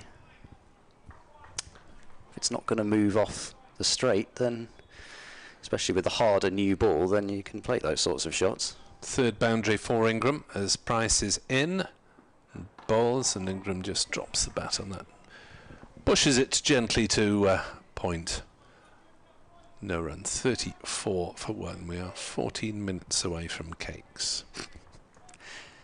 I suppose it does just show you the incredible difference that just, I mean, I say just a bit, it was probably more than a bit of moisture makes, that you can turn what this pitch has become into what it was at the start of the match. The difference that it makes. Yeah, Glamorgan was 35 for 3 in reply to 165 at one point. Price back over the wicket, and Ingram tries to cut a wide one. He does cut a wide one, but he hit it down into the ground. It bounced up to point, and there's no run. 34 for 1. Yeah, I mean, you know, it wasn't just Gloucestershire who struggled in that start of their first innings, at least. That new ball, which Gloucestershire took, managing to get those early 3 wickets. There was turn for Zafar, I suspect, gripping more in a more moist pitch, and then doing plenty for the seamers. Tom Price bowls, Ingram defends to mid-wicket. 39 overs, 297 required by Glamorgan, 9 wickets required by Gloucestershire. But I think it's fair to say that both sides selected batting heavy teams, and we've seen the consequences that the bowling attacks have not been consistent enough and good enough to bowl sides out twice, it would appear, unless Gloucestershire produce a minor miracle in these remaining couple of hours of the game. Yeah, I think that's a very good point, because you know, there's every chance that Gloucestershire may have been able to limit Glamorgan's first innings total by having that extra bowling option available, and then almost actually wouldn't have been able to bat on the way that they did potentially in their second innings. Zafar starts his 4th over, and working with the turn is Byram to a fielder on the 45, who's quite deep there. Single taken. Zafar's walking back with his hands clasped behind his head. I mean, he's probably right that if Byram did miss that, it might have been close, but then that applies to a lot of deliveries in cricket. He categorically didn't come close to missing it. Zafar bowls to Ingram off the back foot, punched back to the bowler for no run. So, you know, again, we come back to so many discussions that were had at various points last season about pitches, as Ingram rolls the wrists on that, plays it straight to Van Buren at mid-wicket, and there's no run. The main issue is that, and I'm all for these sorts of games that go the distance. However, as Zafar bowls, and Ingram is bowled. He's pressed forward, and Zafar's managed to find a way through that gate, and the bails have been trimmed, and that is a wicket for Zafar Gohar. The ball turning out of that rough. Had a nice dip on that actually as well, even before it landed. It was beautifully bowled by Zafar Gohar, and Ingram departs, propping forward and out for 16. 35 for 2 Glamorgan, and well, we've got just over 10 minutes remaining until the tea break. Well, if Gloucestershire snatch another one now, they could fancy their chances of pressing home in an exciting final session, but it is a big ask still. Ingram wandering back reluctantly over the boundary. It started last season well with an innings of 87 in the only game he played before Labuschagne arrived. This time innings of what was it, 15 and 13 and 16, so that may well be the last we see of Colin Ingram in a Glamorgan first team for a few weeks, at least until the T20 competition. But you would expect Labuschagne and Nisa to play in the next 5 games, unless they rest Nisa from one and play both overseas batters. Carlson is in at 4 as expected, with North East mandated to bat down the order due to his absence from fielding duties, and Carlson with the first innings century. Well, Gloucestershire taking 2 wickets inside 8 overs. They will just have the flame of hope flickering there. Yes, as you say, I think it needs another one quickly before that becomes anything more than a sort of, I don't know, match flame into something anything more sizable than that. But it was a nice bit of bowling from Zafar, and it was, I think, the dip on that interested me possibly more so than the turn, because you expect there to be some turn out of those footmarks. Now the question though is, with the right-hander in, what turn can Zafar get off a really threatening line? Because if Carlson just sees the ball pitch in that rough over and over again outside his leg stump, then he can just pad up to it. 2 slips and a short leg in. Zafar bowls to Carlson, who plays into the ground and into the hands of Hammond at short leg, who's on his knees for now. He's not doing the sort of Marcus Trescothic kneeling position. You normally see that at second slip rather than at short leg. Zafar completes the over, bowls very full. Carlson defends the ball away. So a successful over for Zafar Gohar. He picked up the first wicket to fall in Glamorgan's first innings, that of Tim van der Guchten, who was the night watchman, but now he's got, I suppose, a more conventional top order wicket in Colin Ingram this time around. Edward Cooper on Twitter, the words rice pudding and skin come to mind for the Glamorgan attack. Nisa can't arrive soon enough. Well, Gloucestershire have picked up a couple of wickets. They claimed 3 quickly in the first innings, but then conceded 400. They will need to keep on taking wickets regularly if they are to win this match. 38 overs remain and 7 minutes until the tea interval. Tom Price into his 5th over. He's got 1 for 18 so far, as he makes sure he gets his fielders exactly where he wants them, and that includes a man at short extra cover on the drive as well as his slip and gully. So it's 3 in catching positions as Gully shifts a couple of steps to his right and Price bustles in and bowls, and Byram plays out on the offside and there's no run. The point I'd started just before Zafar took that wicket is, I was going to say that surfaces in this country don't break up at all, so all you end up with so often, and I think you could point to even at the start of April several surfaces around the country that seems to have happened, with Lancashire potentially being one of them. Price bowls, Byram turns into a gap on the leg side and will pick up a single. 36 for 2. And it's certainly what happens at Bristol and has done for quite some time, where by the final day there's just not that much life in it. So if you're going to have those sorts of pitches, then really you almost do need 5 days for a result a lot of the time, because there's just not that much there for bowlers come the end of the match. Maybe I am speaking too soon here, but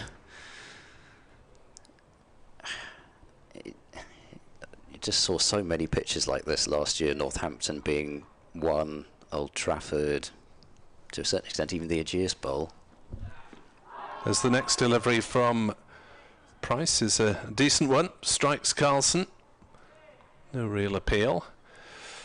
I suppose we have to pay tribute to ground staff to getting any sort of usable surfaces out at this time of year after a lot of rain in March. Yeah, and please don't get me wrong, I'm not having a go at the ground staff here at all.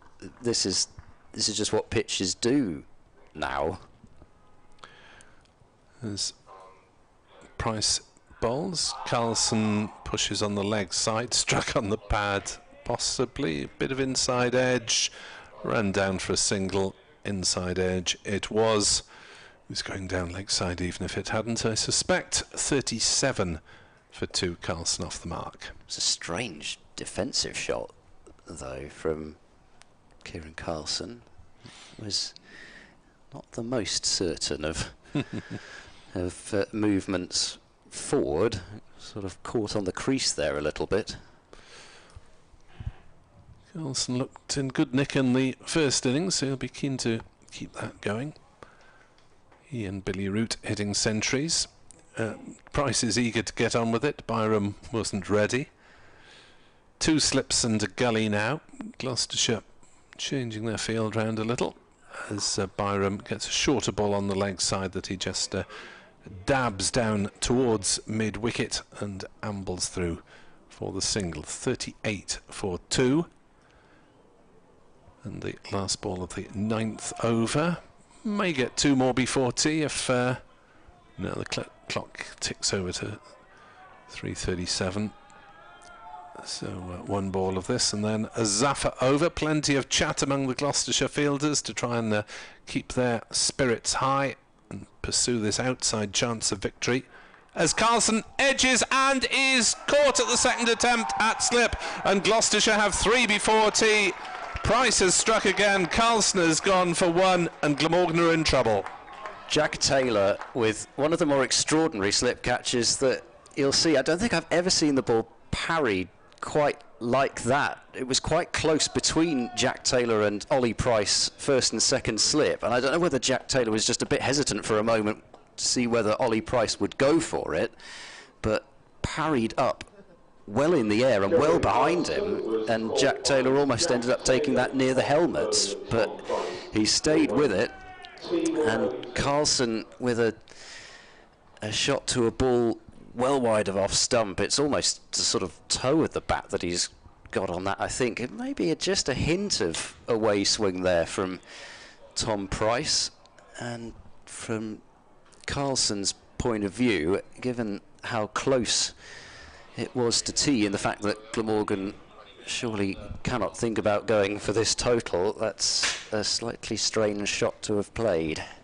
Indeed, so there is interest in this game. 38 for 3, Glamorgan in trouble, Gloucestershire in with a sniff. 37 overs remain. We will be back just before 4 o'clock with commentary on the final session here on BBC Sport Online.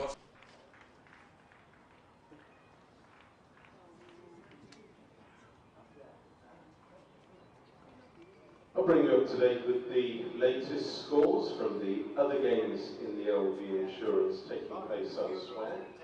Starting at Taunton, where Somerset are 112 for 5. They're leading Warwickshire by 4 runs. At Headingley, Leicestershire are 201 for 3, requiring a further 188 runs to beat Yorkshire. At Derby, Worcestershire, 149 for 1, requiring a further 43 runs to beat Derbyshire. At Old Trafford, Lancashire are 192 for 2, still requiring a further 252 to defeat Surrey. And at Canterbury, Kent are 153 for 3, still needing a further 74 runs to beat Northamptonshire. A reminder that you are very welcome to go out to look at the pitch during this, the tea interval. Please once again do not take any food or drink with you if you're venturing out into the middle. If you're seeking a score sheet for today's game, they're available free of charge from reception situated on the ground floor of the Thatcher's Pavilion. And that's where you can also purchase a copy of the recently published 2023 Glamorgan Yearbook. The Glamorgan Club shop will be open until 5 p.m. It's run by Missouri Sports. It's opposite Gate 2, and as always, it's selling a wide range of cricket equipment and other items, including replica Glamorgan kit, as well as a range of recently published cricket books. As far as refreshments are concerned, please remember that food and drink can be purchased from the kiosk situated in the concourse area beneath the pavilion stand, as well as snacks. There's a selection of pasties, toasted sandwiches and jacket potatoes, plus a wide range of beers and ciders. You can also obtain food and drink from a mobile unit situated beneath the cassette hand stand, and there are drinks and snacks available for purchase in the vending machines at the rear of the indoor school. The CC4 Museum of Welsh Cricket will be open until just the turn of 4 o'clock. It's situated on the first floor of the National Cricket Centre and contains a number of displays celebrating the long and very proud heritage of cricket here in Wales.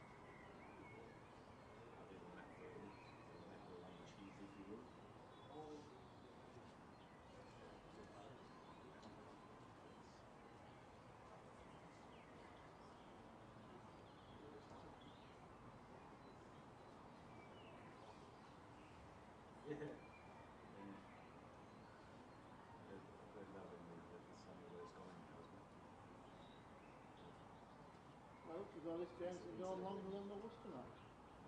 Yeah. I need 40 odd to win. Yes, they do. Nearly there. It's good. Someone said 4 for 5, I think. Yeah, hopefully that's dodgy. Well, you someone said have a back was batting like, don't you, gentlemen? Well, generally, but will it prove to be the case today? Suppose it does matter a bit how many of the players are left. Well, the bottom line is if you back 2 hours with the time. Oh yeah, definitely. 5 wickets, you may well do that. But they are already ahead, so they haven't got to back different. That's why I said if you back 2 hours with the time, even if they have a bet quizzing.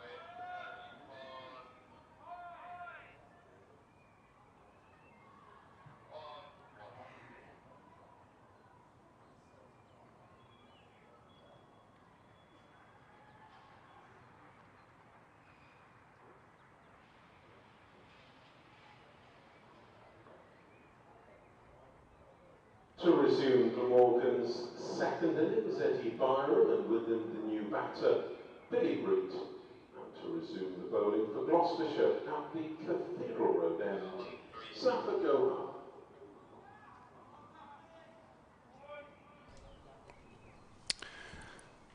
So welcome back to the final session of this championship game between Glamorgan and Gloucestershire at Sapphire Gardens, where Glamorgan are in unexpected trouble at 38 for 3 at tea off 9 overs, and they have a further 37 overs to survive if Gloucestershire are able to take more wickets, and the light remains okay. And Gloucestershire have managed to put on some unexpected early pressure, with Zafar Gohar claiming 1 wicket and Tom Price 2. Glamorgan already have David Lloyd for 6, Colin Ingram for 16 and Kieran Carlson for 1 back in the hutch, and any thoughts of scoring 7.2 and over have quickly been squashed by those early wickets, as Zafar starts to bowl to Eddie Byram, who turns one past short leg and will go through for a single. Just the single taken. Billy Root is the new batter, so it's another left-hander, and Zafar Gohar's spin can be targeted in the rough, and the footmarks outside the off stump of the left-handers. So Kieran Carlson, centurion in the first innings, was out for 1. Billy Root, centurion in the first innings. What will he manage? As Zafar has got 3 men around the bat plus the keeper, and Billy Root turns one too short leg. I think Nick, he will be the danger man for Gloucestershire, aiming at the rough. Rough is at both sides of the pitch. Glamorgan bowled out round the wicket. As that is played away through the offside by Root, and he'll get off the mark with a couple of runs out towards the cover boundary. There will be an update for BBC Radio Wales fairly shortly. Glamorgan 41 for 3. Root on 2.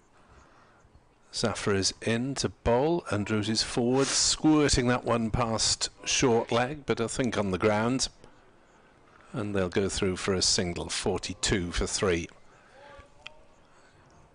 Really the only point in taking runs is to rotate the strike and improve their batting averages, because 288 now in 36 is out of the question. Zafar bowls, and Byram tries to leg glance, taken by Bracey, whips off the bails just in case Byram's foot had strayed, but it had not. Neat take from the test keeper, James Bracey. Couple of internationals to his credit. As Zafar continues to wheel away, which he will for much of this innings, you suspect. Left arm spin, and Byram getting everything behind that and defending it out on the leg side, picked up by the keeper. 42 for 3 Glamorgan, 36 overs remain. Gloucestershire need 7 wickets for victory. Nick will have an update in a moment or so, but I kept banging on, and may have agreed, he may not have, but I thought that perhaps had they accelerated a little bit earlier, Gloucestershire, towards the end of their innings, and pulled in earlier, would they have given them chance? And the reason I say that is because the light is deteriorating. It's nowhere bad to come off, but it's a little bit as it was last night when they did come off, and therefore Gloucestershire, Van Buren would have given his bowlers that much more time to dismiss Glamorgan, especially when they were 300 on, with more overs to bowl. But you better take this as you're doing your report, Nick. This is interesting, though, because Marchant de Langer is into the attack after Tom Price claimed 2 wickets in 5 overs, and he's had a tea break, so I'd think Price would deliver 2 or 3 more. Anyway, the pace of de Langer bowls to Root and beats him outside off stump. Kevin Thomas on Twitter saying, bring back Hogan. That's not a route that Glamorgan can go down. Thought it wouldn't be too long. Yes. So we can't really go down that road since it's not going to happen. Make changes over the next game, don't you? De Langer is in. bowls to Root, who plays one into a gap on the offside, and they'll take a quick single. Van Buren has a throw at the stumps. Byram is home, but that was completely unnecessary from Root to call the single there, you felt. That's the last thing you need when you're 3 down. Scoreboard pressure, they call it. What's the point in taking quick singles? 43 for 3. Root moves to 4.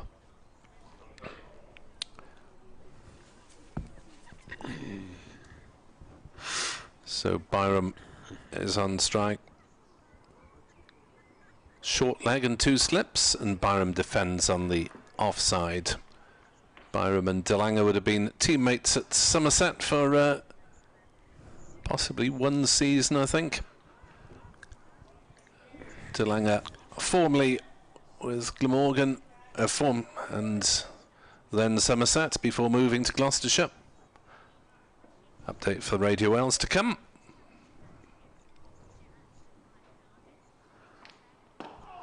Glamorgan find themselves unexpectedly battling to avoid defeat in this final session, having been set a nominal target of 331 in 46 overs. They slumped to 43 for 3. We're just underway in the final session. 35 overs of this match remain. Gloucestershire declared their second innings at 569 for 7. It looked a little tardy, but they've given themselves a sniff of victory with Glamorgan 43 for 3. As DeLange bowls and Byram plays that one out on the offside, and there is no run.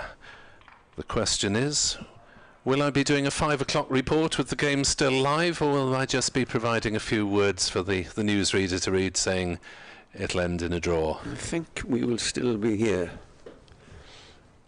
I'll take a view on that in half an hour's time. 43 for 3. DeLange is in, bowls, and Byram leaves outside off stump. That is the end of DeLange's over. I think you've heard quite enough of me on commentary for the time being, and Ed Seaborn will come in alongside Edward Bevan. 43 for 3. It's very much pressure on Glamorgan, scoreboard pressure. Because when you've been in the field for over 130 overs, your concentration levels do go down, and you're fed up being out there, and then you realise you've got to come out for 46 overs and try and defend. And when you come out and the pitch is doing a little bit, is certainly turning, then you've got to have your wits about you with 2 or 3 fielders just breathing down your neck. It's Zafar to continue on bowls, and it's hit the batsman, who is Billy Root, on the pad as he tries to square drive, slip a short leg and a bat pad, silly point, on the close in fielders here, and as Nick was saying, I suspect Zafar will be bowling here until the end of the game. He is the threat, I feel, to Glamorgan, and this time, oh my word, that's a shot through. I think the last thing you must do on this pitch is to play back. Must get your foot down. That was just outside the line. That would have yeah, I think you've got to get forward. As in comes Zafar bowls again, and this time it's defended away on the offside. There's a little bit of turn, foot marks, because Glamorgan bowl around the wicket a heck of a lot at the left-handers. There is rough there, there's rough outside the off stump. And the 2 left-handers here finding life difficult, as in comes the next ball, and this time it's just nudged away down to short third man. There's no run.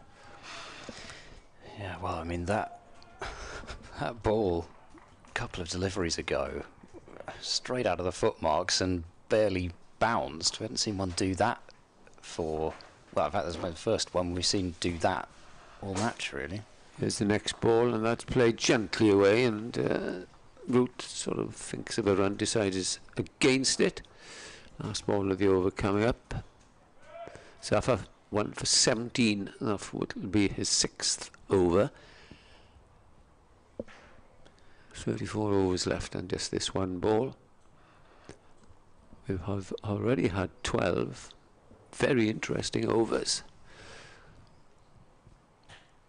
As Zafar rubs the ball to keep the shine for Delanga at the other end as he comes in past the umpire. Over the wicket, tosses this up, and appeal for LBW, not out, says the umpire. Suspect he was outside the line of off stump. We'll expect them to be going up for everything. We'll just watch the replay. Yeah, he's well outside the off stump then. Okay, the ball might have gone in. And that's why I often find it's unfair for the bowler who's going to hit. He's bowled well, he's going to hit, but he's outside the line of off stump. Yeah. End of the over, and the clouds still gathering. 43 for 3, 4 to Root. Byron on 8, and Root just having a little bit of bother there. 2 batsmen out. David Lloyd out in the first over. He hit a leg stump half volley in the air straight to the mid-wicket boundary where Harris didn't have to move. He'd gone for 6. And Colin Ingram got a ball that turned. He was bowled by Zafar for 16. Delanga continuing, bowling short, pulled away by Byram. Fielder out to deep square leg, hadn't seen it, but I suspect wouldn't have been able to get there anyway. So it's 4 runs to Eddie Byram. And then Kieran Carlson, for some reason, had a flash outside the off stump to the very last ball before the tea interval, and hit the wicketkeeper's gloves, and eventually Taylor ran back and caught it on the rebound. That was off Price, and Nick was surprised, and I'm surprised that Price, who bowled well, took 2 wickets, is not bowling. Any idea? Well, I think they're going to rotate Delanga and Price at that end, probably, aren't they? So maybe they are just thinking, give him a little bit of an extended break, and then he can have a longer spell later on. Maybe the lights also coming into the thinking slightly. Delanga bowls round the wickets to Byram, who cuts away. That will be 4 more through backward point. Vain pursuit from Chris Dent, who manages to catch his hat behind his back as he runs off in pursuit of it. So back-to-back boundaries to Byram, who's on to 16. Glamorgan 51 for 3. Riotous applause for the 50. And they need 280. You talk about the light, Ed, and DeLange is quicker than Price, isn't he? Yeah, so I'm almost just thinking whether they're maybe imagining just don't make the umpires get too twitchy before before they might do. So bowl the quicker man now whilst you can. Delanga is in and bowling. Byram rises up onto the back foot and defends away out into the offside. There's no run. I still think, and Tom Price has bowled well, don't get me wrong, but I still think that for the most part Zafar is the only bowler really that you see kind of getting the batters out if they don't get themselves out. Both Lloyd and Carlson very much got themselves out. Delanga bowls very wide outside off stump, and Bracey takes. But Zafar, with that rough, does have that ability. And, well, what have we got? 33 overs remaining, so he could get through, 23 consecutive overs. Unbroken from this Cathedral Road end. Delanga from the far end as we look at it, bowling to Byram. Byram drops that one away out into the offside. There's no run. Delanga turns in slightly frustrated fashion there. There's not been a great deal happening this over. The pace on that one, according to what we can see, 77 miles an hour, so maybe he's just feeling as though he's not quite in the rhythm that he was in the first innings. And the pitch. Yeah, there's that as well. I mean, he didn't deliver many balls under 80 in the first innings that I saw, as Delanga bowls, and that's squirted down towards third man. There is no third man in place. Why would there be in a way at this point with runs fairly immaterial? And Byram gets a third boundary in the over. So 55 for 3. Glamorgan. Byram's got 20, so adding to his match aggregate, passes 100 with that, with his 81 in the first innings. Three boundaries off Delanga, and we found when Martin Delanga was with Glamorgan, he's rapid, especially on a quick wicket, but he can go for runs because he strives for pace, as you well know, and then that sometimes induces wayward deliveries. Zafar is to continue having this battle with Root. He bowls the first ball and Root is forward, pushes it to the man in front of the bat, And as someone who doesn't watch Gloucestershire, I do wish they'd had numbers on their backs. I can tell you Zafar because it's 77 on his shirt and hits him. No. Zafar's getting very excited here because the appeal went up, then he decided he'd join in, which is quite, you watch this is... that was nowhere near. It was high, it was drifting down the leg side, but he's getting very excited, the young Pakistan. Well, he's not so young. What old is he? Well, he's 28. Oh, that's young for me, yeah. Here he is in coming over the wicket. Good battle, this is nothing like... Oh, the reverse sweep comes out and goes to third man, and there's a single.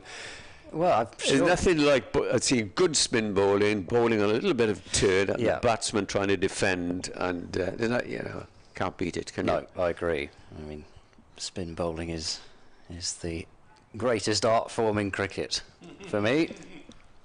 Says a young leg spinner. Well, let's not go there. Oh, down the pitch comes Eddie Byram then, and trying to smother it with his pads and his bat, and it shot along the floor to fine leg. It's slightly frenetic the last couple of frenetic is right. Just calm your nerves, lads. All of you. Zafar's getting very, very excited there. And why not? Here he is again. Tosses this one up and he's played defensively. And we're through to the end of another over. Quick over. And DeLong hasn't had time to draw breath before he'll be bowling again. I suppose that is one of the downsides to bowling in tandem with the spinner. Last ball of the over, 56 for 3 Glamorgan. As he comes down again, smothers it. Back down the pitch he goes. End of the over, 56 for 3 then, and Root is on 5. Byram is on 20. And rather than give you how many runs Glamorgan need to win, I think the best way to describe is that there are 32 overs remaining. I thought Byram played Zafar well in the first innings. He made sure the first thing was to get the pad outside the line of off, and he did that. And for the most part, he's been, well, in fact, say for the most part, he has been doing that this innings as well. In the occasional forays down the pitch only to smother the ball, but be a brave umpire to give anybody out that far down the pitch, and then he's getting himself outside the line as well, so he's trying to negate that threat. So De Lange with the burgeoning moustache comes in now to bowl to Root. Root plays forward to a delivery, might have been inside edge onto pad, might have pitched outside the line of leg stump anyway. Not going to get too much of an indication there, but I think he might have. I think he might have gone inside edge on that. But it was a very full delivery and a slightly uncertain forward prod from Billy Root. Bowling very full, De Lange. He's in now and bowls, and Root plays a firm forward push out into the covers, but it's well stopped away to his left-hand side there by, I think that is Ben Charlesworth who's on the field. Worked out yet who he's on the field for, but does look rather like a Charlesworth. So I think Dale's there at mid-on, one of the other candidates. Yeah, just having a look at the seamers to see whether anyone was off for a break. I'm not sure where's Tom Price. Maybe he's not actually out there at the moment. De Lange is in and bowls wide of off stump, and a fairly easy leave for Billy Root. I think I'm right in saying De Lange in his international debut at Cape Town took 7 for not for very many. Yes, 7 for 81 at Durban. At Durban was it? And then he played a couple of tests and just faded away, didn't he? Yeah, I mean, he was trying to get into the side at the time when they had the likes of Philander, Steyn, Morkel.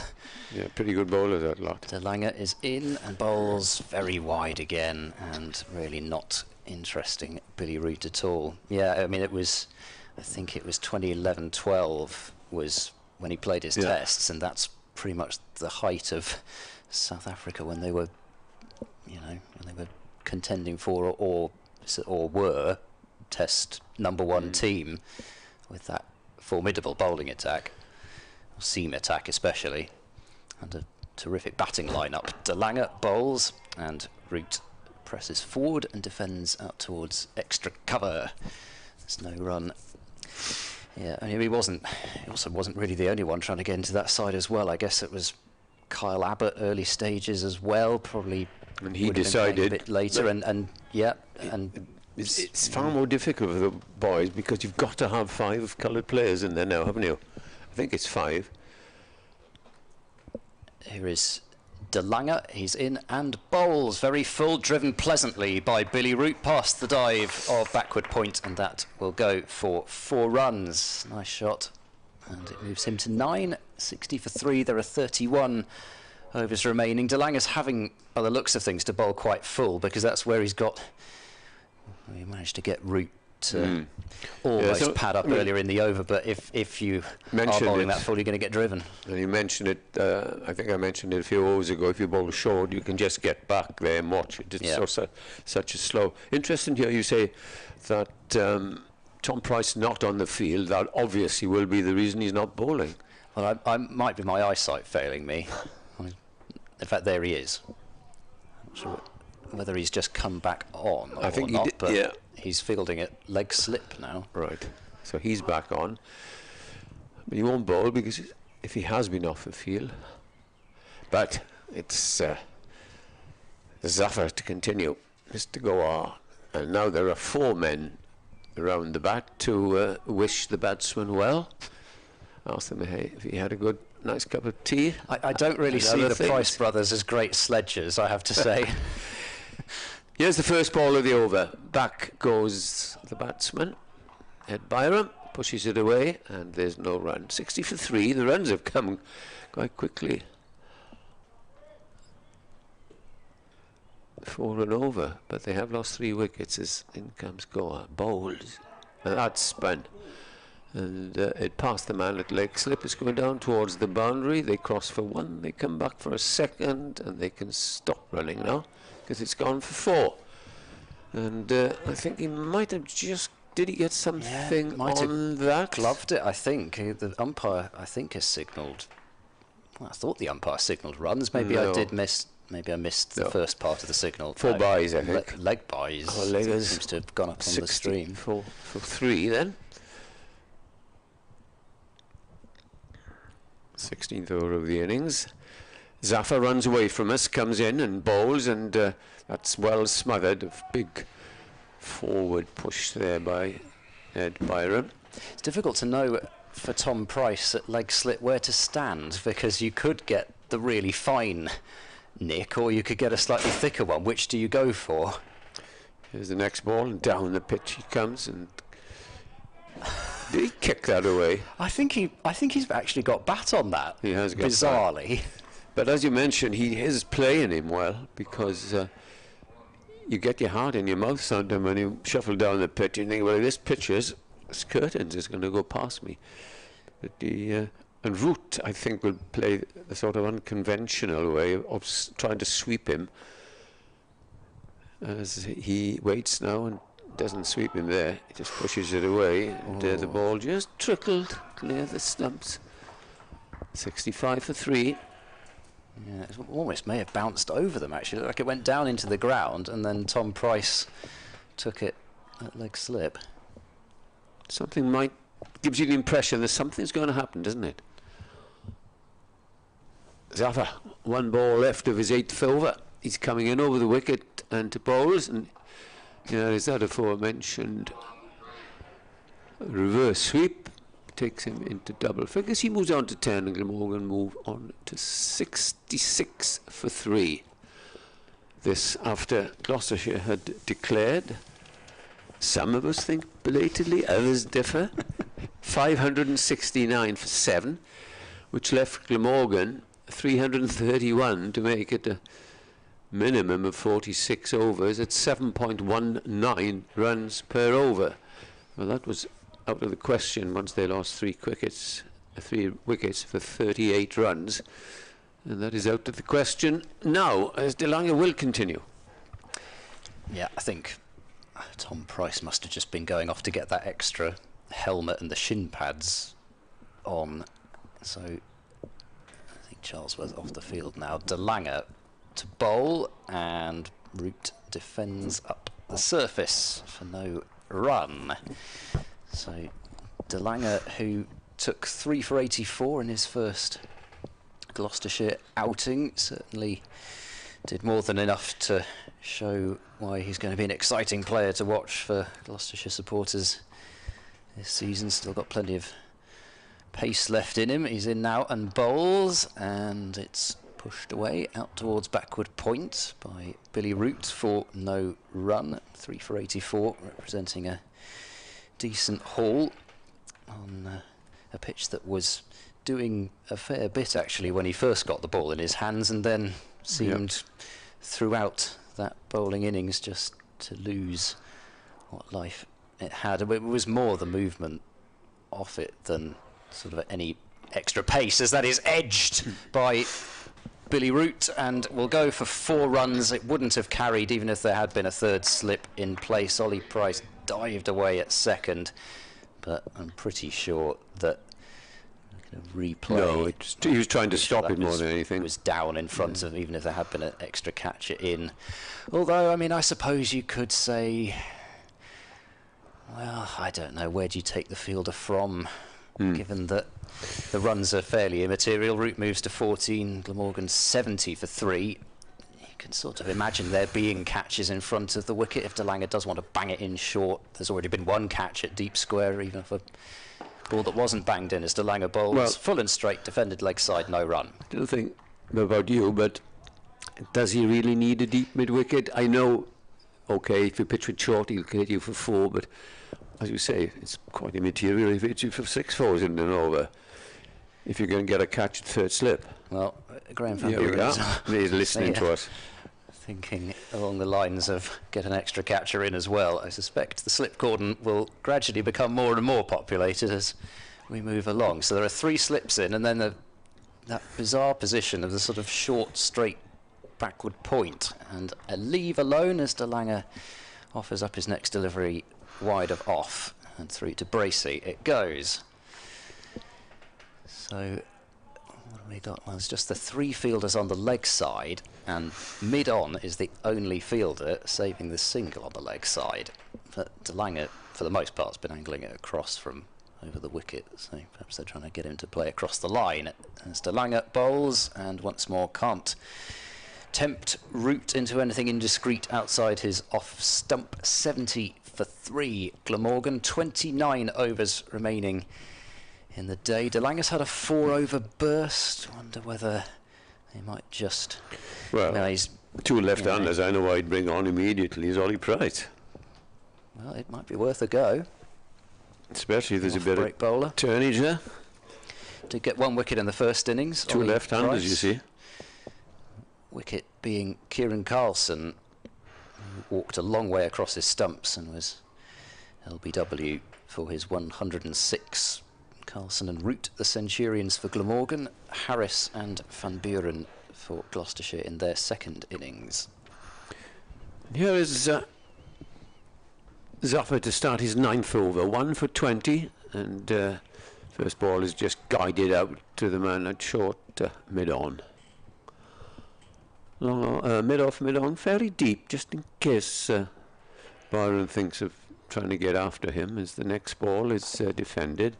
Don't think he'll try and hit him for 2 sixes down here as he did in the first innings. A, because the ball is turning, and secondly, he doesn't, in this rather precarious position that Glamorgan are, want to give his wicket away. Zafar's decided to go round the wicket now. First time he has gone round the wicket in this innings as he bowls.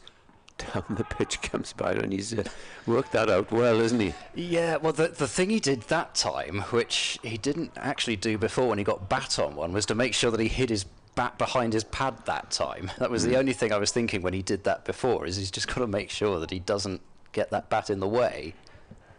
Must be confident in his own ability to do that as he blocks the next ball. And would you believe it if we've had 4 balls already? I think it also shows a little bit as Zafar's come round the wicket now, and got to really fire it so far across now to get it into that rough. And as soon as it's straighter than that rough, it's just not doing very much. Who's having a word with him there? That would be Marcus Harris, I believe. Ah, right. No, he'll have some experience, will he? As the next ball is in, and he works across and comes off the pad to the man at bat pad. Harris will be saying, "See, I told you so." Gloucestershire is certainly acting as though they thought there was some bat in that, but I couldn't admittedly see from this distance. Yeah, here's the next ball. That's pushed away, and that's the end of the over. Maiden over, 70 for 3. Halfway stage, as far as Glamorgan will be, is to get it up to 23 overs, which is 5 overs away, and then all of a sudden they're at the halfway mark.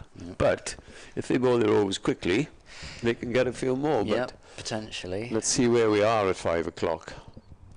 28 overs remaining, hour and a half until the scheduled close at 6 o'clock. And of course, you have all that business with the last hour as well, though, don't you? So when the Which last I never hour's, understand of all these years. When the last hour is called, you can bowl more overs in the last hour, even when it gets down to, what is it, 16 overs remaining. Then it's the last hour, and then you can actually bowl more overs. De Lange bowling now to Root, who plays that one into the onside, fielded mid-on for no run. I think at the moment, whilst it's, I guess you want to rotate strike, but they seem to have settled into quite a nice rhythm, actually, with Byram taking Zafar and he's Root playing taking better De Lange. than Root is. Yeah, I think, resorting to that reverse sweep with the ball doing whatever out of the rough, eventually that feels a little dangerous. De Lange bowls to Root, who plays firmly up the pitch. It's a diving effort.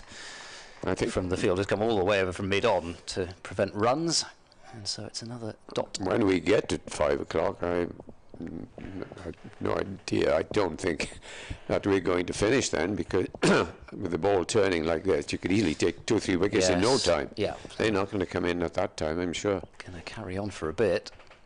De Lange steams in and bowls, and once more Root not tempted outside off stump as Kieran Carlson was just before tea. And I think really as long as Root just keeps his discipline and continues to leave those deliveries, there's not much pace in the pitch. There's no movement sideways whatsoever for De Lange. It's just straight up and down, and as long as Root's judgment of which ball to play and which to leave is sound, which it has been so far, then he should be all right.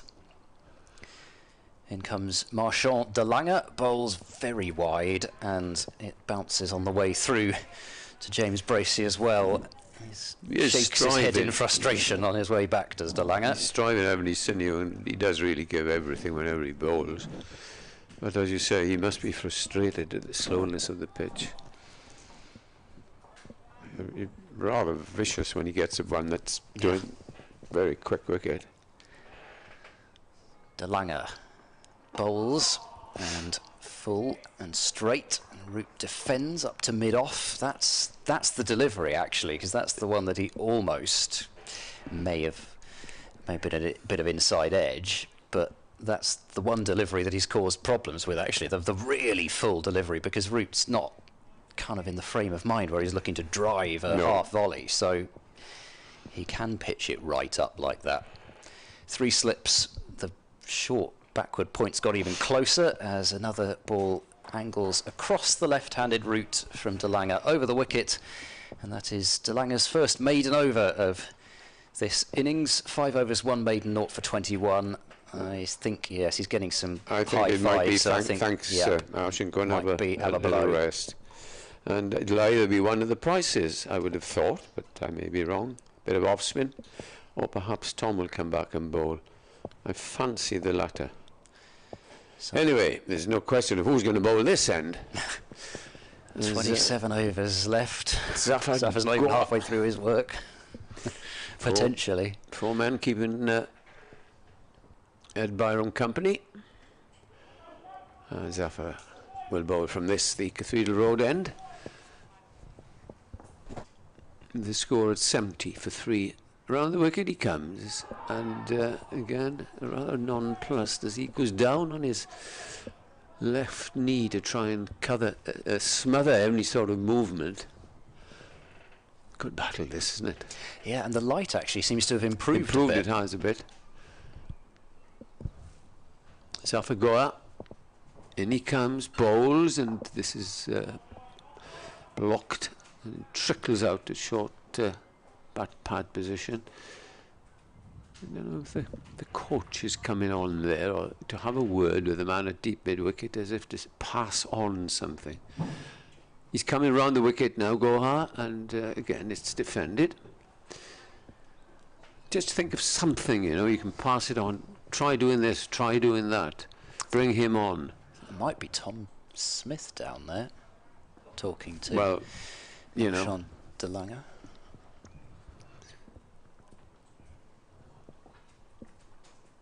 That's swept down to fine leg, and he's going to get 4 runs. One of the few that have been offline, but Ed Byram, who was in a pretty good nick in this game, he 81 in the first innings, leading the way now. He's moved on to 25, 74 for 3. One advantage when you've got men around the bat is that if you do play an attacking shot to a bad ball, then you're going to get 4 runs. Yep. Probably one of the first that Zaffa's got offline all of his work so far, nearly 10 overs. Struggling to find the ball now. Is that down there? Sort of bits of sort of piping, I suppose, to have the water run off. I haven't been out there for a couple of years. It's a good spot to watch if you're not working, because it's lovely and warm and you're not far from the action.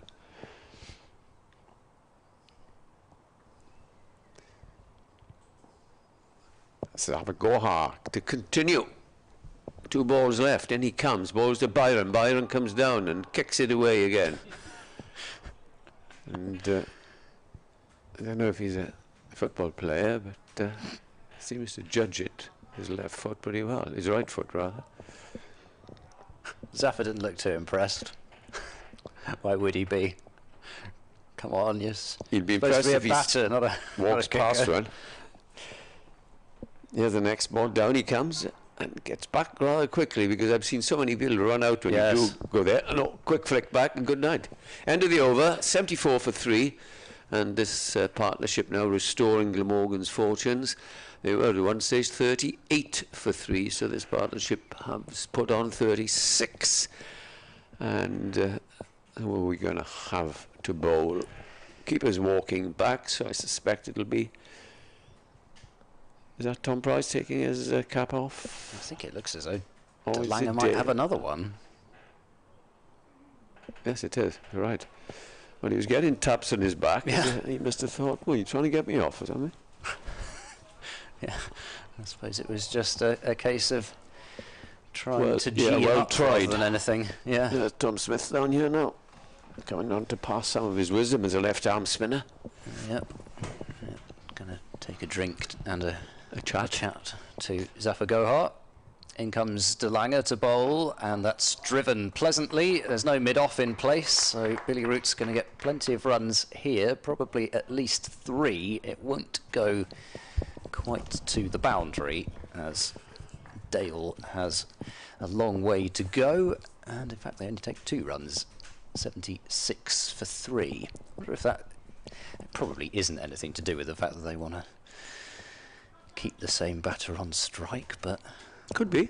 Maybe. I don't know. I did think there might have been 3 there off the bat.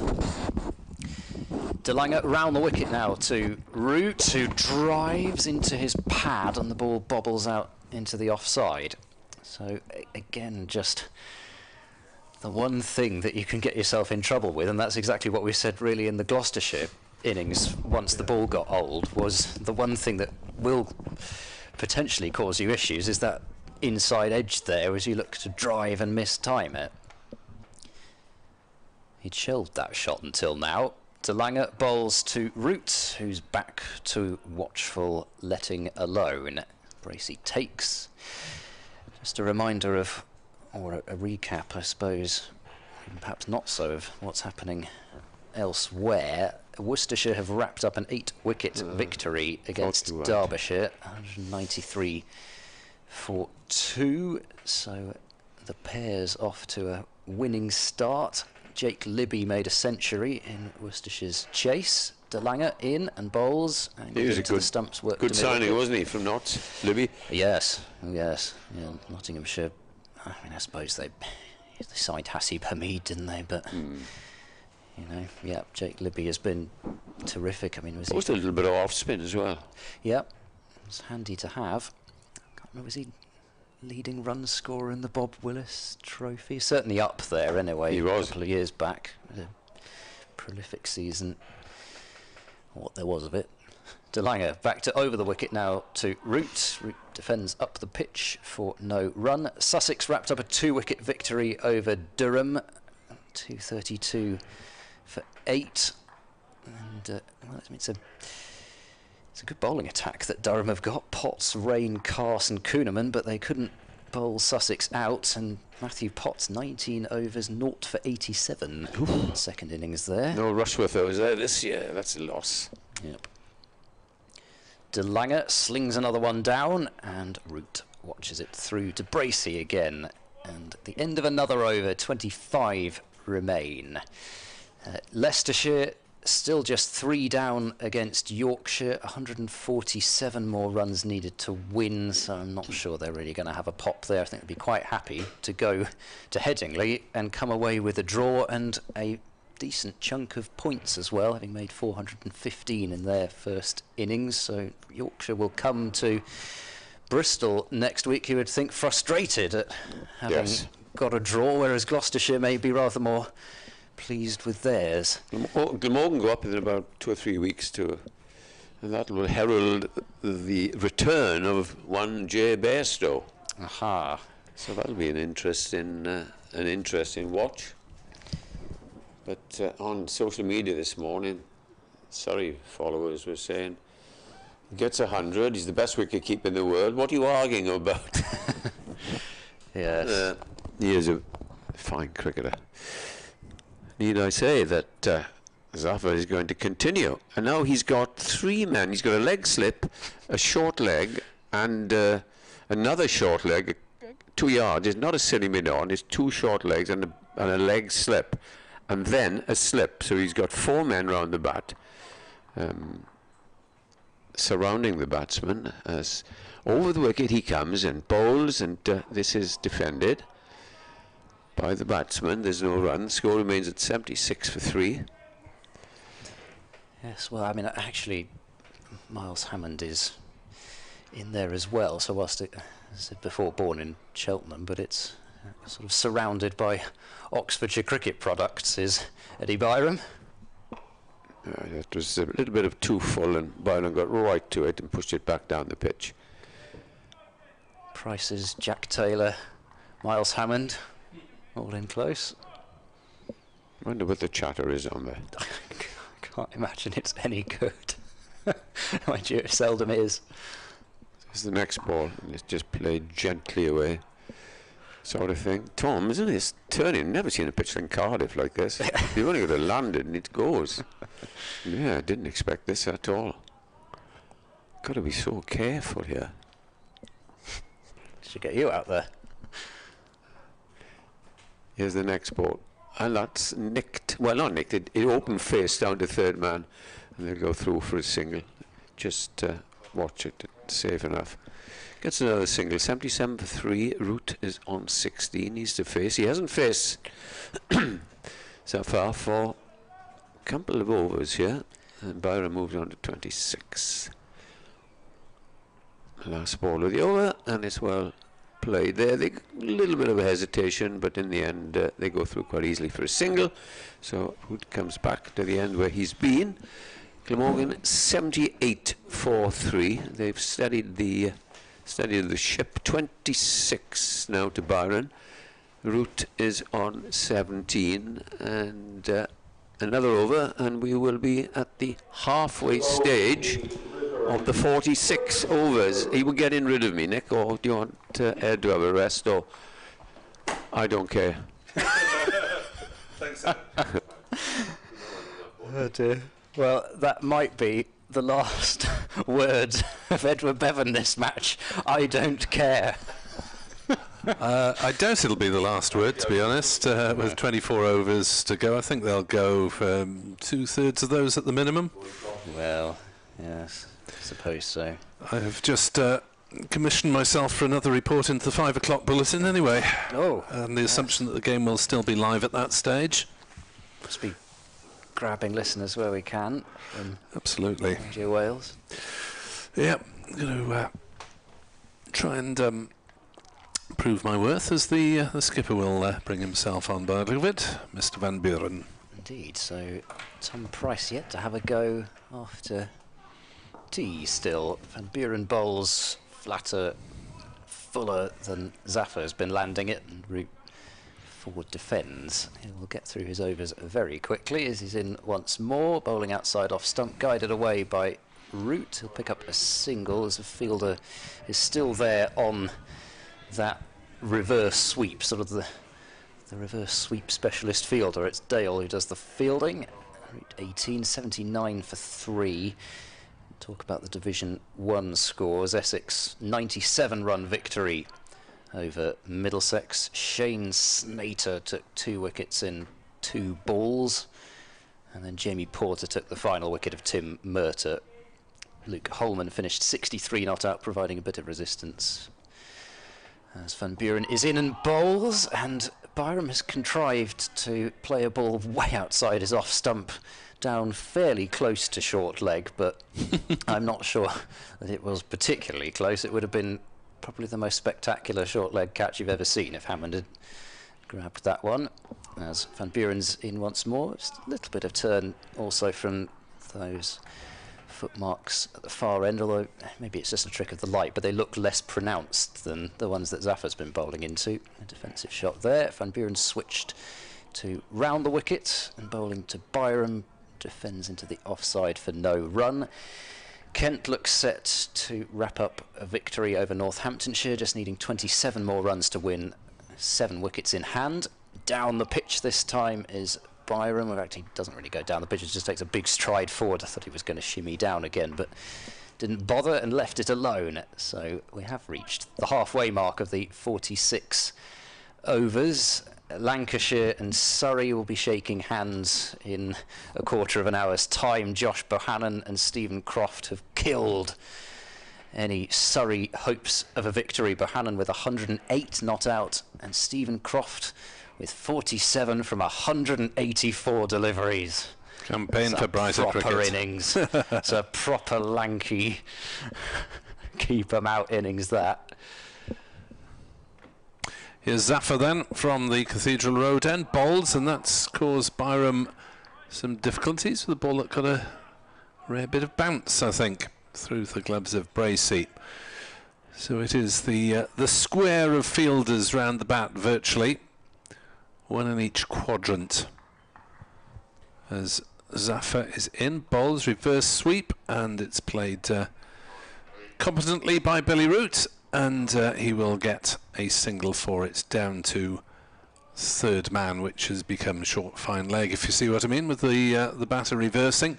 Root to 19, Glamorgan to 80 for 3, but more pertinently 7 wickets in hand and 22 overs to survive after this. As Zaffer bowls, and Byram squirts it past slip, but won't get a run as slip fielder took all the pace off it. There are now 3 on the leg side short catching for Byram. 2 forward short legs, or one's about square, and 1 leg slip-ish, as Byram turns it past them and to the short mid-wicket, and there is no run. So for Root there are 2 on each side in terms of close catches. Byram 3 on the leg side plus the slip. Zaffer bowls, and Byram stuns that by chopping it down into the ground. The ball trickles to slip, and there is no run. Gloucestershire's over 8 at the end of this game could be mounting rapidly. It's a shame you can't take your credit forward. Points, shouldn't you? Yeah. Shame you can't take the credit forward for the odd session where you need to ball old seamers, as Byron blocks another one down to short third man off an angled bat. Zaffa has whistled through an over in double quick time, and Glamorgan at 80 for 3 with 22 overs left. Yeah, they've done a good job, these two, of really smothering the threat of a collapse that might have been there. I think a fair amount of it is also just the ball getting a bit older and softer, and we saw in the first innings it just didn't turn quite so much for Zaffa, especially after the opening few overs. Van Buren bowls a very skiddy delivery, which Billy Root has to make sure that he gets the bat down on. That quick, but it didn't get up very much. Van Buren bowling over the wicket, reaching for that one is Billy Root. Inside edge, maybe onto pad. I mean, the pad's a long way outside the line, so really the drag-on's the only way you're going to get him out there, but Root going a long way away from his body. He's gone for the reverse sweep this time, but his front pad is a long way outside the line of off stump. Even Graham Van Buren, who's one of the better appealers around, can't persuade Steve O'Shaughnessy to consider that one. Well, he considered it, but he just didn't give it out. Or should he have done? As that's guided away towards point. There's all sorts going on as far as batters wondering whether they should be going for a single. Who on earth needs to run and chase the ball? Silly boy. Everybody gets a bit too excited. And there's no run. Van Buren bowls a full toss, sort of swerving full toss, and it's driven to mid-off for no run. Whereas the real drama that's left is at Taunton, where Somerset are 147 for 6, lead of 39, so Warwickshire are going to have to wrap that up pretty quickly. Van Buren bowls, and Root guides away to that wide-ish third man, wide-ish, shortish third man position. The man on the reverse sweep. And Root to 20 will keep the strike. Glamorgan 81 for 3 for what it's worth. Haven't really been mentioning the score very much lately because it's fairly immaterial. 21 overs remaining.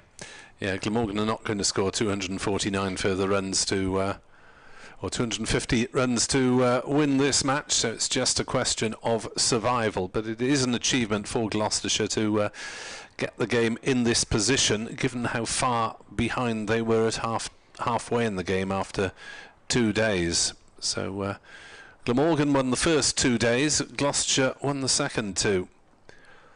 As Zaffa is in bowls, and Root plays that into a big gap on the offside. They might even take 2 now. There's no point in risking it, as it's played away gently towards the grandstand. 82 for 3. But if Glamorgan do hold on, at least they will have the satisfaction of 12 points to Gloucestershire's 8 if the game ends in a draw. Back to the 3 close catches on the leg side for Byram as Zaffa bowls, and Byram fiddles at that. Bracey didn't take it cleanly. Was there suggestion of an edge, or is it just the fielders getting excited? I think it went on with the arm and past his outside edge. It was a good piece of bowling because it did seem to continue away from Byram from round the wicket. Zaffa bowls again. Byram pushes forward, doesn't make contact. Bracey takes off a bail quite neatly. Wish I could do that. And the fielders are shouting for everything, really. Whether it's an appeal or just a well bowled or just a guttural howl of angst. Zaffa bowls down the wicket, comes Byram, and finds the ball trickling back towards the stumps and manages to knock it away somehow. He must have reverse heeled that back or something. I don't know how it managed to gather that much pace to get behind the stumps that quickly.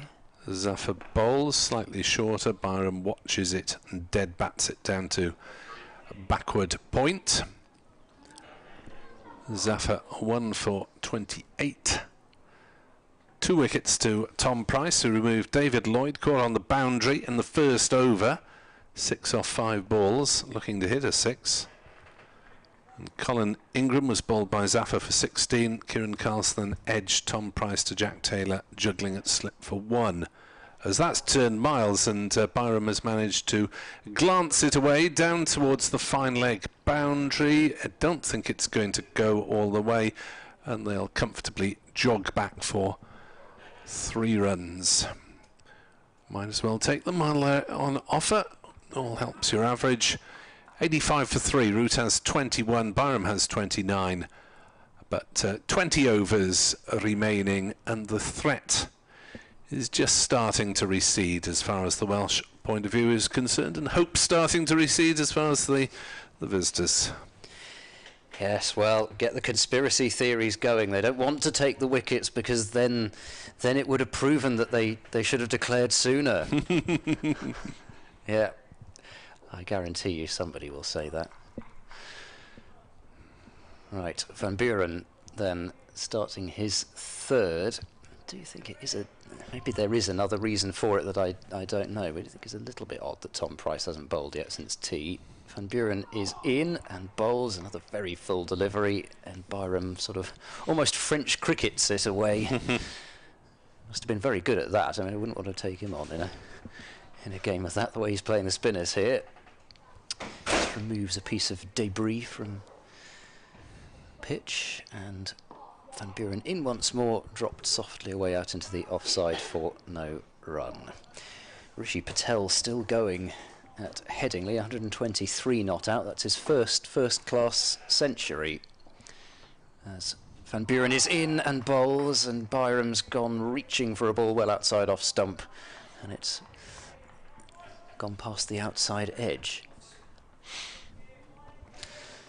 Yes, Glamorgan playing both those counties away in successive weeks, Gloucestershire and Yorkshire. Van Buren bowls. Back foot punch up to mid-off, and there'll be no run there. Mr. Bevan is calling for the off-spinner from the back of the box. Get the ball turning away from the left-handers.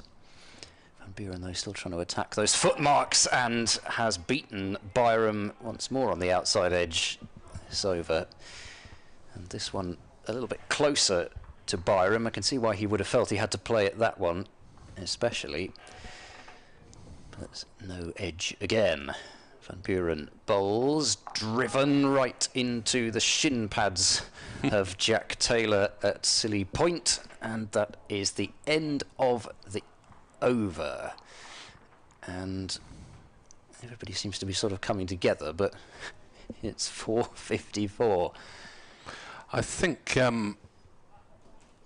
might be a little bit of the batters having a few prolonged chats, best just because the over rate is so high at the moment. There, of course, remains the outside possibility that with these two bowling, Gloucestershire could get extra overs in.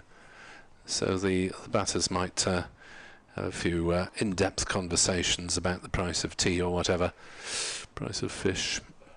85 for 3. Zafar into his 14th over. Bowls, and Root squirts one away on the offside. They've gone for the 3 close catches on the leg side now for Root as well as Byram. As Root takes a single, and just the slip with the ball turning in towards the left-hander, so the chance that if it does come off awkwardly, it'll fly towards the leg side as Byram gets everything behind that, squares up. As you say, that beach cricket stuff. It looked quite a quick delivery, that, from Zafar as well. I was trying to see whether there might be some slightly quicker turn. There wasn't. As that Byram is beaten by that one, a hit on the pad, but he had got outside the line of off quite palpably there. Yeah, well, it is just pretty much keep away now, isn't it? And, you know, like I've been saying all along, as long as you get that front pad outside off, shouldn't be in too much danger. As Byram is forward again, getting back to it firmly that time. 86 for 3. A match which is just appearing to run out of time. as Byram is forward stretching, pushing it into the offside, thinks about a quick single, but Bracey is out from behind the stumps to field at short cover.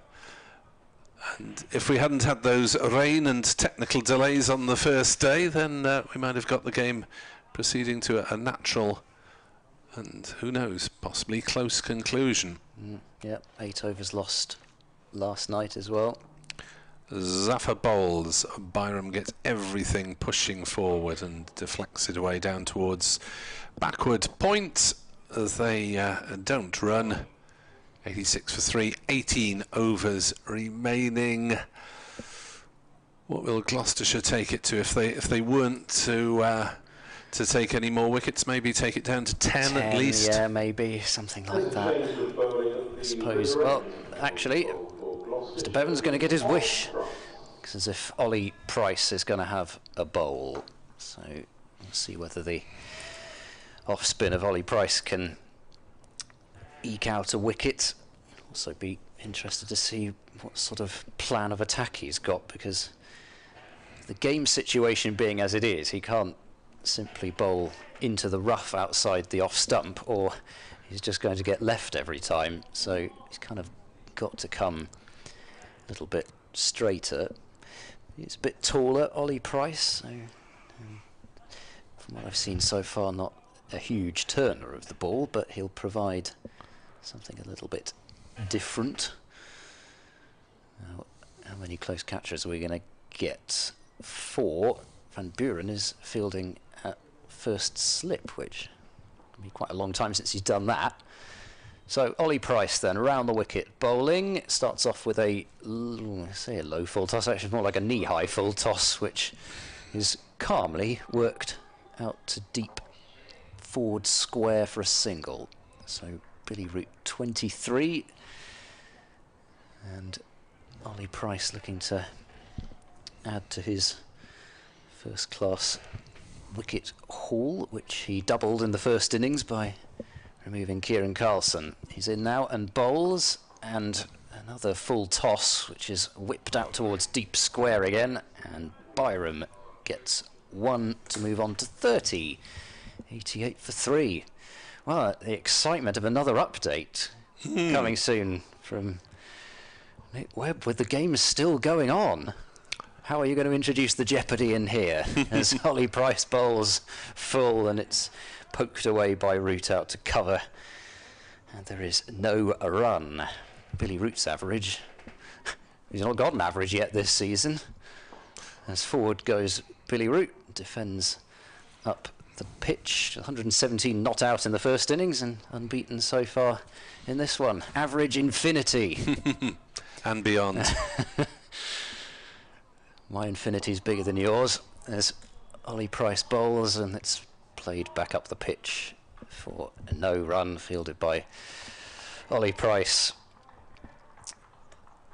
So last ball of Price's first over, and it is just about collapsed down upon almost by Root. Not much bounce, not much pace, and end of the over. 88 for 3. There are 17 overs left theoretically. It's reached 5 o'clock. No signs of handshakes yet, but there's a bit of a discussion going on between Van Buren and Harris. It's just discussing how many more overs they might go on for. Price's bowling speed is consistently around 52 miles an hour, so just a little faster than Carlson was bowling his off breaks, as it's going to be Jack Taylor will take over from Zafar. See if the leggies will do something out of the rough, I suppose. Right, yeah, so he's pitching it outside the left-hander's off stump and trying to turn it in the same way as Zafar, I suppose. Just a little bit of variety with the right arm bowler. He's bowling right arm around the wicket.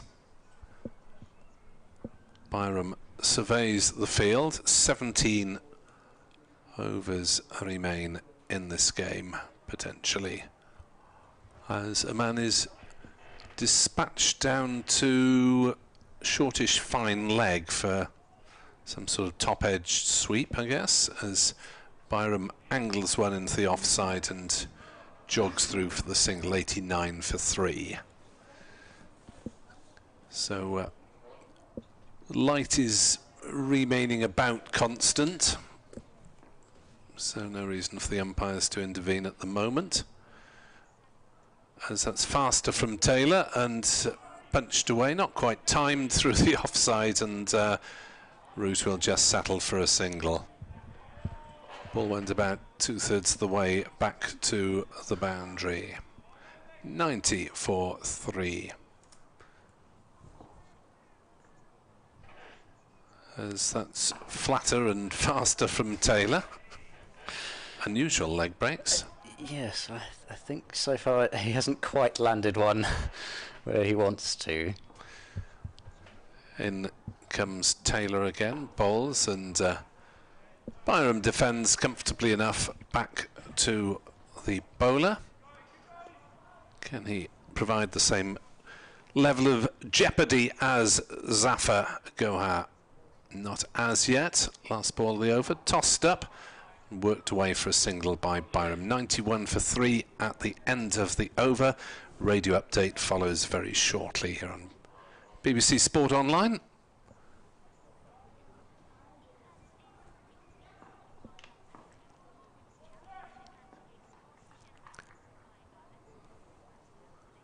There are 16 overs to play, and Glamorgan are 91 for 3, chasing a nominal target of 331. A wobble before tea had the Welsh supporters looking worried, but since then Eddie Byram and Billy Root have batted calmly through the last hour of play. Gloucestershire fighting back in this game, reaching 569 for 7 in their second innings before declaring, "We look to be heading for a draw now in this championship opener, barring late upsets." Glamorgan 92 for 3, 16 overs remain.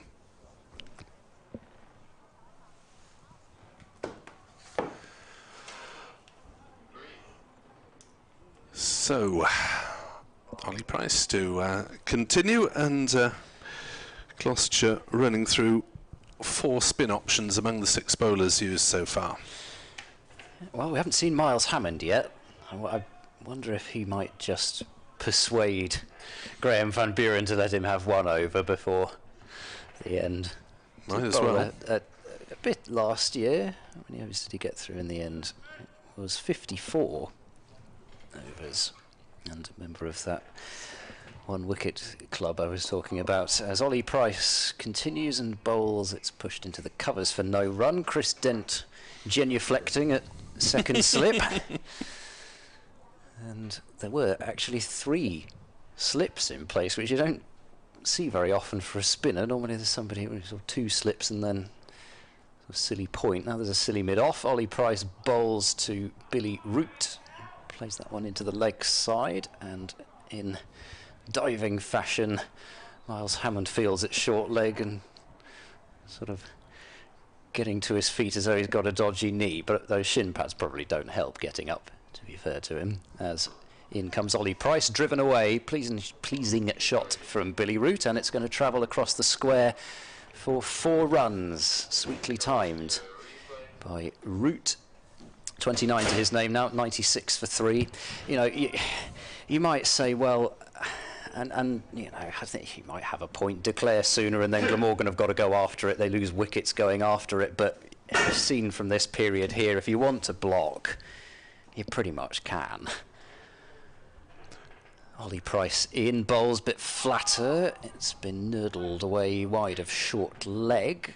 There's a bit of an inside edge there, but it was down and wide of short leg, and they will get another single. 97 for 3. The partnership is worth 59 between these two.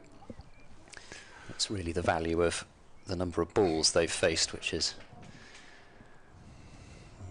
the highest on the list of importance for Glamorgan, as Byram defends up the offside of the pitch this time, and Ollie Price will field. Be intrigued to see what Gloucestershire do with their side for next week. Maybe Matt Taylor might come back into the frame. I think It was just a case of break off as Ollie Price completes the over, and it's pushed to silly point for no run. 15 overs theoretically remain, but I wonder if maybe Matt Taylor might come into the frame, or they play the extra seamer at Bristol. They've got to, surely. You can't go into... I mean, it's bizarre, I think, the selection in this match, that there have been only 3 faster bowlers, medium and above, in the opening week of the season, with conditions as they're likely to be in the UK at this time in April.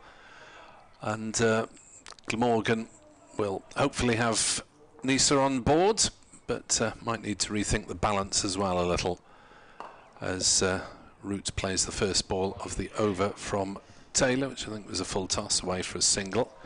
98 for 3. As Glamorgan have gone batting heavy.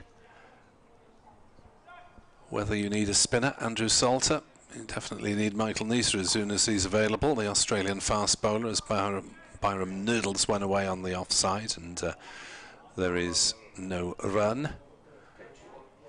Better pitch. Well, they do tend to offer help early on, don't they, as Byram plays another ball from Taylor up to Van Buren at mid-on.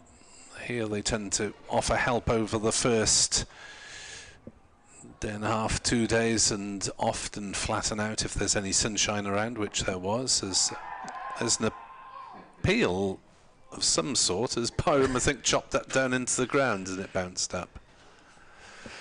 Yes, an appeal with a smirk from Jack Taylor. Ball ended up in Slip's hands. Taylor then turns and bowls again, and Byram defends on the leg side. Anything to try to unsettle the batter's concentration, I suppose. 98 for 3. 14 overs to go after this ball, and that's gone past the edge of Byram's bat into the hands of Bracey. 98 for 3, 14 overs left. I think in retrospect our disagreements over the timing of the declaration are largely immaterial in retrospect. Glamorgan will have to seriously rethink the balance of their side in a couple of weeks' time when they take on Durham here a week Thursday. Gloucestershire, of course, have a rather more imminent action as Edward Bevan will return to the fray.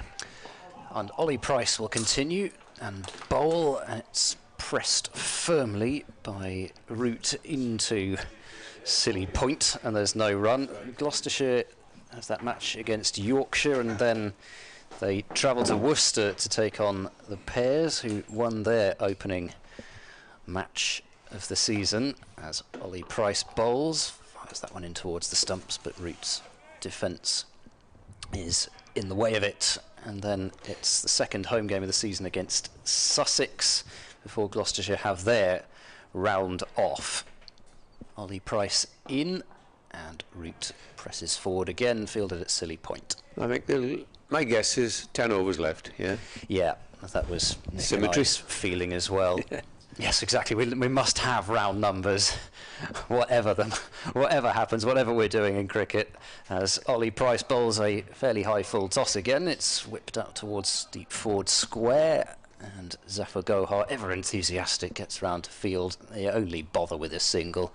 There might have been 2 in another situation, but it's not really as though there's any pressure going to be put on the field. 99 for 3 is the total. And Byram plays the next ball up the pitch for no run. Jump there at silly point was running away then, because Byron opened up as if he's going to he's Boot Hill there, isn't he? It's Tom Price as Ollie bowls, and it's a collect delivery, which is he's looped it over the head of Tom, and Tom was on the retreat there. I don't blame him. Who's the senior? Tom is. Tell it, brother. Come on. I thought he might have had a few more overs, Tom Price. Yes, well, that's the only thing I mentioned after tea, but I don't know. Maybe there's something that they're monitoring with Tom Price. I mean, he will have more important overs to bowl this season, but yeah, I did wonder after claiming a couple of wickets whether, albeit in different shots, whether they might give him a go. But yeah, well, this feels a bit like the last throw of dice. Now. Yes. Yeah. He knew which cliche I was going to use before I even used it. Zafar is back. Good old Zafar. We're going to have a little go. He's very enthusiastic and obviously loves his cricket. And he is going to try and win this game for Gloucestershire. Sorry. Don't laugh. You have seen bigger things happen at sea. Yeah, he'll have a couple here, and I think 13 overs left. 78 balls, you never know. Here he comes, in and bowls, and that's played away by Root into the covers, and he will collect a boundary. 4 runs. It's been a good game for Root. Undefeated century in the first innings, and he's not out 32 now, 36 rather, in the second. In a rich vein of form at the time it matters. And Glamorgan 103 for 3. Completely recovered from 38 for 3.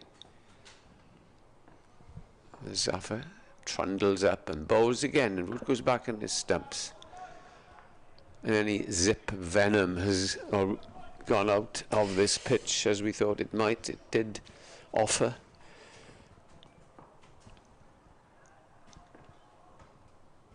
Zafar from this end comes in. Here's the reverse lap or the reverse sweep coming up. We can only guide it to leg slip. No, to slip, if you know what I mean. As we turned it into leg slip. Yeah.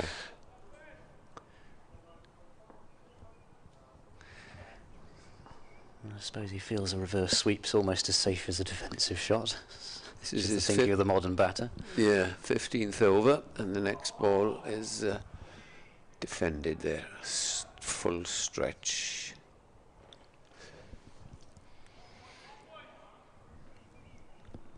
Well, Gloucestershire's 2-game winning streak's going to be snapped in the Championship. This partnership 65 at the moment. Zafar is in and bowls, and it's watched very carefully onto the bat. And I'm watching very carefully Buren here, Van Buren, to see if he is going to rush up, take his cap off, if he's wearing one, and shake hands with the umpires and the batters. Another defensive little prod on the offside, all academic at the moment. Root moves on to 37 and the score to 104 for 3. Is Van Buren making moves? He's taking his cap off. Nope. Taking his sweater off. And he's going to have a bowl. I knew there was something going to happen. Okay. Yeah. Well, I was hoping for one over of Miles Hammond personally, but off spin. Indeed. But skipper maybe has decided to take it upon himself to see this one out. Of course, they've got no obligation to continue here, Gloucestershire, but what if they say to the batters, happy with you? No, we're going to bat. Because we thought you went on too long, we're going to bat till 6 o'clock. You denied me all these runs I could have got. Yeah. Yes, I don't accept your hand. 104 for 3. Right. Are we going to get anything funky as far as the field is concerned? We've reached that sort of stage, haven't we? I mean, Surrey would have had Rory Burns bowling by now, which would have cast the, quite drawn, I should say, the ire of certain former England international test, ODI and T20 batsmen. In comes Van Buren, bowls over the wicket, and Root works that one along the ground to short leg. He's pretty much just been kind of a human shield at short leg there, Miles Hammond. He had very little else to do. Sort of, looks like he's done a hard day's work there. Green stains on both knees as Root presses forward and won't get a run out towards backward point. I always repeat this, Nick knows it, every time I see Miles Hammond on the field, because he did make his debut against Glamorgan, and Buren in. Michael Hogan came in to bat, and the Gloucestershire captain, I can't remember who he was, put obviously the junior member, who was Miles Hammond, in very close at short leg. Van Buren in, and another forward defence on the bounce to Silly Point. And I think Nick and I don't like this. You know how he plays Hogan. And I swear it missed his head by about 3 or 4 metres. This is driven away by Root, half volley from Van Buren, and he's going to go for runs here, which he hasn't gone for many. He's only gone for 2 runs in the previous 3.4 overs. He'll go for 2 off that one delivery, 106 for 3. And the ball flew down to where the old press box used to be for 6, and the next move from the captain was, you better go back to 15 yards. Last delivery of the over, played back up the pitch by Billy Root for no run. Looks as though we're going to have at least one more over, I think. Although Van Buren's having a chat with Jack Taylor. I think there's a bit of ambling about. Shall we, shan't we? Van Buren's got the ball in his hand and is walking away from the 2 Glamorgan batters. Well, 66 balls can do a lot of that damage, can't it? What is that number again? Root at the crease? Yes. 11 overs left. Zafar has ball in hand, ready to bowl his 16th over, 1 for 37. You would have thought perhaps after that start of his he might have taken more. But here he is. He's in and bowls, and Byram gets behind it. Plays it away on the onside. Imagine how different cricket might be if we only had 8 fingers. You know, there's this obsession with round numbers, you know, 10s. Everything has to be round. Imagine if we sort of, you know, we just had to deal in 8s. We've reached that stage now, haven't we? Sixth form or university or wherever you went. Here's the next ball, down the pitch, and plays it very confidently past mid-on. It's a chase up towards the boundary. It's going to be stopped just a metre or 2 inside. And they go through for some runs. In fact, they take 2 runs. I wasn't watching the running, I was watching the fielder who was the captain. And I suppose he does have to put in the effort, doesn't he? Surely this will be it. And he comes again and bowls, and this time down the pitch comes Byram. He's on 34 if he remains undefeated, and Root, they both will have useful averages to start the season off, especially Root was undefeated and has been out in this game.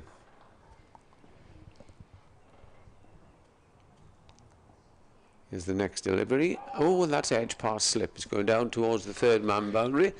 They should have a couple at least as Byram ambles back, and they'll be satisfied with that. As he moves on to 38. And even that one, though, is down way in front of slip. You know, it's just the pitch is so slow, and even that sort of bizarre shot Byron played a couple of balls ago to sort of flap the ball away. It's got so much time to play that shot and adjust.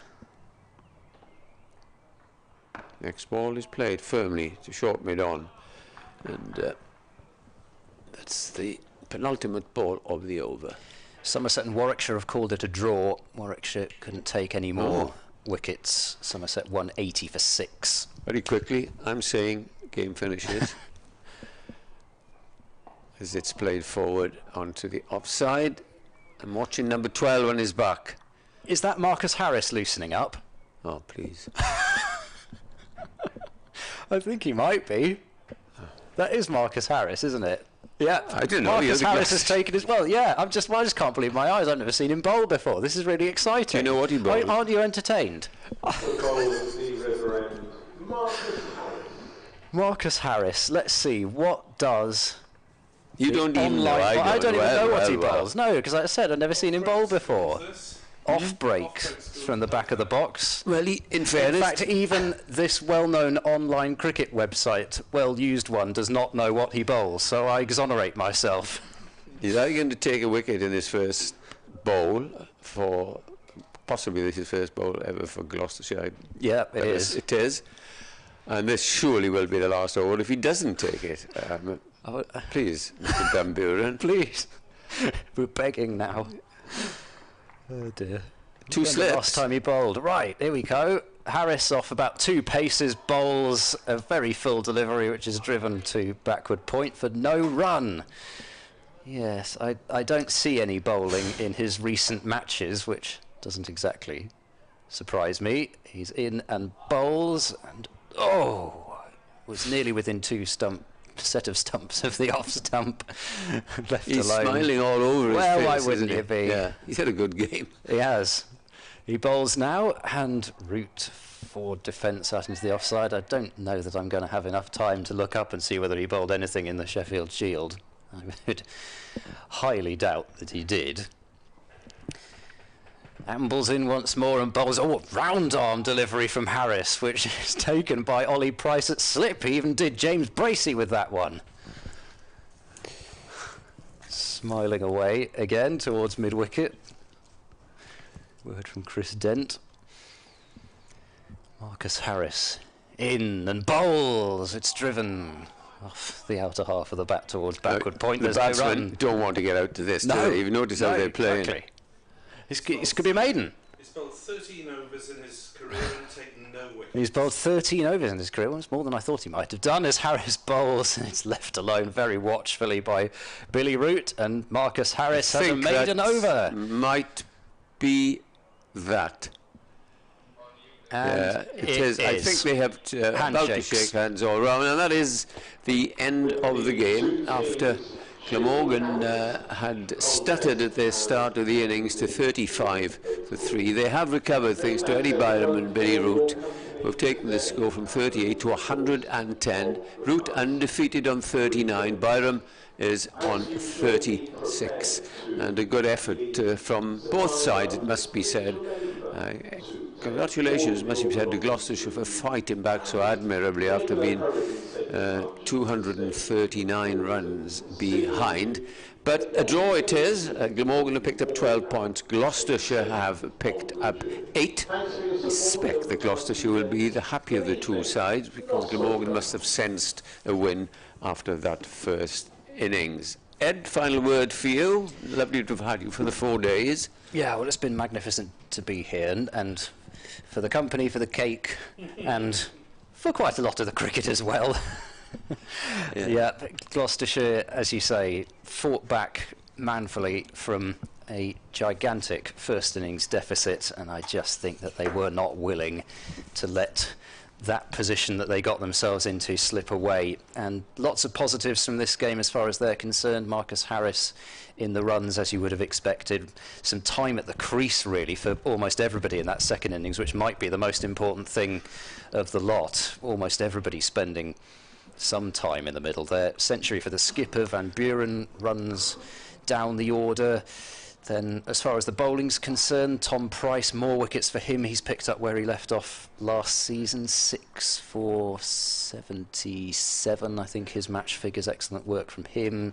Zafar Gohar have as much to work with as he might have done. Anticipate changes? I think Nick touched on it earlier. Well, yeah, I just don't know that you can go into a match at Bristol with only 3 seamers, especially because it's a good pitch as well. Yeah, you're gonna toil at Bristol probably. So, it doesn't rag really unless they're going to try and do something to it. Yeah. So, yeah, I would imagine there might be. Harris will play. Yes, well.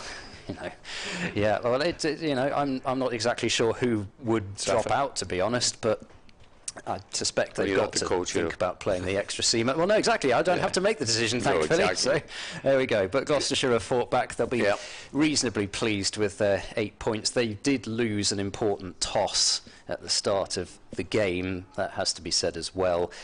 But yeah, I think just whilst they might have hoped for more, they should be pleased with the way that they've fought in this game. Yeah, I thoroughly agree with that. And as far as Glamorgan concerned, they will welcome back Michael Nesser and Marnus Labuschagne for the game. No game this next week.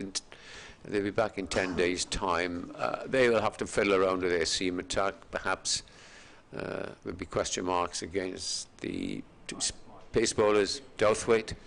I suspect it would be far better if the off-spinner Andrew Salter might come in to add balance, and he also bats. He was opening the batting this time last year. But they've opened up, they picked up 12 points. They'll be quite happy with that. And let's hope now that Gloucestershire have a good game, and good weather more than anything, against Yorkshire. And Glamorgan's next opponent here will be Durham over 4 days. Thanks for being with us, Ed. It's good to have you, and thanks to Nick for marshalling operations as he always done so perfectly. And BBC Wales will be back on the dot at 11 o'clock a week on Thursday, but from a rather cloudy Sophia Garden. Just take care, everybody, and no star. Good night to you all.